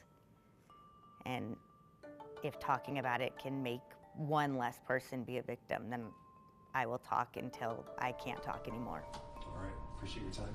When she went in June, she had no idea her massage therapist had been the subject of a police investigation. Felt like they were serving me up on a platter to him. I was put into a room with a lion, and I had no idea.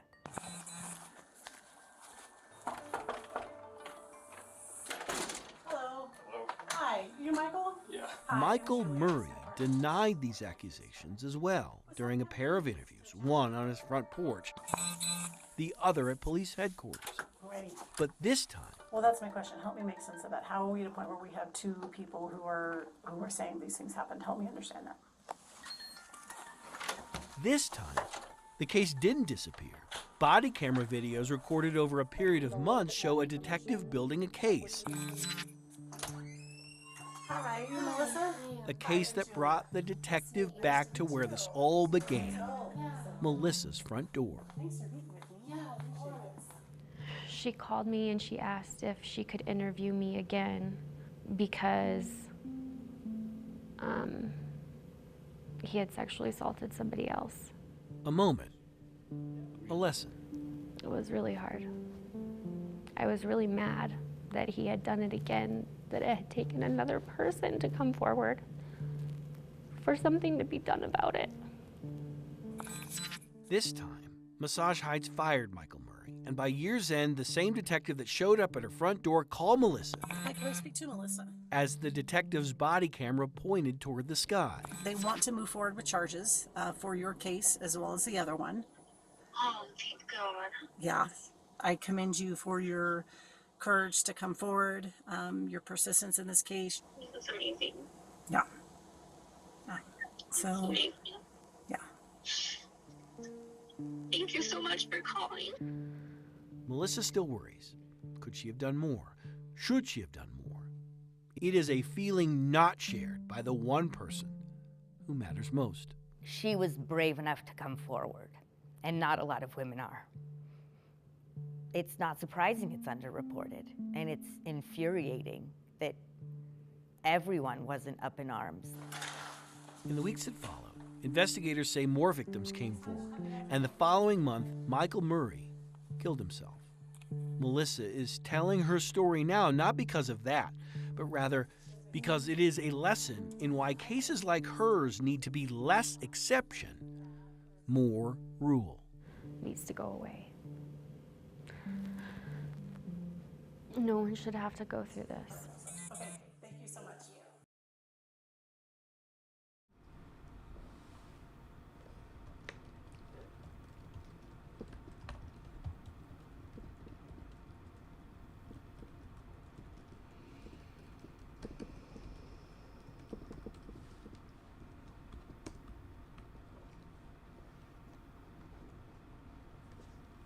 Okay.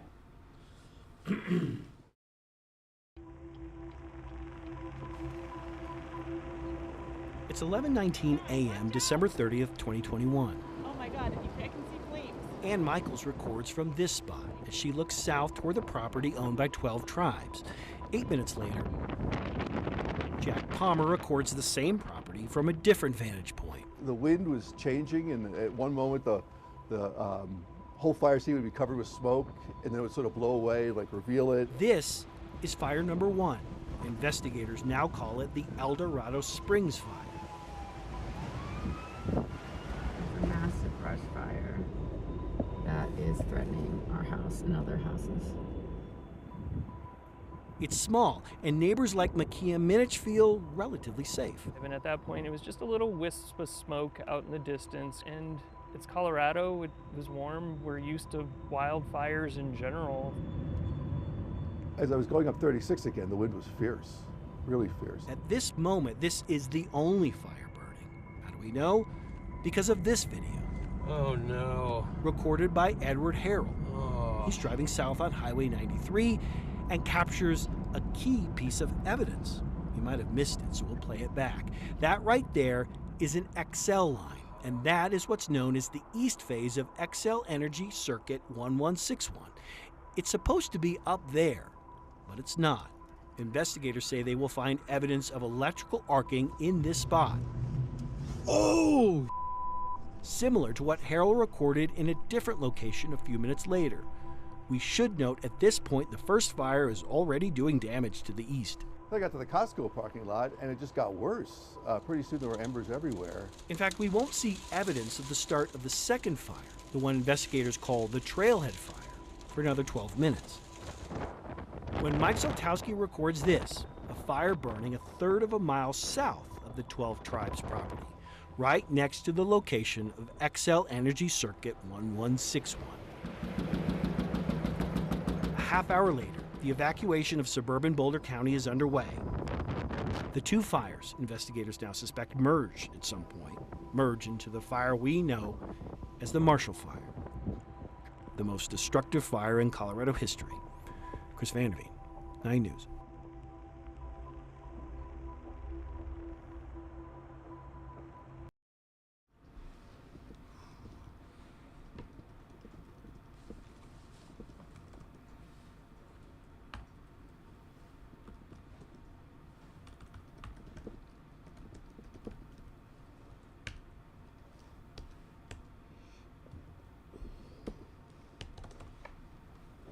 Okay. Maple Lake, Minnesota will never be mistaken for Detroit Rock City, with one corner lot exception. God of thunder! Consider this And rock and roll. Vern Simon's first kiss. The spell you're under. The song he heard at 9 years old on his mother's brother's 8-track that led to this. I got a lot of stuff in my glass cabinets here. If you haven't yet noticed, I got the mini guitars. Vern's stuff. I got pint glasses. Has a lights. theme. Is obsession the right word? Yes. Yes. Excess defines Kiss the band. And Vern. Lunch boxes. The collection. I got socks, boxers, ties. These are part of the 250 some odd dolls I have. Maestros of merchandising. It's a toothbrush. The members of Kiss have put their names Kiss Molenbaugh. on anything they thought they could sell. Different shirts. And the original 4. On Vern. Gene Simmons, Paul Stanley, Peter Criss, Ace Frehley. As long as Kiss Max Bet keeps dispensing. Here is the second room. Vern can't. There they are. Stop. 667 just comic books. 1,670 cards. Cards and cars. This was 3 years ago. And concerts. How was the show? They were old. Vern attended his first with his mom. It was just pounding, just right there in your face kind of music. God of thunder and rock and roll. Today, his collection is fueled by his passion. I gotta have it. And a singular desire. I want to be number one. I've never been number one in anything. Numbers. 1, 2. You're about to hear 87, 88. a lot of them. Right now, we are trying to get into the Guinness Book of World Records. 20, 21. As Vern and his kids watch. 24. Without pausing. Andrea, Vern's wife, records for Guinness the official count. 34, 35. Verified by witnesses. I'm learning how to count. Including the mayor of Maple Lake. No category currently exists for world's largest Kiss collection, but Vern is confident he has it. 96. How, he asks, Kiss condoms. could he not? I got Kiss condoms too. 86, 87. After nearly 3 hours of counting. There is the total right there, $37.99. One shy of 3,800 items. Maple Lake may not be Detroit Rock City, but rock has definitely taken up residence. Now I got a chance of being first. I want to be pointed at just once, you know, like a rock star. Boyd Hooper, Carol 11 News. Maple Lake.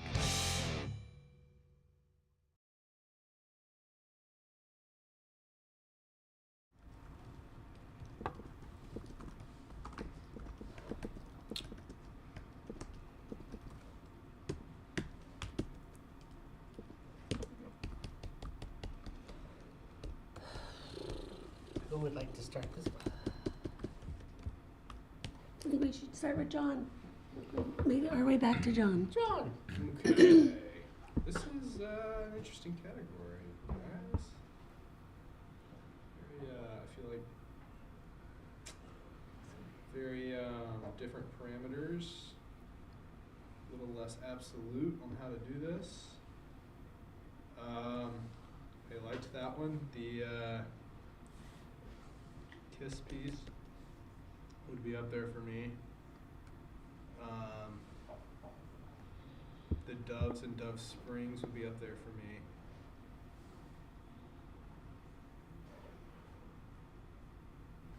The Killers of the Flower Moon piece would be up there for me.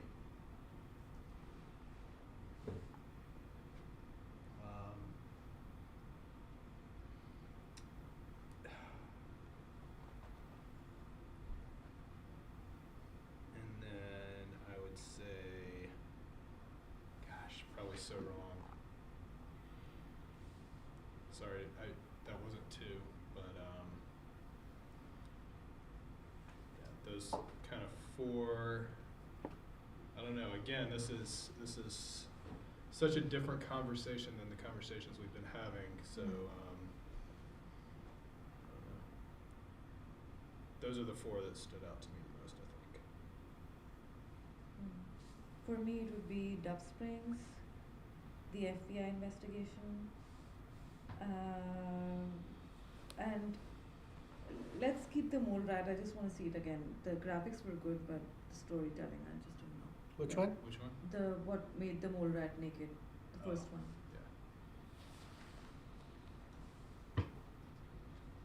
Okay. I think my top one would be Two Letters, just because of all the graphics, digital transitions, the voice, graphic lines. I mean, as far as effects go, that one, the swooshes in the beginning just help move it along. They really use the effects to tell that story. But my next one would be They Were Children, and the reason I chose that is because it was a powerful story, and it was all told by that page. There were, I think, 2 times when it popped out, but otherwise, for me, it was powerful to learn who these kids were, and they did it just by that graphic, moving around and opening pictures. So it just took a lot of time. Somebody's put a lot into that, and then my third would be the last one, just because it was a fun edit, a lot of effects in it that made sense. Whitney? By far, I felt like those Two Letters were, it was my favorite. Actually, I'd probably tie it with the last one, Effects Edit God of Thunder. I mean, they both had a lot of personality, and I thought they were, I mean, one ended on Kiss, Guy with a Star, and one ended on Max Headroom, so that was pretty awesome. One ended, what was the other one in? Max Headroom with him, like, I felt like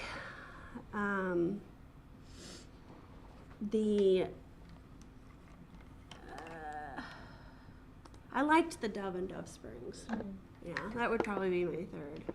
I thought, just reading what that person did to get what they got, and just how it really, I mean, it could have been a very poor, visually poor story, and they had these little birds popping out of bushes. I mean, that kept me interested. Little surprises. Okay. I didn't say the AI one, but that one's also right up there for me. The AI one, I would just say it's a good explainer, but Those some of two the letters? things weren't right in that story, because it said baseball games use AI. That's not AI, that's computer vision. That's not AI. Plus the navigation, that's not AI. And the deepfakes they used, that is not effects, that is just being created by a software. So you can create those deepfakes that they created and put it there. So actually those are not effects. Yeah, but they're not representing that as their editing. But so what were the effects? They weren't. I didn't find any effects in the AIs. The AI? There's tons. There's a ton of work of that. More effects in that than. Can we scrub through it? Yeah. I mean the part about writing in ChatGPT, but I felt the script. There were some issues, a lot of issues with the script actually. The effects edited in though were very well done. I mean, those are. That's all Okay, effects. okay. With the little sound Even pops. those like little swishes right there. And in the beginning, when they had those swoosh, they almost like they were all That's- different Yeah, swooshes. this text is used. Yeah, yes. that was probably a little overused for Yeah, my opinion, but And I don't know if it's because the screen was so big. or like maybe it was this. It was always the same movement every Yeah. time. Maybe if it did a different movement. But they were thoughtful even with the swooshes where they put them Yeah. in, because they were different sounds that they had one that kind of went across the screen and it had that same Yeah. sound to it. It was just. I mean, this part, I think we should. I can Google it now, but that's not AI. Yeah, it is. Computer vision is not AI. No, artificial intelligence to help manage a strike zone? That's AI. I mean, that's. I'm sure like the investigative reporter probably looked into it. I know, especially this investigative reporter. I don't think he would have put that in there if it hadn't. So these ones, what I'm saying, these are all created. But that's not a fact. That's not him Yeah, creating yeah. So those. we are not counting that, right? No. That's- No. yeah, yeah. That's no. Like I'm counting that little transition they just Right. did right there, that digital like. Even whoosh, those or that- little yeah, audio things right where there. they did that line was very, and then they brought down the red. Very, that's the little digital transitions that they made with the green and then the like that to me just was a lot of work for somebody. And Google Maps is AI. No, that's. It's artificial intelligence to generate your mapping. It is. It How is. many car transitions have we seen? And that's AI. A lot. I actually feel like finishing, car but that's transitions auto- are like my favorite that's, things. I mean, Me too, ChatGPT and I is never do definitely- one when it's the rest of the year. I know, I'm done. I've not But touched again, one. maybe, I don't think so I'm wrong because I've done a lot of research on it. But again, And that right there, I liked. yeah, we can do it. I liked how they it was obviously superimposed that interview onto the laptop there, but like in an earlier one, they just took a iMac template, where this one, they just shot the thing, and then I believe it looks like they superimposed that Zoom interview right on there, but just another way to kind of tell the story by right there. That looks like it was imposed on there by the editor. Mm-hmm. But they didn't just grab some template, and all those transitions. Yeah. Fast. No, I like none of that this right is there. templates. It's all generated. Yeah. Yeah. This one, yeah. This one, I'm not saying it's templates, but. Okay. Well. Where Okay. in So, the earlier one, I this think there is- was like an iMac sitting It's not there. on where my they had a top Zoom, list, but. okay. So what are we thinking for the top? Like, can we narrow it down to 2? You think for the top, like so that we can pick between Yeah. 2? Would those 2 letters be in one of the top 2, or who's Top 2 for me. is that top 2 for you, John?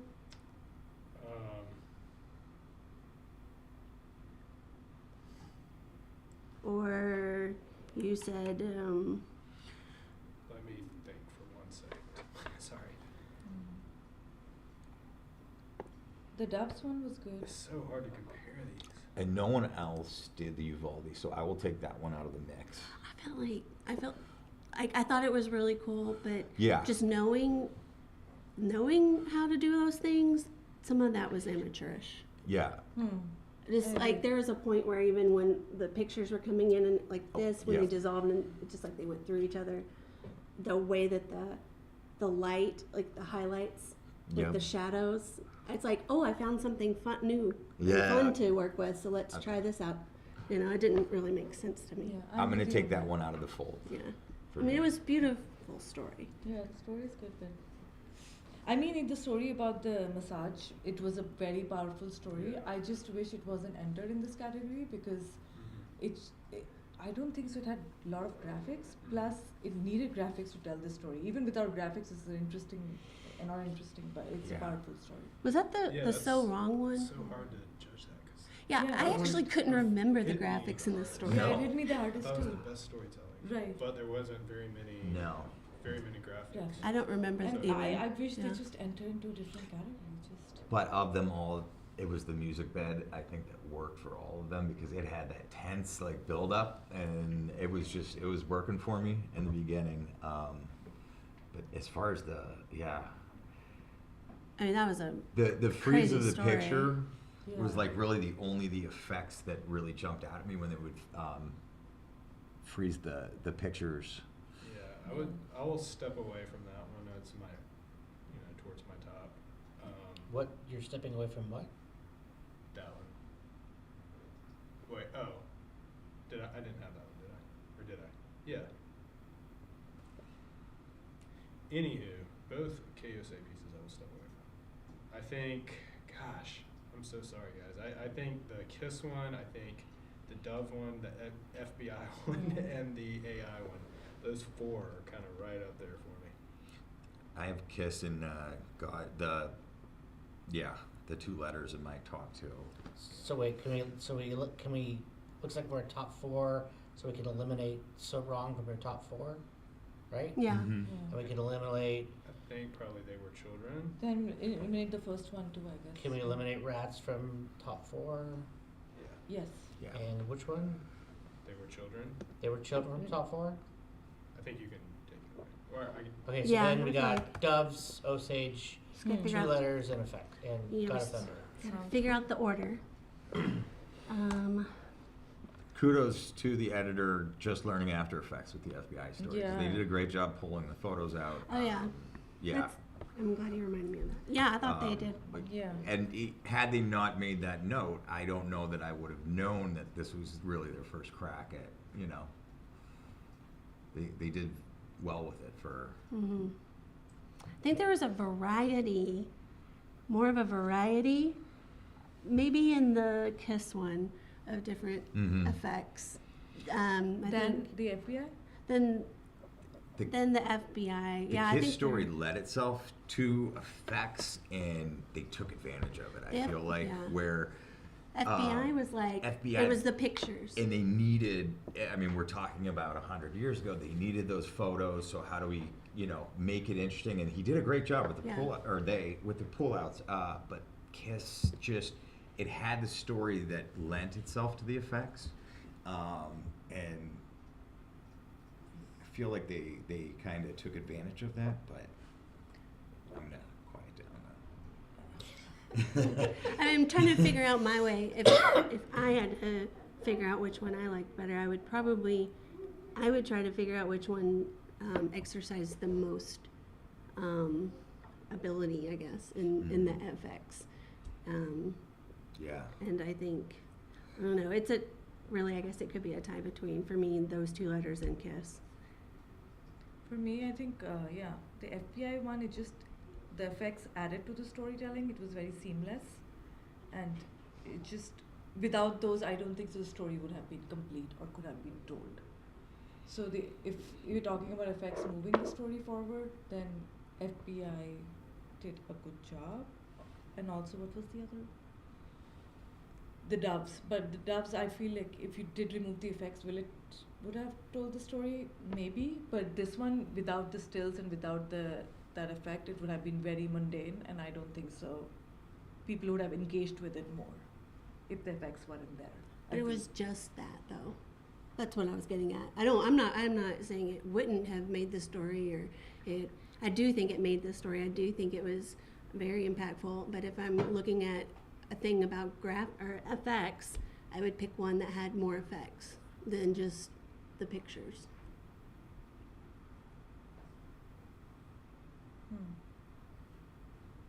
I think that's beautiful. Yeah, so if this didn't exist, then I don't think so the story would have been powerful, because it's very difficult to keep viewers engaged without archival, without stills. Like just having a still image of her would...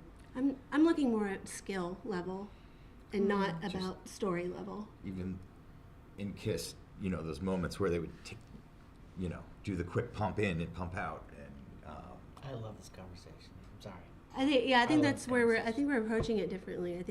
I just love this conversation. I feel like I'm trying to look at skill. I'd love to know why later. Off camera, sure.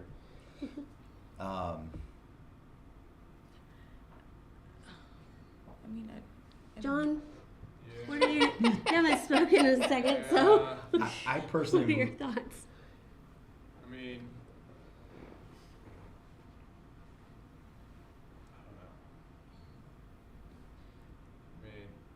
If you ask me what I think the best best story was of those four, all things considered, I would go Kiss every day of the week.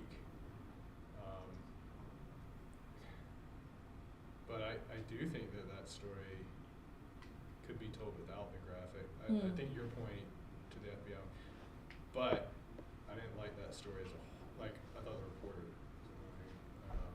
Yeah, sometimes it's just Just straightforward storytelling, but I don't know. the Kiss story. I just The I also feel like we've seen that the picture thing done a lot with like FBI the FBI investigation pictures. You've seen that in like most documentaries and all that, and I think that's wonderful. He or she figured out how to do that on their own in a whole, like, even with Avid and After Effects. I mean, trying to make those two work together, I mean, that's pretty remarkable. I just feel like it's creative the way, like, they thought outside the box, especially with Kiss. And I think even with AI, they looked to try something new. Yeah, I mean with AI, I can change my mind for sure. But with Kiss, I just like their lower thirds and they're increasing their counter. Like that's the only effect in Kiss, right? No. Okay, maybe I didn't see it. Oh no, you just see like the fire and the things that the transition. I mean, so again, for me, effects it felt gimmicky. To be honest, like in non-fiction Kiss storytelling, is gimmicky. Well, it's a Kiss story. It's a Kiss story, but I feel like effects need to add to the storytelling and not just take away from it. That's like even if the effects were amazing, but the storytelling is weak, then what's the point of having effects? You know? Yeah. For me, that's what I'm thinking. No, I mean I completely agree. I think though that they did add to the story. I think the way they panned the room and gave it like that slow motion but strobe effect to show the items, and it was just all that was done. It was fun. So then we should give it I don't. if you feel I mean if 3 out of Well, I'm hearing those two letter kind of, and then a kind of just a couple issues with that, but then I hear the FBI, so I'm just like, those three are kind of jumbled together with you guys. Yeah. So we'll do Doves as honorable mention. I think so, just based on. I honestly love Doves, the story as well, because it just it added to the storytelling, not gimmicky. It needed it, and it's just fun. And how could you tell that story without like? I love a little silly for me. Yeah. I love how Anna is keeping up with us and like putting. So you said it was like, silly? Here, let me give you a refresher. So I just wanted to say, so you say Doves is silly, but Shweta says Kiss is silly. So there's this, Yeah. Kiss is supposed to be silly. Why can't right, we, but there's two perceptions of silliness, right? Yeah. So can we combine your silliness into a I'm down with silly. I don't care what it is. I love the silly. I think anything to like tell the story and keep me engaged. I'm just picturing that bear, the Cleveland story in the woods jumping around. I mean, the bird. How can you not laugh? I mean, I audibly laughed out loud when that bird's head started popping out of that bush. I just think that you should see his silliness and you should see her silliness and like combine your silliness into some rankings. That's hilarious. This is fun. This is just I'm not saying I'm opposed to fun, but it adds to the story. Yes, give me. If effects are So we're not saying it's honorable mention? I don't know what you're saying now. I don't know. I thought, but now... How about we do this? Let's pick the top first, and then we'll go to HM. Okay, what's your top? Kiss. What's your top? You know mine. Osage. Or Osage? 2 letters. 2 letters? Gosh, now it has to come out of me. I would say Kiss. You know what? And I'm cool with Kiss because it was. So do we have close. 2 kisses? 2 and it was 2.5. So now 3. Now it's 3. Oh, so are we you're doing a kiss state. first? Yeah. Yeah. No, honestly, I was borderline on both, but Kiss was effects all throughout. I like that. All right, we got it first, I think. Yes, let's do that. And then I'm 100% okay with it. I think we're debating between Osage and 2 letters. Mm-hmm. We're debating all 3 as far as I feel. Oh, okay. I forgot about doves. For me, FBI ranks over doves. You pick what over doves? FBI over doves. I would Oh, pick okay. FBI over doves. Yeah. So, okay. Doves honorable mention. Doves is honorable mention. Honorable mention. Alright. Okay, we got an honorable mention. Now we got a second and third for 2 letters in Osage. Your thoughts, 1 and 2. Oh, I mean, my thoughts are 2 letters and then Osage, mainly because there's a variety I'm with of you. effects Same and not thing. just the Okay, we pictures. got 2 for 2 letters. FBI. John? I'm gonna go 2 letters. Yeah, let's do that. By a hair. By a hair. That's So it. Was 2 close. letters is second? Yeah. Okay, and Osage is third. I like that discussion. That was good. Yeah. That was good, yeah. That's a tough one on I love something this. that we were I absolutely little. love this category. As long as I run this show, this is never going away. Do you guys want to take a potty break before we? That'd be I need great. a stretch break. Doozy. Doozy. Do you guys?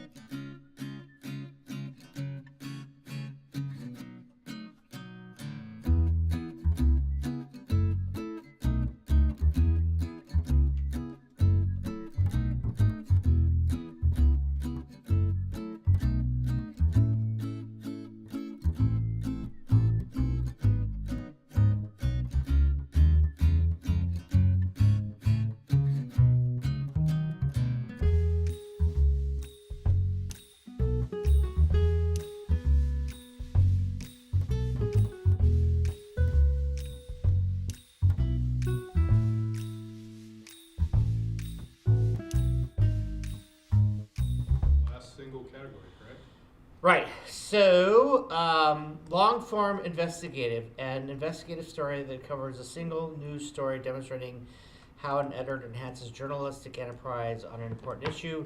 This entry can be one story or may be divided into a series, aired, broadcasted on successive days. If so, edit the individual parts together, leave 3 seconds of black entries.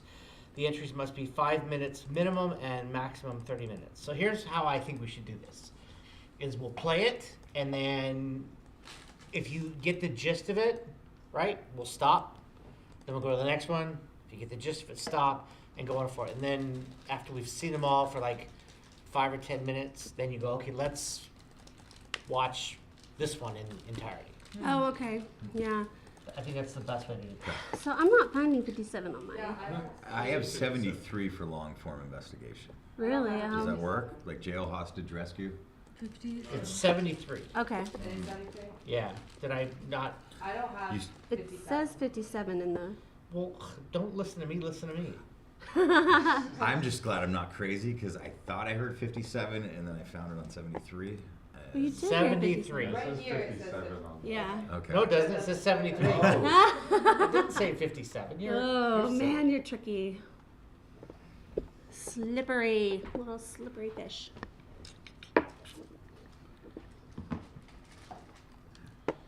Okay, so Sly Fox Fletcher. Yes.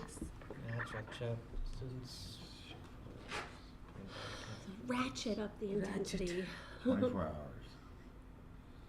Okay.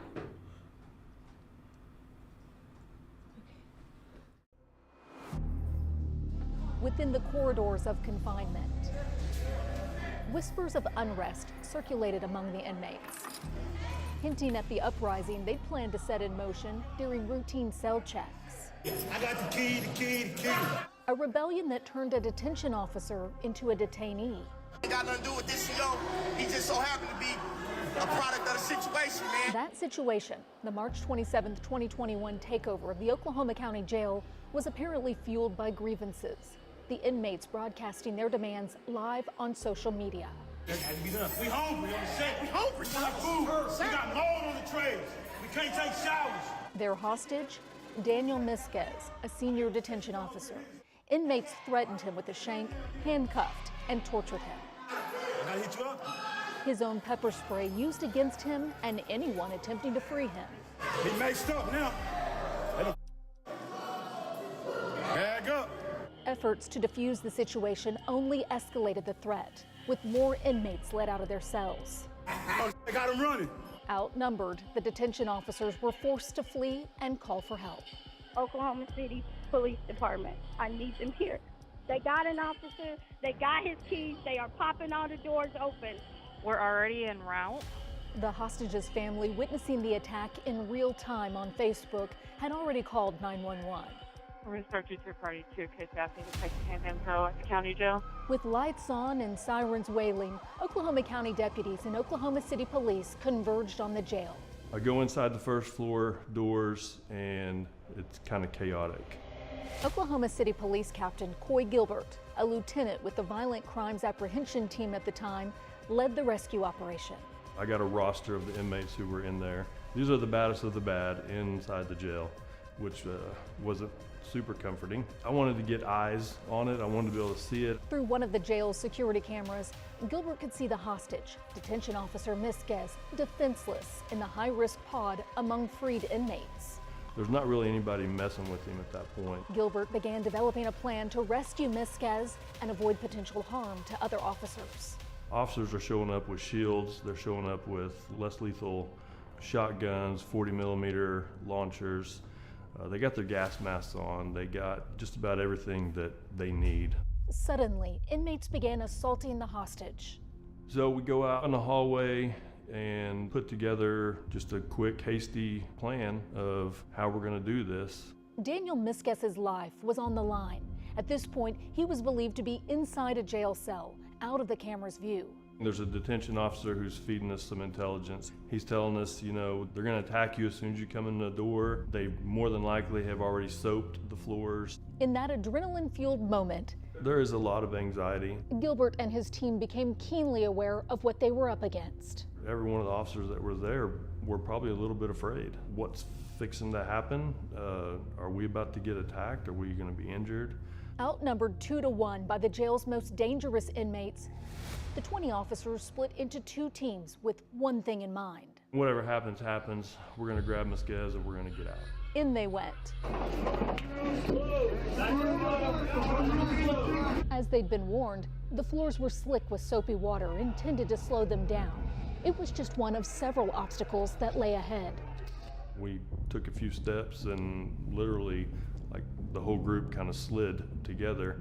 Moving towards cell 18, Mesquez's last known location, Gilbert could see the door was locked. They'd need a key. That's when something catches my eye up the stairway. Officer Mesquez is on his knees.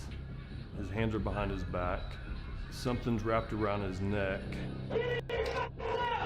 And he's got a prison shank to his throat. Gilbert had no time to think it over. He had to make a decision. That had not played out in one of my possibilities of happening. I really hadn't thought about, actually using lethal force inside of a jail. Until he had to. Gilbert took a shot that freed the detention officer from the inmate's grip. It appeared as though Mesquez launched himself down the stairs. He obviously had already planned this in his head.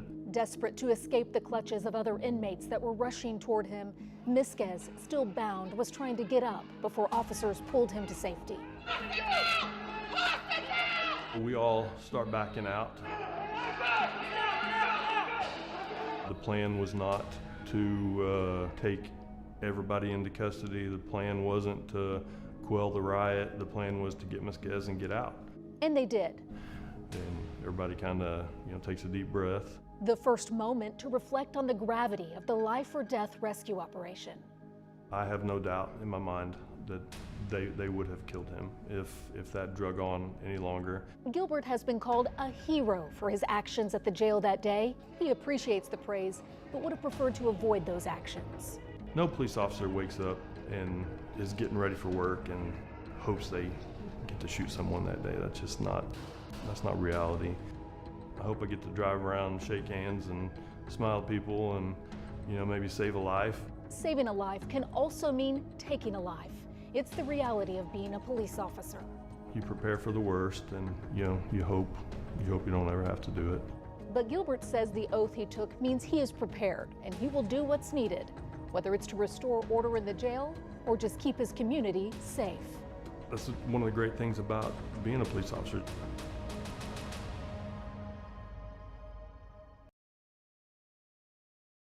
Oh, wow. That's a short one.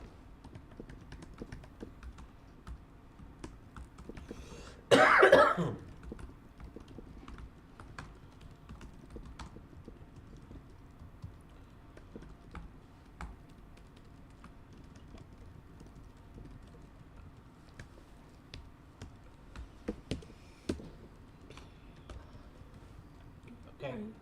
Can you see how long these are? Yeah, when she turns it, when she starts it.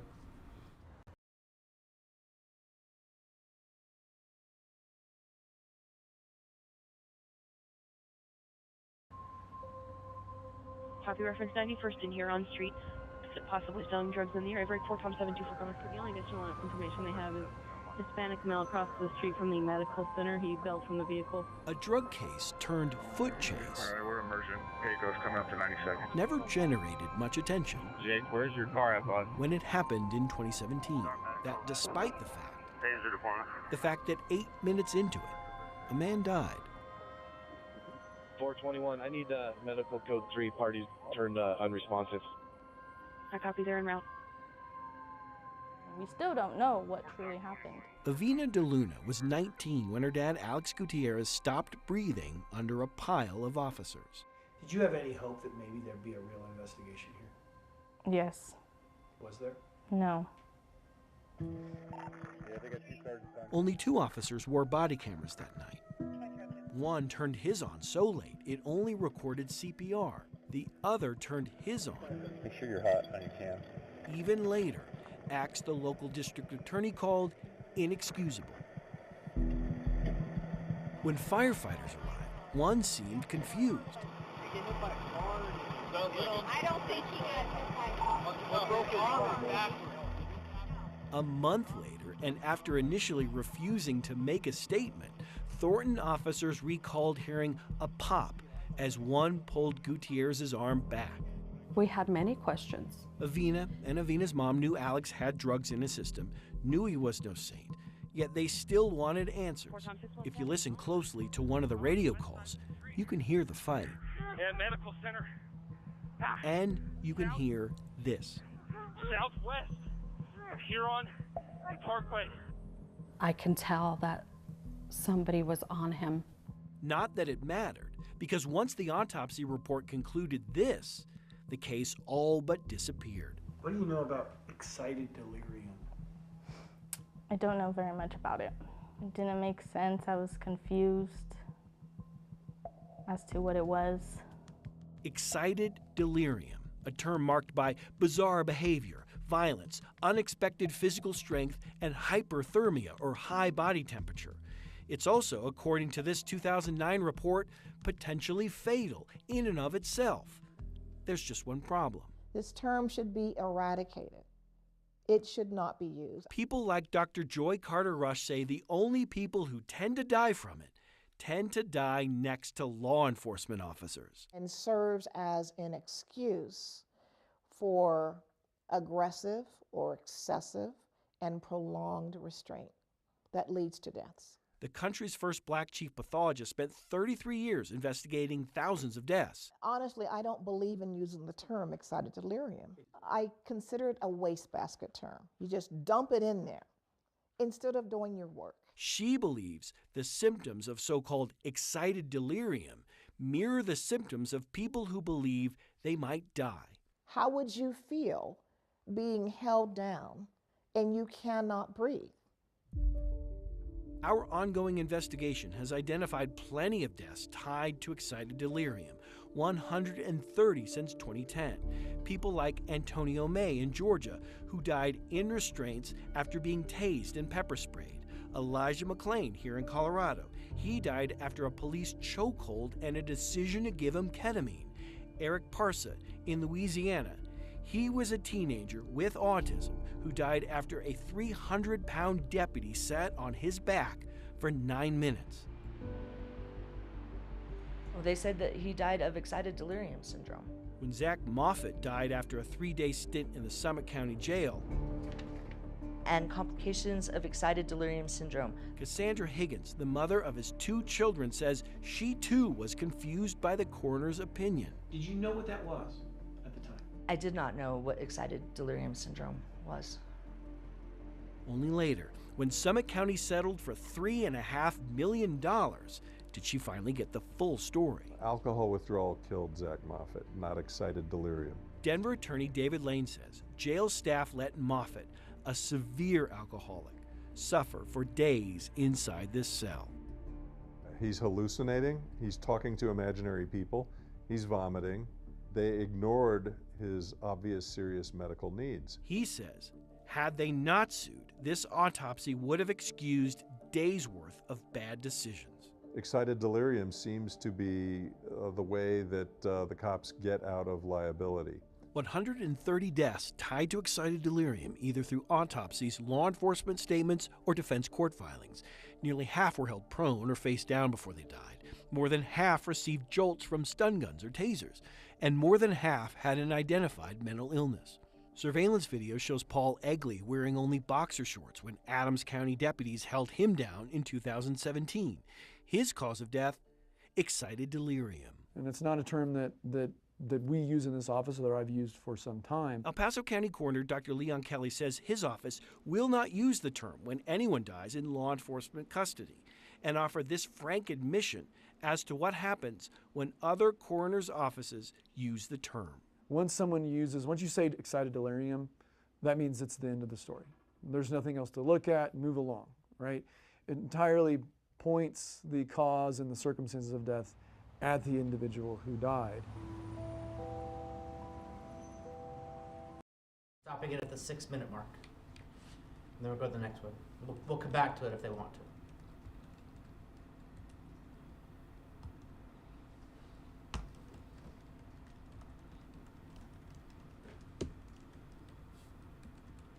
This is gonna be hard. Ready? Yes. Okay.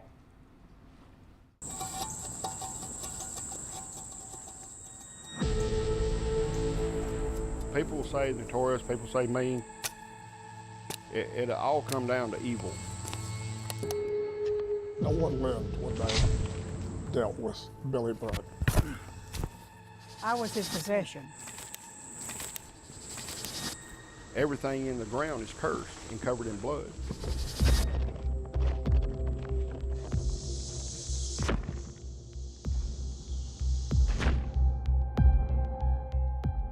To have 3 people killed on a snowy night, of all things, it was unheard of.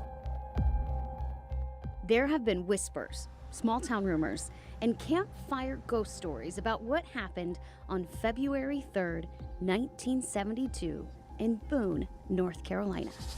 But the truth is more twisted than anyone could have anticipated. It took a direction that I never even imagined. For most of his career, Watauga County Sheriff Len Hageman has been investigating what happened that night. It was a Thursday. A snowstorm had hit. The roads were slick and treacherous when police got a phone call. Bryce Durham, his wife Virginia, and their son Bobby were found tortured, strangled, and murdered in their home. Inside, everything had been turned upside down. From day one, it was like, nobody would say anything. That answer Nobody ever knew. would be found 50 years later, 250 miles away. The blood runs deep. Shane Burt knows every turn here, That'll be another spot.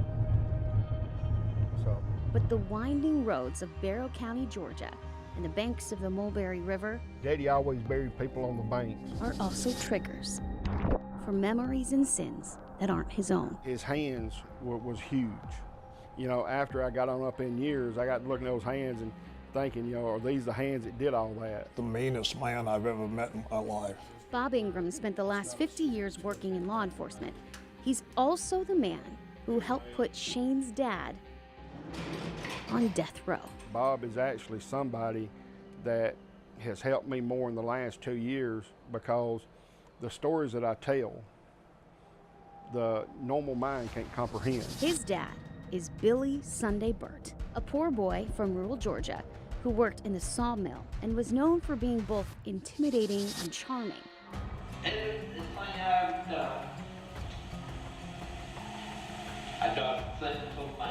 Even with a speech impediment that made him hard to understand. Billy Burt was mean, he was evil. What keeps me up at night is a headless man. Billy, his dad, was the head of the Dixie Mafia. Yep. It was a group of small-town men whose job was to run drugs, bootleg, rob, steal, and kill. Total, complete control of this area and the people in it from one word, fear. From 1970 to 74, Billy's killing spree ramped up. And Bob estimates that's when he murdered most of his 52 to 56 victims. But there are likely more. Daddy never sat down and told us a full story on anything. But job was a job.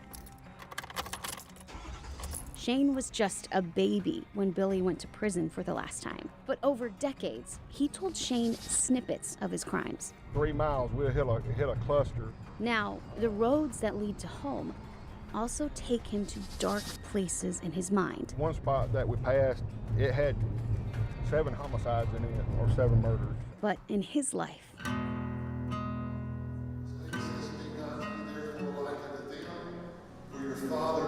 he's found someone stronger than the memories that haunt him. The disgrace was my dad, but the grace, she's an angel, she's a saint. Hi, my name is Ruby, and I'm the widow of Billy Sunday Burt.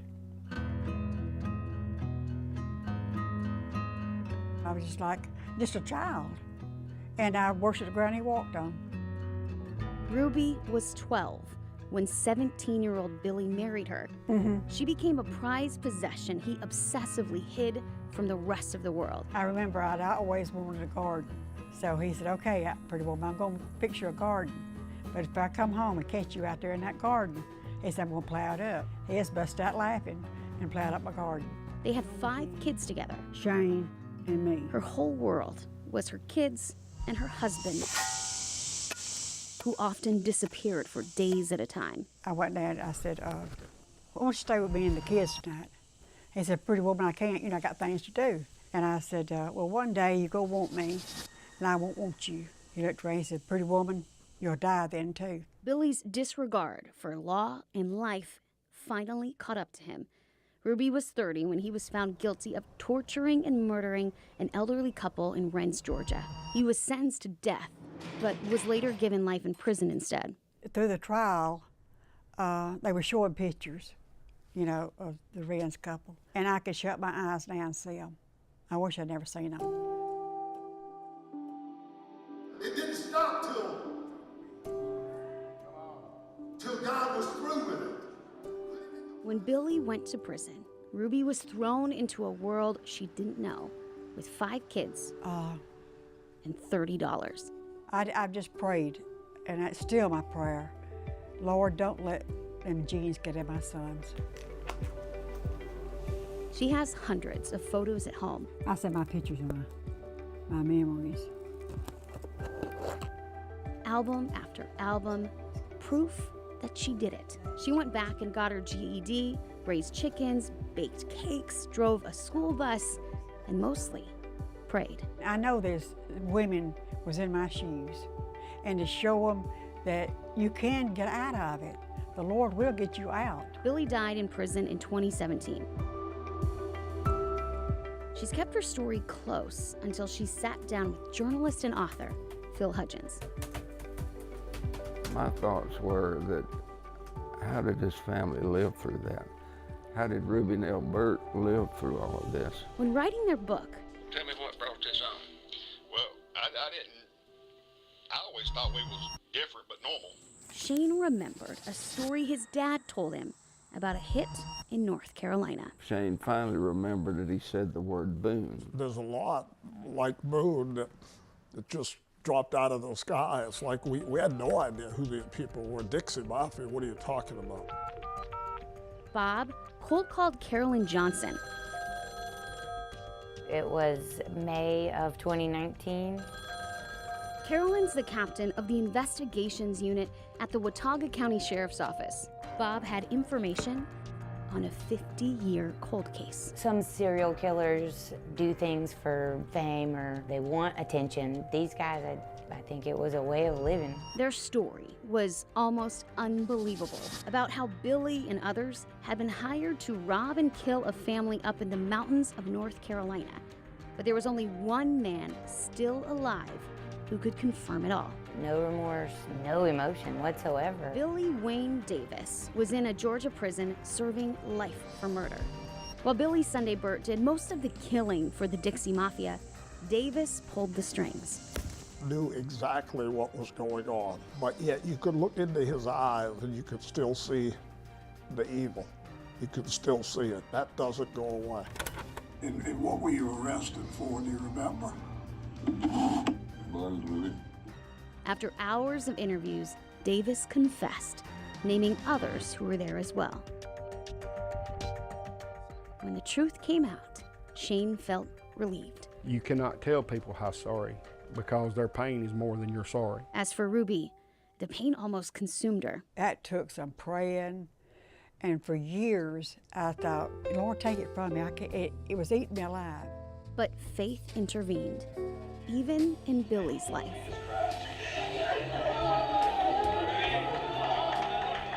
In 1992, almost 20 years after he'd been convicted of murder, he was baptized. Whenever we went and seen my dad, especially like the last 3 times, the first thing he wanted to do was join hands and pray. I guess my own peace of mind, I believe it because I want to. You know, I can't judge anybody. Holy and acceptable. Amen. Peace. It was still elusive all those years. like I can say for the first time in 50 years, I feel free. Free, thanks to faith.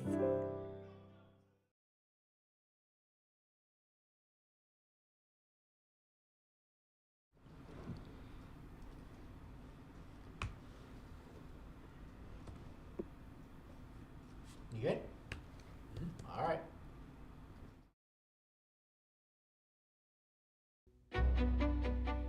A nationwide pattern. How did it happen all these times? Women I'm handcuffed, I'm in the bathroom. vulnerable.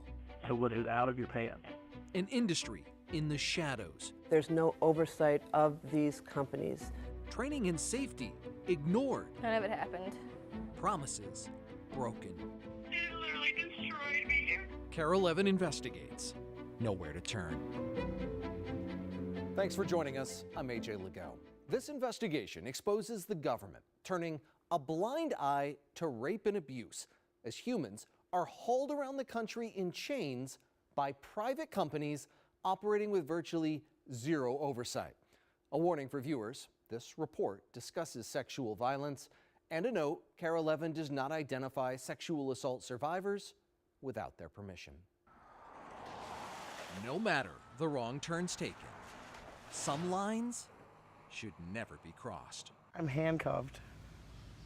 I'm in a bathroom stall. Danielle Civils is telling her survivor story publicly for the first time. It begins in 2015. She ran a stop sign in St. Paul, slamming into another driver. Danielle walked away from the scene. She was convicted of hit and run. Because of that history, she never thought she'd be believed if she spoke up, accusing a man with a badge of rape. And like, that's exactly what I was afraid of. That's exactly why he didn't say anything. In 2019, Danielle was booked into jail here in Dallas, Texas for a probation violation. She was loaded into a white passenger van for the cross-country extradition back to Ramsey County Jail in Minnesota. One of the guards, Marquette Johnson. He was a predator, and I was the prey. She says the first time was in Oklahoma at a highway rest stop bathroom. Johnson had a gun, Danielle, no choice. I felt like a scared little girl, and I felt like there was nobody that could help me. She ended up at Shakopee Prison, and Marquette Johnson started contacting her. He actually emailed me. He sent me photos. He tried to make it seem like it was consensual. He tried to make it seem like he was confused, like that's what I wanted. Danielle didn't know. The guard wrote notes, like this one given to a Colorado woman, to a lot of female inmates he transported. Women who all have similar stories of rape and abuse. Despite the gun and badge, Marquette Johnson is not law enforcement. He worked for a private for-profit company called Inmate Services Corps, or ISC, headquartered in West Memphis, Arkansas, in this unmarked office space. It's owned by Randy Cagle Jr., who had a long-standing contract with Ramsey County to haul inmates to the jail from around the country for the freight-like rate of $1 per mile. Ramsey's contract with ISC mandates when transporting females, there must be a female guard. But our investigation finds the county did not enforce it. So they didn't have any female guard along on this trip? No. No, it was 2 men. They are feeding these women exactly into that situation where it's a lamb to slaughter. Attorney Paul Applebaum represents Danielle in a federal lawsuit, which in part accuses Ramsey County of deliberate indifference to their duty to screen private vendors. There really is no oversight. Should there be? Well, absolutely. This is probably just scratching the surface. There's probably many other victims out there. Our investigation found more, many more women all across the country who say they too suffered sexual assault when transported in an ISC van. They were sodomized. They were raped at gunpoint. They were deprived of basic human rights. Megan Curtis is another of Danielle's attorneys suing ISC and Ramsey County. In court filings, the county denied responsibility. They have a responsibility not only legally, morally, to transport these women safely. Our investigation finds there's evidence that ISC knew that Johnson was accused of acting inappropriately with women in his care, but left him on the job. In November of 2019, a woman we're only identifying by her initials, TP, was transported from New Mexico to the Delta County, Colorado jail. She told staff her ISC guard, Johnson, raped her, that he held the barrel of his handgun to her cheek, warned her to cooperate, otherwise it was going to get ugly, and afterwards gave her this note, inviting her to call him. It's astounding that, despite her having reported that rape, the company continued to allow him to transport women. Attorney Laura Schauer-Ives represents TP, who had a rape kit done. The DNA left no doubt. The FBI got involved. According to a federal criminal case filed in early 2023 in New Mexico, Inmate Services Court Guard Marquette Johnson is suspected of sexually assaulting at least 15 women. In December, as part of a plea deal that calls for 30 years in prison, he pleaded guilty to raping TP and admitted there were others. 6 of the women that the FBI identified were raped after my client reported her rape. How did it happen a second time? How did it happen a third time? How did it happen all these times? Still ahead, multiple warnings ignored. When you were warned that... We'll come back to that if you guys want to continue that one.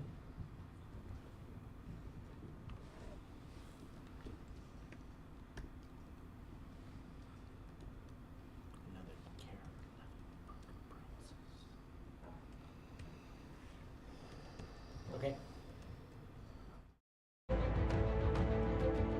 You can't fake this. I wasn't just being crazy. They were all denied. And this needs to be dealt with immediately. Some stories get buried. This one did. Buried, but not forgotten. One veteran died while he was waiting. Even when the snow in Block D at the Lakeview Cemetery in Rib Lake, Wisconsin is so deep you can't find his headstone, the story of what was done to Vietnam veteran Donald Monheim has been waiting to be told. This just isn't right. Jeff Hine tried before to tell this story. No one listened. Is there any sense of how many men and women this could impact? That's a question that I've asked myself for years. Now retired, Jeff worked for 6 years beneath the dome of the Taylor County, Wisconsin government building as the Veteran Service Officer. That's how he met Donald Monheim. He was exposed to Agent Orange and dioxins in Vietnam. Mr. Monheim had Parkinson's. He'd been treated by private doctors at the Marshfield Clinic for more than half a decade. For veterans exposed to Agent Orange, Parkinson's is what's known as a presumptive illness, automatically qualifying you for VA benefits.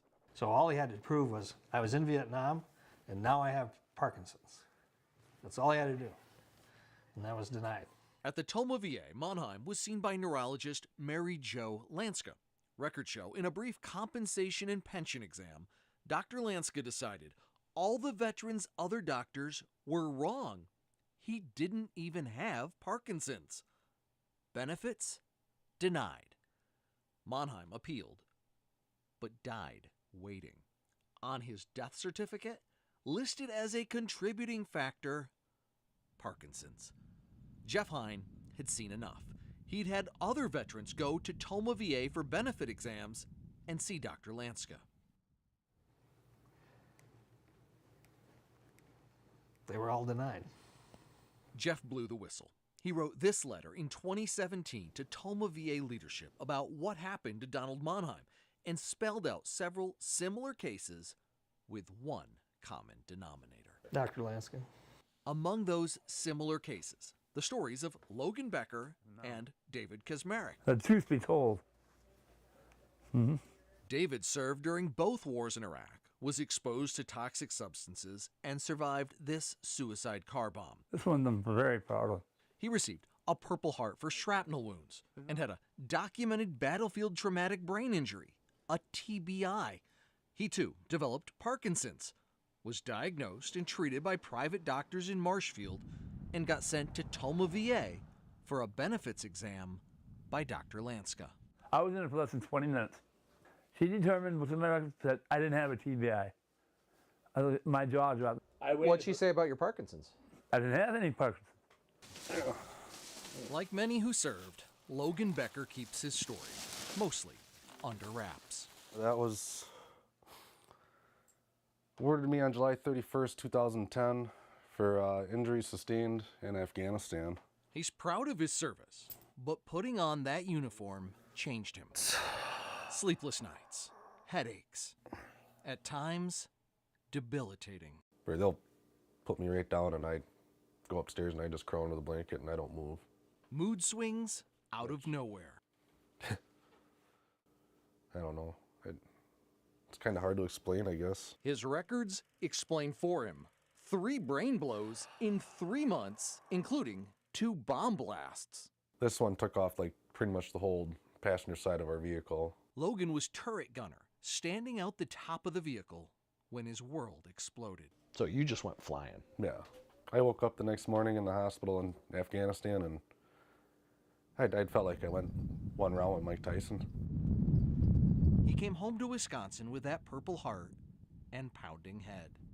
His records show in 2011, a VA psychologist diagnosed PTSD, but also noted many of his symptoms were likely due to TBI. So then you go for a TBI exam. Yep. And you see who? Dr. Lanska.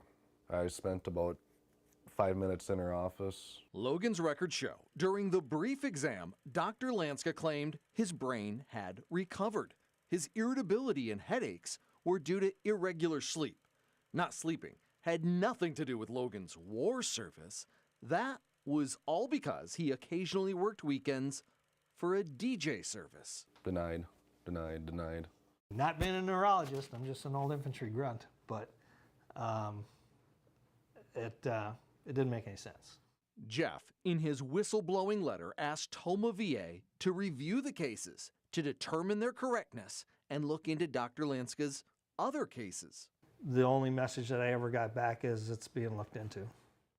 Nothing changed? Not that I'm aware of, but I stopped sending people over there. Jeff retired. Years passed. But some stories just won't stay buried. Still ahead, a Care 11 investigation discovers a pattern of misdiagnosed veterans.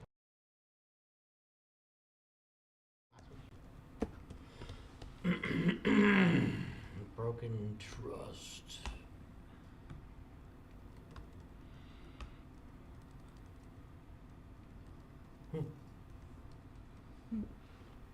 Okay. Questions about airplanes registered in a tiny town. What would be the advantage of listening up here? You're putting a lot of people in jeopardy. Concerns a broken system helps drug cartels, even terrorists. You can conceal the ownership of planes. A federal investigation, indictments. I think this is a game changer. Deborah, you have anything to say? Ending in a landmark trial, a conviction, and impacting drug smuggling thousands of miles away. Major disruption to the cocaine flow. The effect was immediate. Obviously, it was an investigation started by WFAA.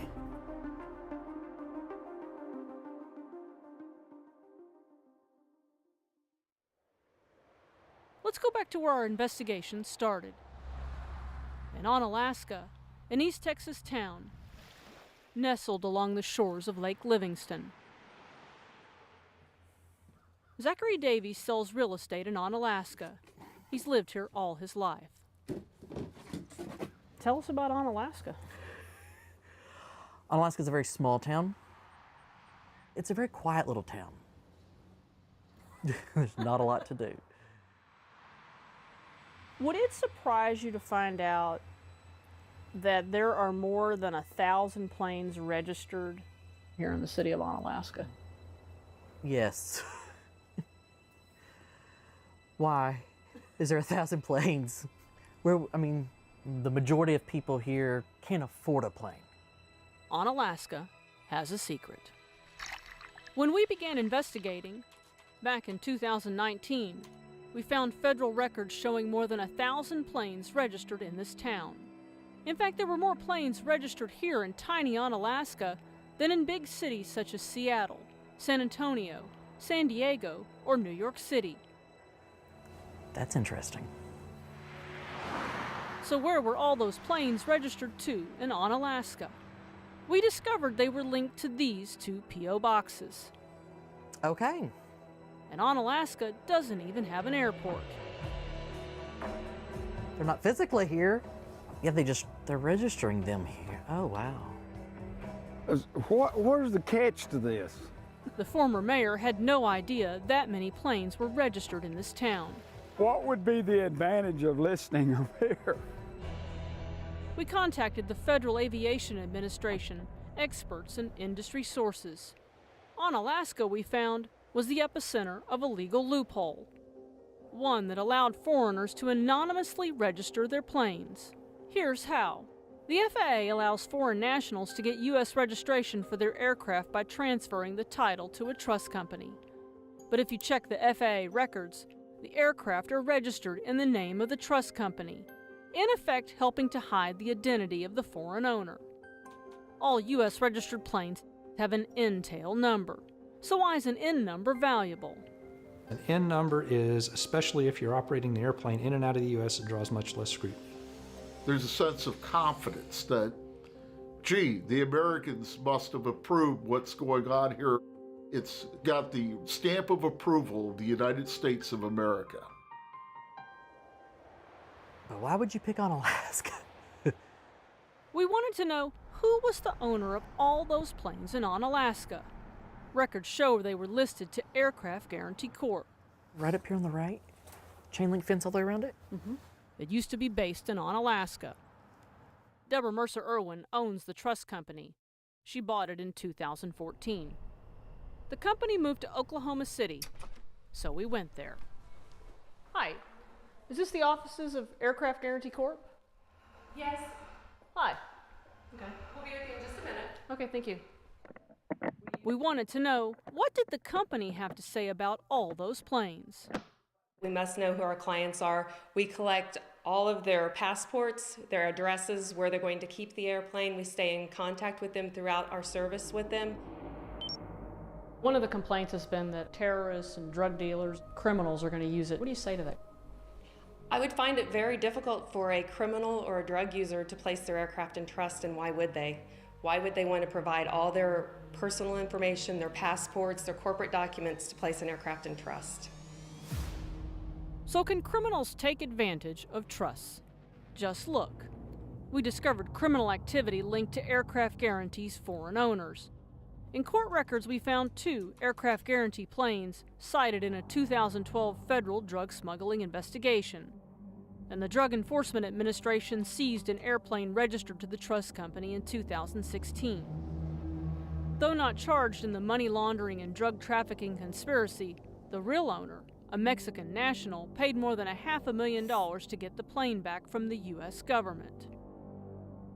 And these are images of a plane that crashed into a home in Caracas in 2008, killing 7. The pilot was a twice convicted drug smuggler. The plane? It was registered in the United States to Aircraft Guarantee Corp. The company never identified the real owner. There's a fundamental problem. Under the auspices of the trust, you can conceal the ownership of planes. Details about the planes, details about who flies the planes. In 2013, a helicopter registered by Aircraft Guarantee crashed into a golf course in Mexico. I was never able to figure out the actual person who was responsible for that helicopter accident. Attorney Ladsanger represented the families of 3 of the 5 people killed in the crash. He says he contacted Aircraft Guarantee, but got nowhere. It is a classic case of ostrich head in the sand. They don't ask the questions because they don't want to know the answers. Is this making America less safe? Absolutely. In a post-9/11 America, former FAA Special Agent Joe Guttheins questions why a loophole in the law still exists that lets foreigners hide their ownership of airplanes in so-called trusts, like the ones used by Aircraft Guarantee. If you're a terrorist and you have a way of concealing ownership of a plane in the United States, you're going to do it. Federal studies back up concerns that ownership may be disguised. A 2013 audit found planes registered through trusts lacked key information about the true ownership of the planes. The review found major trust companies could not or would not provide the information on the aircraft they own. One of the companies cited in the 2013 audit investigation, none other than Aircraft Guarantee Corp. What do we really know about the planes that fly over our homes? After our investigation revealed the loopholes, federal authorities started asking questions too. That's where the interest started. Your investigative reporting about these 1,100 planes being registered in Unalaska, Texas, that had no airport. Prosecutor Ernest Gonzalez oversaw the investigation. Investigators wanted to know where were the rest of all those Unalaska planes and who was operating them. In April 2019, the government demanded that trust company owner Deborah Mercer Irwin produce information on all aircraft currently being operated overseas. The law says trust companies must know who is operating their aircraft, where it's located, and how it's being used.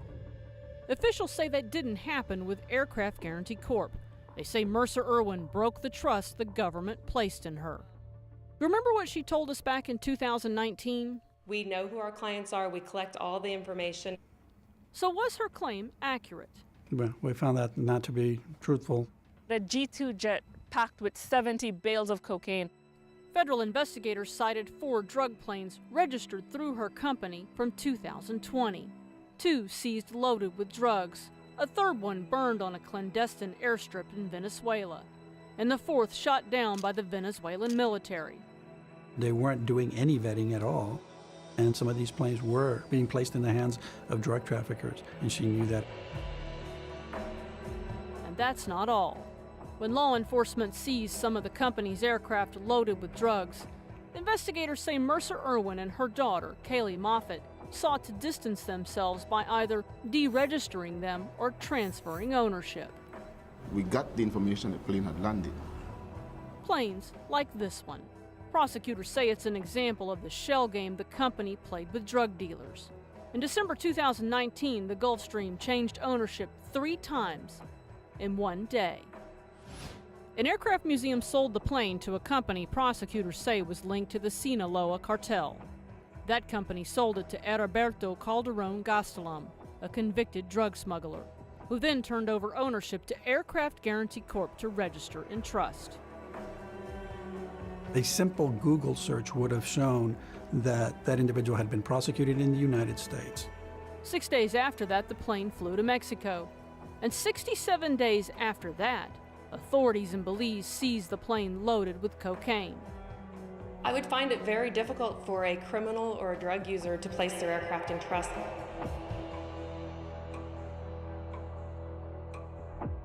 What's Aircraft Guarantee's business model? I was waiting for like a natural break. Yeah. All right, so I'm sorry. what one do you want to finish? Or all of them, or none of them, or? So we we finished Blue Ridge Runs, Red, and Jail Hostage Rescue, right? Mm-hmm. Mm. Those were my top 2. Those were your top 2? Yeah. The jail hostage? Really? Yeah. Oh, well, this might be. Which one? Oh. They weren't your top 2? They're my bottoms. Oh, they're bottom 2. Blue Ridge was my I'm number telling you, 1. this is a spectrum going between Yeah. me and John. I think you should rearrange your seats. Maybe that would be different. Blue Ridge was my number 1, and Broken Promises was my number 3. So I like those 2 also. I really did. So you want to finish Broken Promises? You know what? I have a pretty good feel for it. But I I would say Nowhere to Turn Special and Blue Ridge Runs were the two that just really jumped out at me. How about you guys? For me, the winner for me is Broken Trust. I've never heard this story. Oh. Really well done, well reported. That's the one we just watched. Yeah, the one we just watched. And then the other one was the story on sexual assault. It talks about the broken prison system. This is a very unpopular opinion, but I will say it. I don't know what I felt about story being reported by a male reporter. I just don't know. It's such a sensitive story, and to have these women open up, I don't know how I feel about it, but I just, ethics-wise, I have to think about what I feel about it. But the story it talks about a bigger problem, so I have to watch it full to see there's no undertone of sensationalism, like this is what happened. I felt some of that in the same reporter who's doing number 75 and 6. But anyways, I have to watch it again to make a proper judgment on it. But otherwise, the last one works for me. So, is there one specifically that we want to watch? I mean, it sounds like Broken Promises and Broken Trust are the broken ones are worthy of full viewing. Hold on. And Undetermined was good too. Sorry. Yeah, Undetermined was my number 1. Oh, yeah, Undetermined is good. Well, maybe we should go back and finish all 3 of those then. Those were finished. I feel this one we finished it. I thought Not Undetermined. No, Undetermined is 24 minutes long. Is that the one on the? Responded to this. But I bet you one of the stories that we watched earlier, yesterday, was probably part of this. We stopped at like 6. Yeah. Oh, yeah, we saw this. Was it by the same station? Yeah, it's the same station. The whole delusional. Can I? Whatever. Yeah, it's a good story. Yeah, that's my number 1, and then my number 2 at this point from the portions we watched was the airplane story. Broken Trust? Broken Trust was my number 2. Okay, so do you want to finish? Which one do you want to finish first? And then I guess, do we need to commit to the full thing, or no? It's could do whenever you The feel VA one I you didn't. have enough to determine that you've got the gist of the editing of the. I wonder if we just knock out another 5-6 minutes of each one, and then discuss again, and see if we need to go another 5 or 6 minutes. Can we narrow it let's down narrow a little bit? down, I guess. I felt like Broken Promises, the VA's one, was a little bit more rough in the editing than, like, especially with the graphics and stuff, than some of the others. Was kind of rudimentary and basic. I'm with you. Yeah. Is there a way that we can, like, put that one aside and not watch all of it? Yeah. Let's eliminate. I guess it's Well, you let's could eliminate. just think top down, right? What's Yeah. like, I mean, I think you're all in the Broken Trust and Undetermined camp, if I'm correct. Yeah, I thought they were interesting. So we eliminate Broken Promises, I guess. That's I not. mean, but Jail Hostage Rescue, that was like, I couldn't not, like, take my eyes off of it. Okay, well, we can go back to that too. But we watched it. Yeah, we finished it. Sorry. Yeah, we finished it. I'm confused. We watched it. It had the editor gave it a real 2020 feel. I thought, 2020 feel nice. Yeah, it's just something you throw on prime time while sitting on the couch, and I was feeling, especially because he was just working in some really nice exteriors with this footage, but like he broke up the angles very well, and I don't know. I could have kept watching it. I thought it felt more polished. Yeah. And that's tough to do. You're taking just That's a good question. CCTV video with, I mean, he even shot that. Like, yeah, just to even give it that extra, depth. and the whole thing was very captivating for me. So, but we've Does watched it that one highlight already. police See brutality? that shit right there? I hated that. It was Would like you- slow-mo. Yeah. The whole thing was like that, but I guess it was just their style. I mean, they went for more of a film type Mm-hmm. style. What was the? What I was- mean, I've watched so many videos about police brutality, and there's so much coverage. It just makes me uneasy to place it in one of the. I know the story's done well. Let's talk. Editing is great, whatever.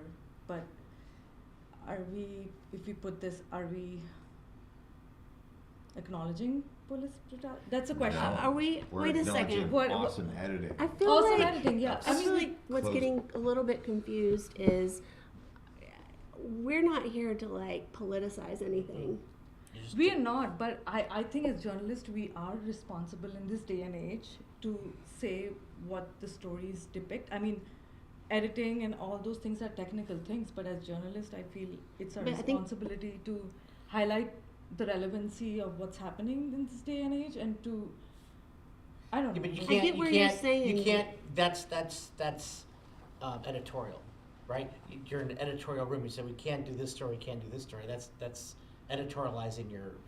This is a contest of how the editing advances the story in front of you, and I think you have to eliminate editorializing from that because this already went through management. It was already determined to be something relevant to their community. So I mean, we can't shrink editorialism into this. Yeah, I feel like if we're eliminating things just because of topics, Yeah, you can't is do that. not a really good, a healthy way to approach the But contest. even if you take that out, I feel that doesn't stand for me, just from a perspective of how much investigation went into broken trust, or nowhere to turn, or undetermined. That's fine. That's but that's fair. Yeah. I didn't have that was my lowest scored one. I thought it was a very basic edit. I thought the slow-mo stuff was corny. I thought the reporting was fine at best. It just didn't stand out. Well, I mean, the images were crazy, but like, I didn't think the storytelling or editing was special. I mean, I think compared Broken Trust to Jail Hostage, that was pretty basic, and compared to that one, even with Broken Promises, Trust. was pretty basic. Like anybody could have done that compared to what they did on Jail Hostage, or even Undetermined, or even Blue Ridge Runs. I think Blue Ridge Runs I mean, set that apart was from everything. that. If you're talking editing, that had probably the most kind of Unbelievable. It was edits so well in it done. and effects that lent to the story. It was, if I, just 30 seconds to pitch for that one. It had the drone edits at the beginning, just the way they did those impactful. I mean, it was just bringing you into this tense feeling. I loved even when they dipped into the river, when it had that river shot, that sound, it was just so crisp and clear. It was spot on. I made a note. I need to search out their sound effects catalog because it was absolutely amazing. The way like the legs were dragging, and then it cut to like the next person being dragged, and it was just, I mean, all these things that we haven't seen so much. Let's see, coming out of the dark times, the way that music, they chose that music, and all of a sudden you started feeling a little bit of hope. And where's this story going? I just thought it was so well done, and everything from music to stingers to. And on the tail end of that, if we're talking investigation, like one story was investigated more thoroughly than another story, that seems like that's another category for somebody else to judge. Like, we're supposed to be judging the edit to these stories and how it brought that story to life, and not how much time was investigated into each. Correct. Oh, okay. I thought it was both, but okay, if we're just judging the edit. You're judging how the editing advances the story. The edit can only do so much. They can't do the investigation. They can't do there's things that are outside the control of the craft of editing. There are, but also as an editor, when you're handed a script, Right. you have power. You have power to advance the investigation, through conversation, through a lot of different avenues. So the You editor only is the have one so much power, investigating? though. You have a lot of power. Is the editor investigating then? I've always been I've told. always, anytime I've ever edited a piece, I was a part of the script. Always. That's I agree if you're a part of the script, but how are you investigating it as the editor? I mean, usually, like, if I'm handed a script, I can, like, say, you know what, especially if I was there to shoot it, this was seemed out of context. Let's try to give it more context or, you know, add to it. But you're not adding to it. Like, I'm digging into and finding all the data and researching it and as the editor. I mean, we just cannot have a conversation that cannot be vetted, right? We can't go, well, how much time did they have to further? I mean, we just go with what's in front of you and how the edit advances the story. And you're saying, yes, you might have this, but we can't use your, you know, logic for that. And then we can't limit it for her. We just have to go with what's in front of us. And we can't just like, well, if they would have this, you just have to go with what's in front of you. Or else we're going to be here forever. I do agree with that. No, but I think it's a good discussion to be had right now. It's about, especially when we're all editors in the room, to talk about how editing is. It's at the end of the process, but editing has a lot of power in terms of doing the story justice. So even if the reporter investigation did so much investigation, the editor has the power to make it strong or break the story. Sure. Right, but I mean, let's take the example, like, if you have 2 days to put this together, there's not a lot of like, okay, you know, this is a book story, they want it on tomorrow. As an editor, I don't have to go, I need to stop and we need to do this, and management's going, no, you're editing this and this is what's airing tomorrow. So there's only so much that we can like go, oh, they should have done this and this and that. I mean, every story that we've seen, we could have said that, right? It's just, you have to have the understanding of the limitations of what's presented and value what you're seeing in front of you. There's too many unknowns out there, and there's too many like, oh, you know, if we had time that, hey, did you have 24 hours? Did you have, no, this was a day turn. I mean, this is what I was given. And so you don't know, right? You just can't have this, you know, some of these could have been 2 days, as we've seen. Some of these stories were just a 2-day turn. Some of them could have been months, but we can't, you have to just take of what you see in front of you.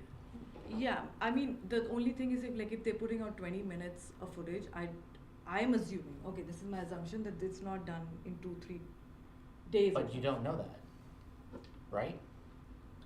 I mean, I've edited 10-minute stories in 8 hours. I've done it because I had to. We did a 30-minute show in England one night. In England? In England, following the Bills, yeah. Did you go to England? Yeah. What? Whenever the Bills go over. But yeah, it's, I don't know. I feel like when it comes to editing, the ones that stand out for editing is like just undetermined. I think, was that one of the ones that we all thought? Yes. Like, is it on our lists? Which one? It's on your list. Undetermined. But you only watch 6 minutes of it, so Yeah. Well, it's 6 minutes plus. I feel like that investigation piece that we watched had to have been part of it, right? Feel like it. Yeah, the one we watched. Yeah. Yeah, right. Yeah. Can that double up like that, Sean? Can it Double dip? up like that?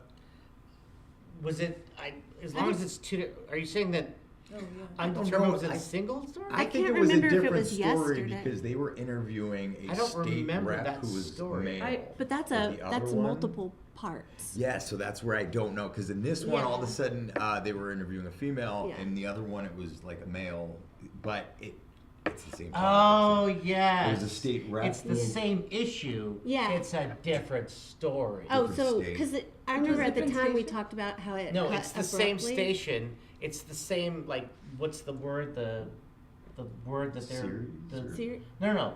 The word... Put undetermined back Different up. cut. Oh, no. Investigation. The word, the...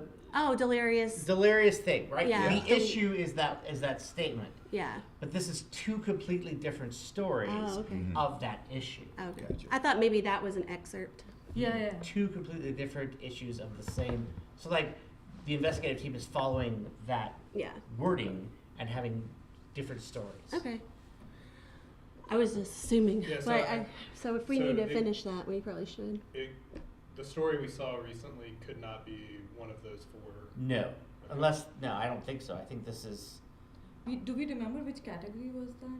No, can't even remember if we watched it today or yesterday. It was yesterday. Okay. So we got undetermined that is in our tops. Yes. At least I think we can all agree on. And then, I thought I like the investigation of broken trust. I thought it was interesting. I didn't. It was single story investigative. I think it was this one. One family, and it was by the same. Oh yeah. Same station. Same Different, different family. They went to California for that one. Oh, okay. Remember? No, I don't. Of course you remember. You've only watched 95 minutes of... Yeah, but I remember the story topic, but don't know. So, continue undetermined, correct? Undetermined. And then let's... And no, yeah. Nowhere to turn, I have it as a 3-4. If y'all feel pretty strongly against jail hostage rescue, that was one of my tops. But I'm willing to shift if we need to get more consensus. So 3, nowhere to turn special is like kind of 3-4 for me. Yeah, I had that up there towards my top. So should we finish those two then? Or at least another chunk. Yeah, another chunk. Maybe not all. Okay. Yeah, let's do another 6. I don't know. All right. So I guess let's start. Let's do some more chunks and see what. Can we start with nowhere to turn first? Start whatever you want. Yeah. Oh wait, no. No. Nowhere to turn. Thank you. Such a heavy story. We were like that. I love the. There's like a break. I can't believe you're not on board with the Blue Ridge, John. Was Laura Shower Ives the filed services court guard Marquette Johnson guilty mid-years. My client reported her rape. Marquette Johnson still ahead. Multiple warnings ignored. When you were warned that Marquette Johnson was misbehaving with women, what did you do? Nowhere to Turn continues after the break. Welcome back to Nowhere to Turn. 3 months before Danielle. You can't get that back. You can't forget. Before so many others, including TP, there was another clear warning that Marquette Johnson was a risk. In March of 2019, a pregnant woman transported from Indiana to the Hart County Jail in Munfordville, Kentucky, filed this written complaint with the jail. It claims Johnson pawed at her, rubbing her belly, saying he'd never been with a pregnant girl. Records show when the FBI served a search warrant here at ISC headquarters, they found the complaint. We wanted to know why company owner Randy Cagle allowed Johnson to keep on transporting women. He never responded to our attempts to contact him, so we knocked on the door of his Tennessee home. We were greeted by a Doberman. I'll leave my card here at the door. A few minutes later, the phone rang. I need to notify you I'm recording this phone call. Write this down, record it, whatever the you need to do. Cagle offered up a profanity-laden tirade and threats. When you were warned that Marquette Johnson was misbehaving with women, what did you do? You come and warn me. How about that? But no answers. When you were warned that he was misbehaving with women in your county, what did you do? Our investigation finds at least 11 women report being sexually assaulted by Johnson after that first complaint was made, Danielle included. Inmate lives don't matter. We just don't matter. We're just a number. Our investigation found the numbers adding up. Marquette Johnson, not the only ISC guard accused of treating rape as a perk of the job. Some allegations that were made while transporting inmates.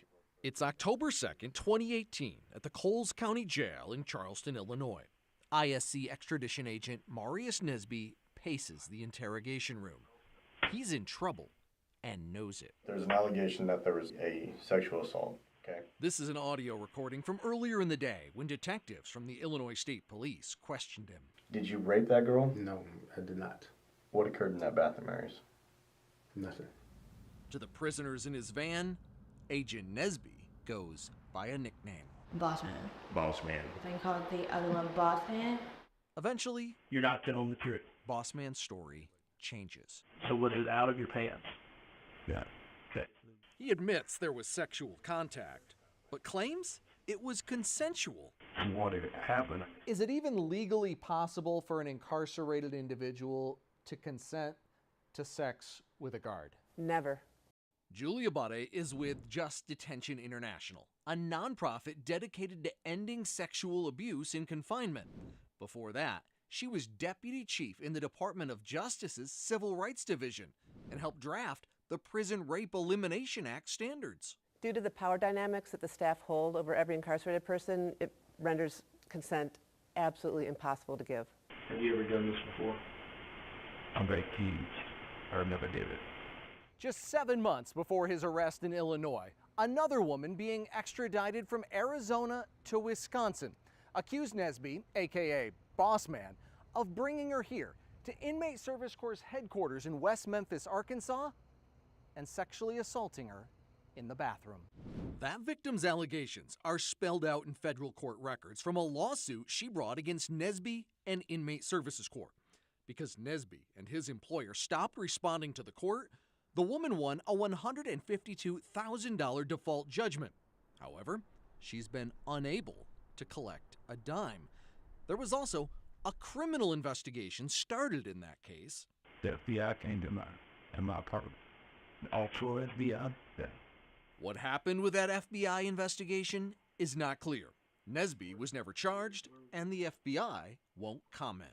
But another sex assault investigation against one of Nesby's bosses here at Inmate Services Corps provides insight into just how difficult it can be for these inmate victims to get justice. Inmate Services Corps Captain Chris Weiss was accused in a 2017 lawsuit of violently raping an inmate in a rest stop bathroom. Court records show the woman also claimed Weiss forced her to perform other sex acts and threatened if she reported it, he would see that there were additional charges against her. Another guard testified under oath that she witnessed sexual contact between Weiss and the woman, and also with another female inmate named Ashley. Well, he stuck his hand in my pants while the van was driving, yes. Ashley says she was terrified because the guard had complete control over her. It's like you don't want to make him mad, but then I didn't want that to happen either. Despite that evidence from 2 victims and a guard, the DOJ brought no criminal charges. Why not? An FBI agent testified in this sworn deposition that his case was closed because of jurisdiction issues. The jurisdictional loophole? They didn't know what state the alleged bathroom sex assault happened in, so U.S. attorneys in multiple states declined prosecution. Which really makes no sense. That's baffling. That should not happen at all. That's something that the feds absolutely should have jurisdiction over, and it should not be an excuse to be able to sexually abuse someone simply because they don't know where the heck they are when it happened. Weiss didn't even lose his job. He never responded to our multiple attempts to contact him, which included knocking on the door of his Tennessee home and leaving a business card.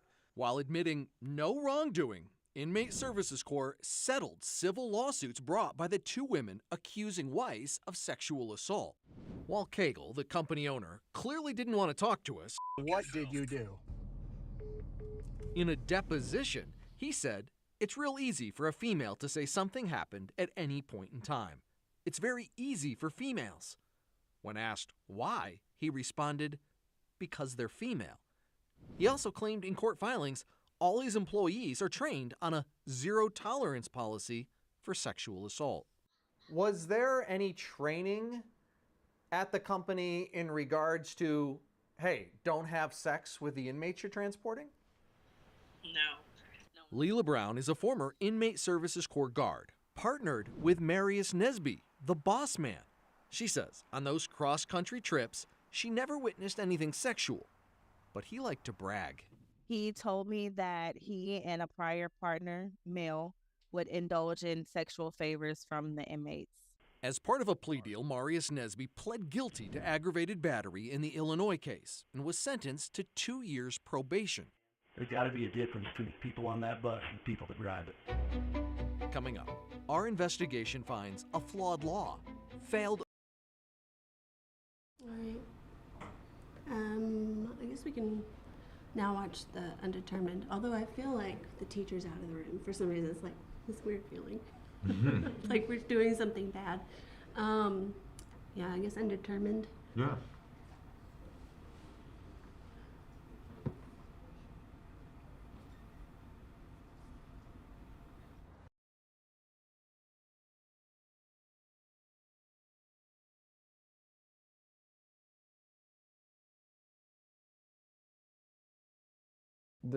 that we use in this office, that I've used for some time. El Paso County Coroner Dr. Leon Kelly says his office will not use the term when anyone dies. The list of death.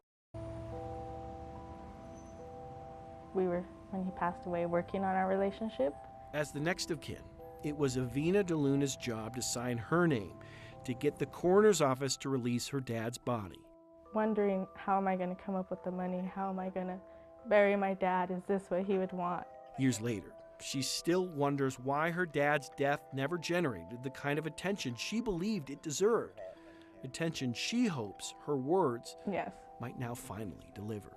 Because I want people to hear my dad's story. I want them to know what happened to my dad. Chris Vanderveen, 9 News. Okay, what's going on? There's an old guy. He's broken several windows. Of the 150 plus names on our list, Last name is Burns. his is the first, Patrick Burns. Patrick J. John Burns. 2010, Springfield, Illinois. We're going to try to get him on a stretcher and take him over to the hospital. Deputies responded to this home with bodies and tasers. Suspect been tased multiple times. Many while deputies held Burns prone or face down. Yeah, he was my friend. He was the best man at my wedding. I was the best man at his. When excited delirium turned up on his brother's autopsy report, and I'd never heard of excited delirium, Richard Burns did what you or I might have done. He researched the term and noted it's a mysterious condition marked by severe agitation, superhuman strength, and occasional sudden death. So excited delirium had these symptoms which didn't seem to make sense to me. And this just didn't sound like Pat's behavior. And so his family hired an outside forensic pathologist who said excited delirium didn't kill Patrick. Law enforcement did. He came to the conclusion that Pat died of positional asphyxia. Due to restraint in a prone position while hogtied. Not that it mattered. When a city clerk finally signed the death certificate, the original theory remained: excited delirium. That helped clear all officers of any wrongdoing, as it banished Patrick's name to the pile of other names we found largely ignored, seldom mentioned. That is, until this year. Well, there is no excited delirium, so what's the cause of death now? In March, NAME, or the National Association of Medical Examiners, the premier professional organization for medical examiners and death investigation, became the latest medical organization to ditch use of the term excited delirium. It was a seismic decision. Armed with it, Richard Burns asked the new coroner to review his brother's death. That coroner hired 2 more forensic pathologists. Both of those board-certified forensic pathologists concluded that there was no excited delirium. Both found what the expert hired by the Burns family found in 2010. This was no mysterious medical condition. Had Pat's death certificate amended, so now Pat's death certificate reads that Pat died of positional asphyxia. The first name on our list to lead to that, but potentially not the last. So wherever you go here, it's a beautiful county. Back home, we asked all of Colorado's coroners if, in light of the name decision, would they consider ditching the term "to." The coroner here responded right away. It was just this weird catchphrase that was constantly being thrown around, and I was like, this is not a real thing. Emil Sante told us what critics have argued for years, that excited delirium had become a convenient excuse for death of someone in law enforcement custody. He doesn't have a case to review here, but told us any coroner in Colorado shouldn't hesitate to review any and all excited delirium cases. If there are cases out there that you know are inaccurate, I think it's incumbent that you get into it and fix it. 61 out of 64 Colorado coroners responded to our questions. Not one said they would still use the term excited delirium. Will you use excited delirium as a cause of death moving forward? I will not use excited delirium as a cause of death moving forward. Mesa County's coroner also told us coroners statewide can easily review their excited delirium deaths. It can be done. It's really not hard to amend a death certificate. It's just paperwork, but yeah, it certainly can be done. Yeah. Only 7 county coroners told us they have no intention of reviewing deaths tied to excited delirium. One of those coroners. Excited delirium is just a word that's used as a cover-up for the police. The county coroner who concluded excited delirium killed Avina DeLuna's father in 2017. My father had a broken nose, and I could physically see the shoe imprint embedded in my father's cheek. So I knew there was more to the story than what was being said. Alex Gutierrez died in Adams County prone and underneath a pile of officers, one of 2 to die that way that year in Adams County. Both times, excited delirium conclusions led to no charges and little media attention. You've tried to get people to pay attention to your father's case for years, have you not? Yes, I have. Nobody was held accountable. No. The case went away. Yes. Recently, DeLuna sent this letter to the Adams County coroner asking her to review her father's death.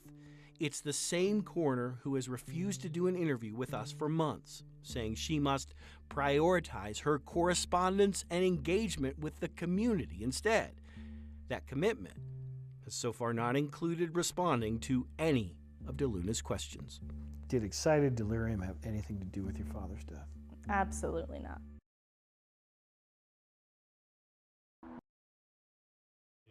Got any answers?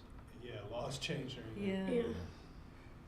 That was good. I mean, I felt myself next watching this one more Yeah. than the last one, if that, like more engaged. I don't know if that's the story or if it's just because the editing was so clean and, you know. It's very professional. Very, Yeah. very, very. I mean, it's yeah. I felt professional. To me, it kind of felt sterile. Like compared to the Nowhere to Turn, I felt if we're talking editing, it felt like there was a lot more to that edit, especially because there was like some like actual, like the way that the shots of like the actual paper and the lighting and everything mixed with some of the digital pushes in and the editing. I just thought it just looked more creative to me, but. I think they're both pretty solid.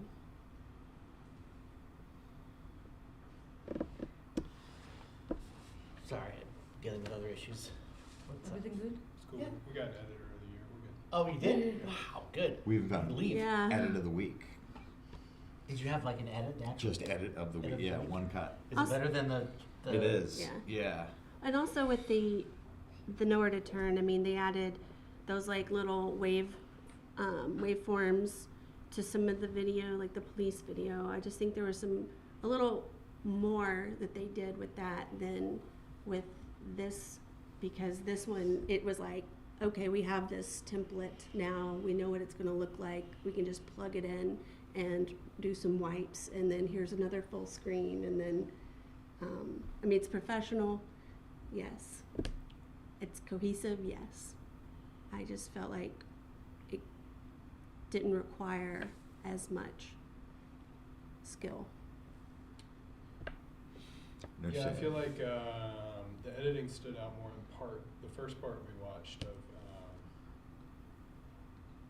Undetermined, and then that second part we just watched, I agree, was a little less it's still clean and professional.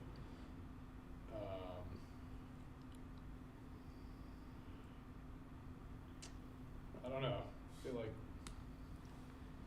I don't know where I am. Are we still watching stuff, or are we just talking? We about just did another chunk of 2 stories. Okay. So I don't know how everyone feels. Do we want to try consensus? Do we want to push? We want to watch a little bit more of anything? What do y'all want to do? I mean, for between those two, Undetermined stands out to me in terms of like professionalism and clean edit, just editing. But I don't know if people feel about Broken Trust. If we don't, we can. I mean, I think out of all, I don't know, it was heavily reported, tight script, just kept me engaged throughout. It used archival footage. The story is unique.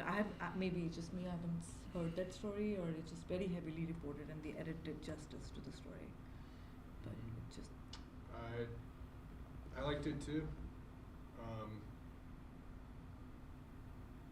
Having that guy kind of reacting along the way, I thought was good storytelling.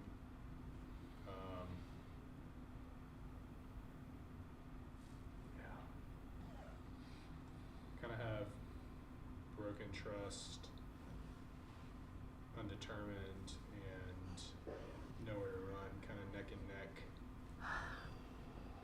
Personally. Yeah, same.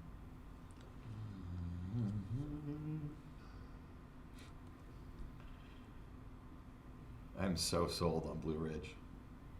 I just thought that was so amazing. I know that's what keeps going through my mind is that my top 2 are. I'm not even pitching for my top 2 right now. I'm like pitching for like my 3rd one, which is the Nowhere to Turn special, and I feel like I'm still not getting anywhere. I'm like, what? I would like to see something placed that had some skill to the edit, that had a lot more editing in it than it did, just wipes and papers and, all that stuff. I just would like to see, since it's an editing competition, some editing win or place at some point, or like through in this category. So the Blue Ridge story to me, like the recreated stuff, I did not like that. But this is an investigation. I also didn't like it's not a daytime news story. Investigations, it I feel didn't like. look good though. Yeah, it looks very small market to me. It was edited beautifully though. It felt gimmicky, to be completely. It didn't belong there. It was just like they didn't have anything, so just slapped it out there. But it didn't work for me. And I can't remember what I'm referencing here, but I have a note that says effects a little repetitive and jarring.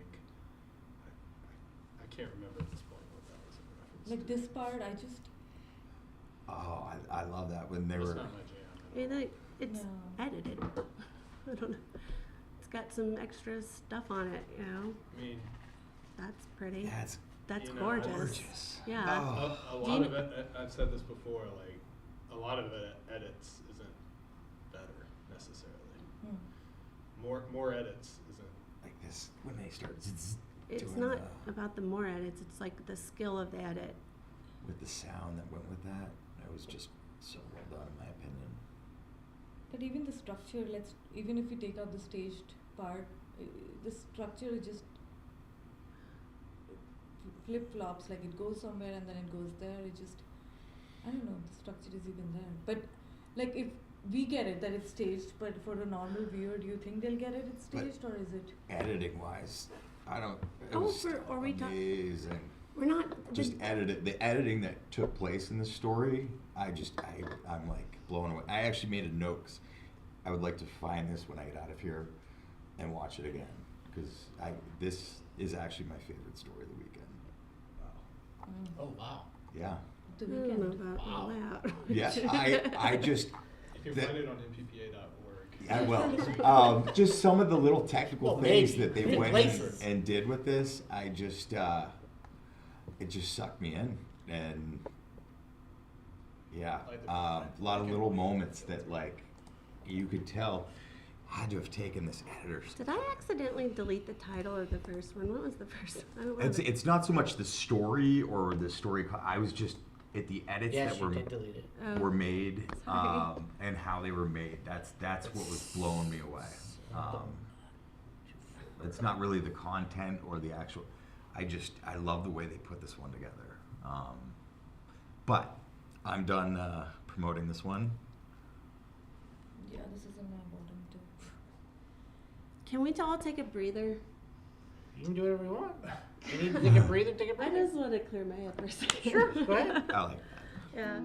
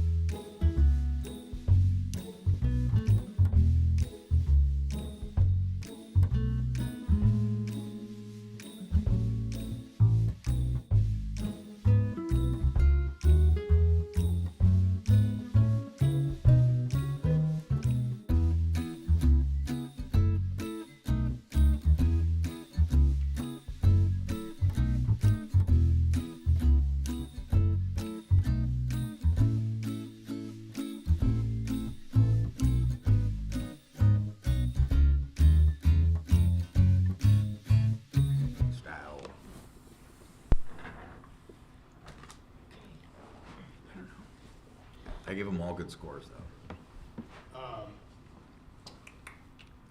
Like at this point, I'm like, okay, we'll just do it, do whatever.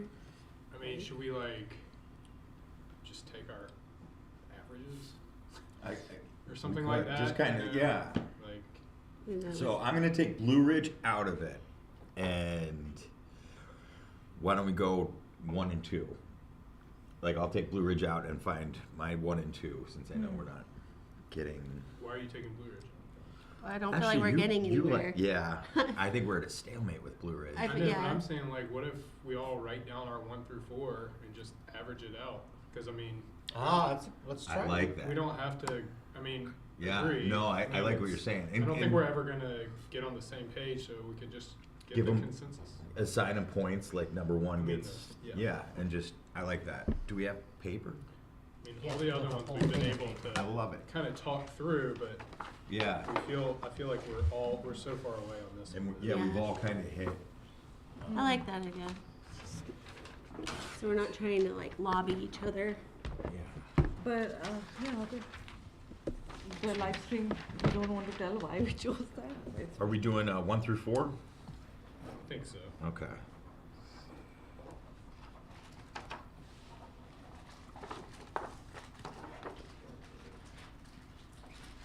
One through 4 you said, right? Yeah.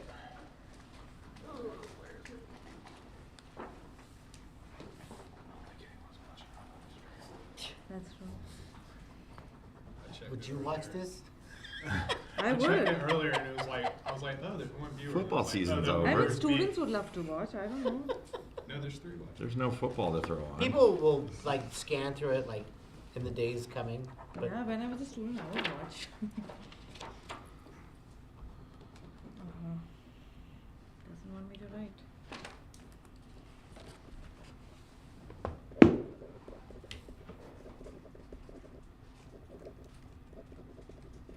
So are we saying that the one with the most points is number 1, or the one with the least points is number 1?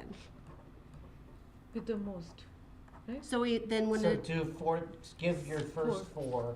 Give Okay. your second 3. Give your Okay. third. just want to make sure 2, we're on the give same your- page. So just number backwards. Yeah. And then I'll take the prime. How do you do the statistical So average? you want me to write a 4 next to my favorite? Yes. Yes.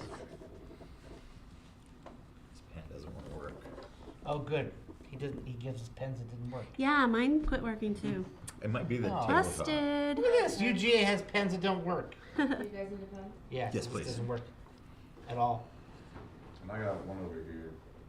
You know what? I just need to jot one more name down. Oh, now it's working. Nope, now it's not working. I figured it might be the tabletop that I. Thank you. All right.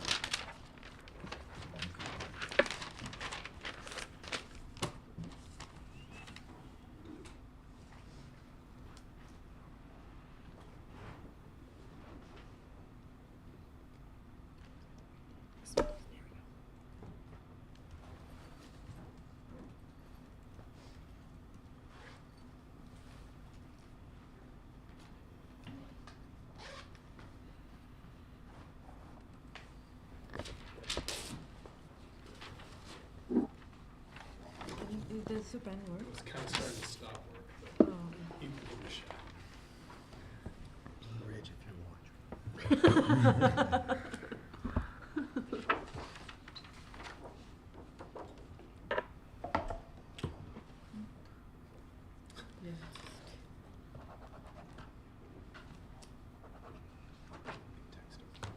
Yeah, I know. You need a pen? Yes, please. Thank you. Or if you can. I'm still surprised at how tough that sports division was. Yeah, There was some great stuff in there. Yeah. I'm just going back in my head at all the stuff we've seen, and that was a great category.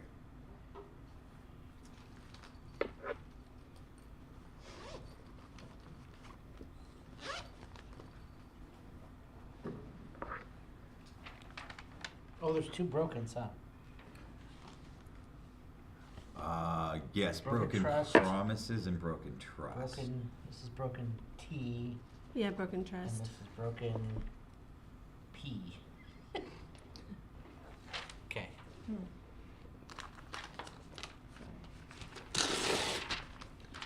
I'm so excited to see those in the hallway because I have not read one of Oh, those. yeah. I know. I used to love, like, what was it, right down here? It was like, oh, they're already in bed. Like a grown-up. Yes. Number to turn. 2. Broken promises 1. So Blue Ridge has 8 points.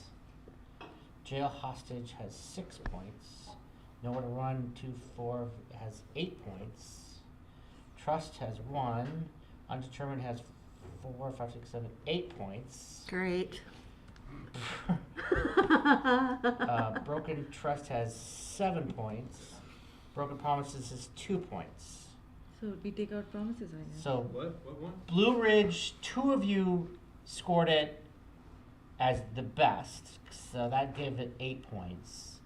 All of you have Nowhere to Turn as like 2. So, I mean, that almost says Number 2. it's no. You have a 2. Oh, 2 number points. 2. So that, I mean, that almost screams 3. a unanimous 3rd place from you guys. Yeah. Makes Okay. Right? sense. Yeah. That's a good. It's We Wait, have what? a I thought start. Hold on, I thought we were doing the point system. Yeah. Right, so but you have Blue Ridge, which is That has the most points? no. no, it has 2 4s, which is 8 points, right?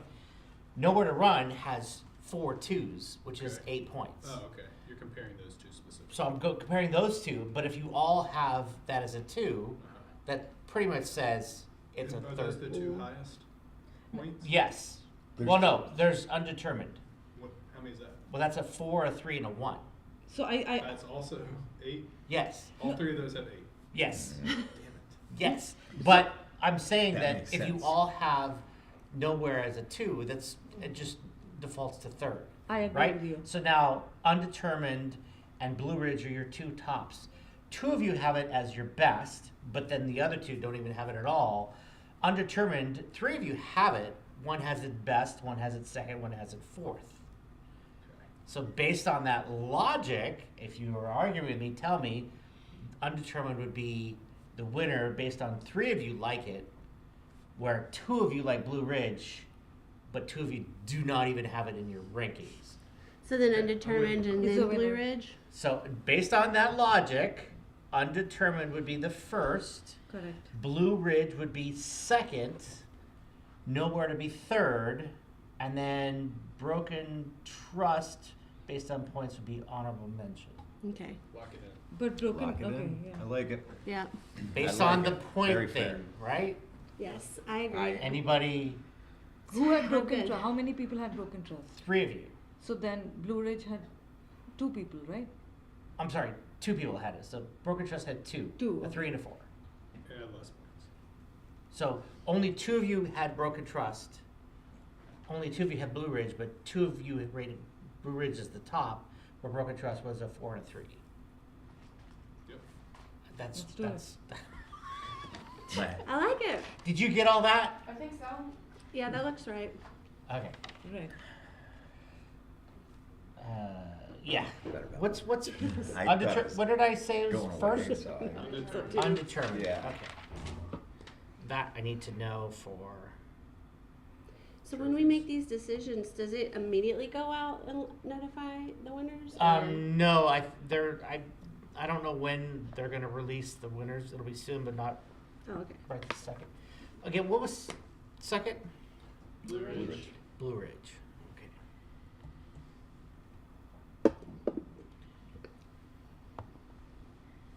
And then what was third? Nowhere to turn. Nowhere to turn. No. And then honorable mention was Broken Trust. Okay. Oh, we made it. On the other side Well, of that, you guys. and now with the difficult. So here's how we're gonna do Editor of the Year. So I'll read the rules for you first of all. Editor of the Year, a solo video journalist and video editors can both enter this category. This award recognizes the individual's high level of professionalism across multiple categories. You must enter a composite. However, only entrants that place it at least twice in the individual categories move into the final round. Those placed stories must be on the reel. Judges reserve the right not to watch the entire compilation as they've reviewed stories submitted already. Okay, so the EOI composite must be a minimum of 6 stories and a maximum of 10. To qualify for EOI, you must have one of the following conditions met. They either have a story not shot by them or they entered an editor effects, and I've already checked, everybody's good. A maximum of 2 stories per category, and they're going to be in the following order. They must have at least a 60-minute edit or a daily hard news edit, and then they will choose the remaining categories to fill in their composite. Okay, so there are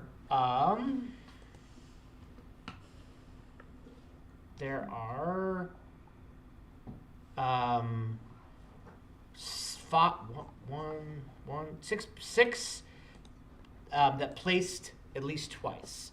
1 is placed 1, 2, 3, 4, 5. 1 is placed 6 times, and 2 have placed 4 times. So I'm going to go with like what I call the top-down theory, right? So I'm going to have you watch the one that has the most placed as your, okay, you guys decided that this was, now, we're trying to figure out a well-rounded editor, right? So just because they've placed well, maybe you'll see a story that maybe you haven't seen, and you're like, oh my God, that is too weak to say that this is a well-rounded editor. So what you're going to do is you're going to start playing an entry that I tell you the number in, and then if you guys understand that you've seen it, give yourself a little bit of a note on the EOI thing, and then I'll have you fast forward, and then you'll go to the next story. So you're kind of refreshing your mind on each of these, because you've seen a lot of these stories, but you probably haven't seen all of them. Does everybody understand the logic of this? I think I'll figure it out. Hey, is there a way to send us that copy of the, so I can read the copy of the EOI while I'm... The EOI? It's on... I tried to search it on... Say one more time how the placing that has already happened. You placed them. So this first editor has 6 things already. This first editor that we're gonna watch, you guys. So you're creating the finalists from what we have done at Yes. this point? No. This is their composite. They've created that. But you have watched many of these stories already in the individual categories. Right. This is their composite of all of those entries, plus probably things that didn't place or didn't get in the final round. Correct. So you're gonna watch the first story, like, oh, we already seen that. Make yourself a little mental note of what you liked or what you didn't like, and then I'll have Anna fast forward. You're simply telling us that these stories have placed, so we kind of know we don't have to watch them again. Right. And it doesn't have anything to do with who the finalist was, right? No. The finalist had to have placed in at least 2 categories. Oh, okay, so the finalists were being created throughout this weekend? No. To qualify, they submit a composite and they might not even be watched. Part of the entry process is, in order to be eligible to be EOY, you must place in 2 individual categories. Okay. So like, I don't know, let's say Florida Man, I don't even know who that is. He didn't place, so we're not even gonna watch his entry. Okay. Because he didn't place at all. Gotcha. So there's like 10 people entered, 6 of them placed twice. Yes. We're watching those 6. Yes. We're watching them in order of most placed. Most placed. Okay. But, again, you may think, oh yeah, the ones that we placed are really good, but the one that didn't place is awful, so he's not, or she is not well-rounded. Okay. So can you tell us how many entrants there were and how many we're watching? Okay. Made it. So they are 16 total. 16 total entrants. I've got so many tabs open. There's 16 total entrants, and 1 placed 1, 2, 3, 4, 5, 6 times. 2 placed 4 times, 1 placed 3 times, and 2 placed 2 times. Okay, so that's 6. Six that are eligible. 16 are eligible. Yes. Okay. Okay. And if you want to watch it all 16, you can do that. I mean, no. But the odds are that one of these 6 will probably rise to the top. Okay. So go to let's see, what is this number? 0229 ZPZ? There it is. 6? Up higher. Yep. Yes. So this is your first EOI. So let me go back this to one, 6 of these stories. 6 of these stories you guys placed. This one, Voices. So it's starting with a 60-minute edit? How long is this? Southern Kitchen was there. No. Yeah. 60 minute? Yeah. Muted voices. Yeah, so Okay. the deadline edit? Yeah. Right. So under this, I'm going to get, so EOI 1, right? Mm-hmm. And then as you play the stories, I'm going to, well, go ahead, wait, we'll just say muted, I'll just do this right now. Muted, verdict, Southern Kitchen, old people. Oh, it was by the same editor. Is that what that means? I think so, yeah. So we watched like all of these. No, Yes, correct. Pretty much all of them. I don't remember this one, Sugar Ray, yeah. but the rest of them. Decisions. Oh, the fairy fighter? Yeah, and then there's the tattoo one and the old Oh. Oh, yeah. The tattoo and The the Southern Kitchen Yeah. we had a debate about. guy. I think this, I don't recognize this one, but the rest I think we. Sugar Ray. Old people need strength. Yeah. All right. The Sugar. verdict, that's when they were shouting in the street. Right. Okay. Oh, So yeah. EOI 1, you could play it. Okay. Go ahead and play it. Do you remember the story? Yeah. Okay. So do you need The very stop it busy for a second? street is Do you want to make some mental notes in the column, in your columns about the story, just so you've got something to go? Okay. You understand what I'm saying? Yeah. Yes. Yes, I do. So are you gonna make some notes, or you want her to play it? What do you want? Yeah, I would like to play. Just it. play Okay, like see, 30. Yeah. there you go. Little Maybe notes. yeah. So play it until they go stop. Yeah. Puppy, hold me down, baby.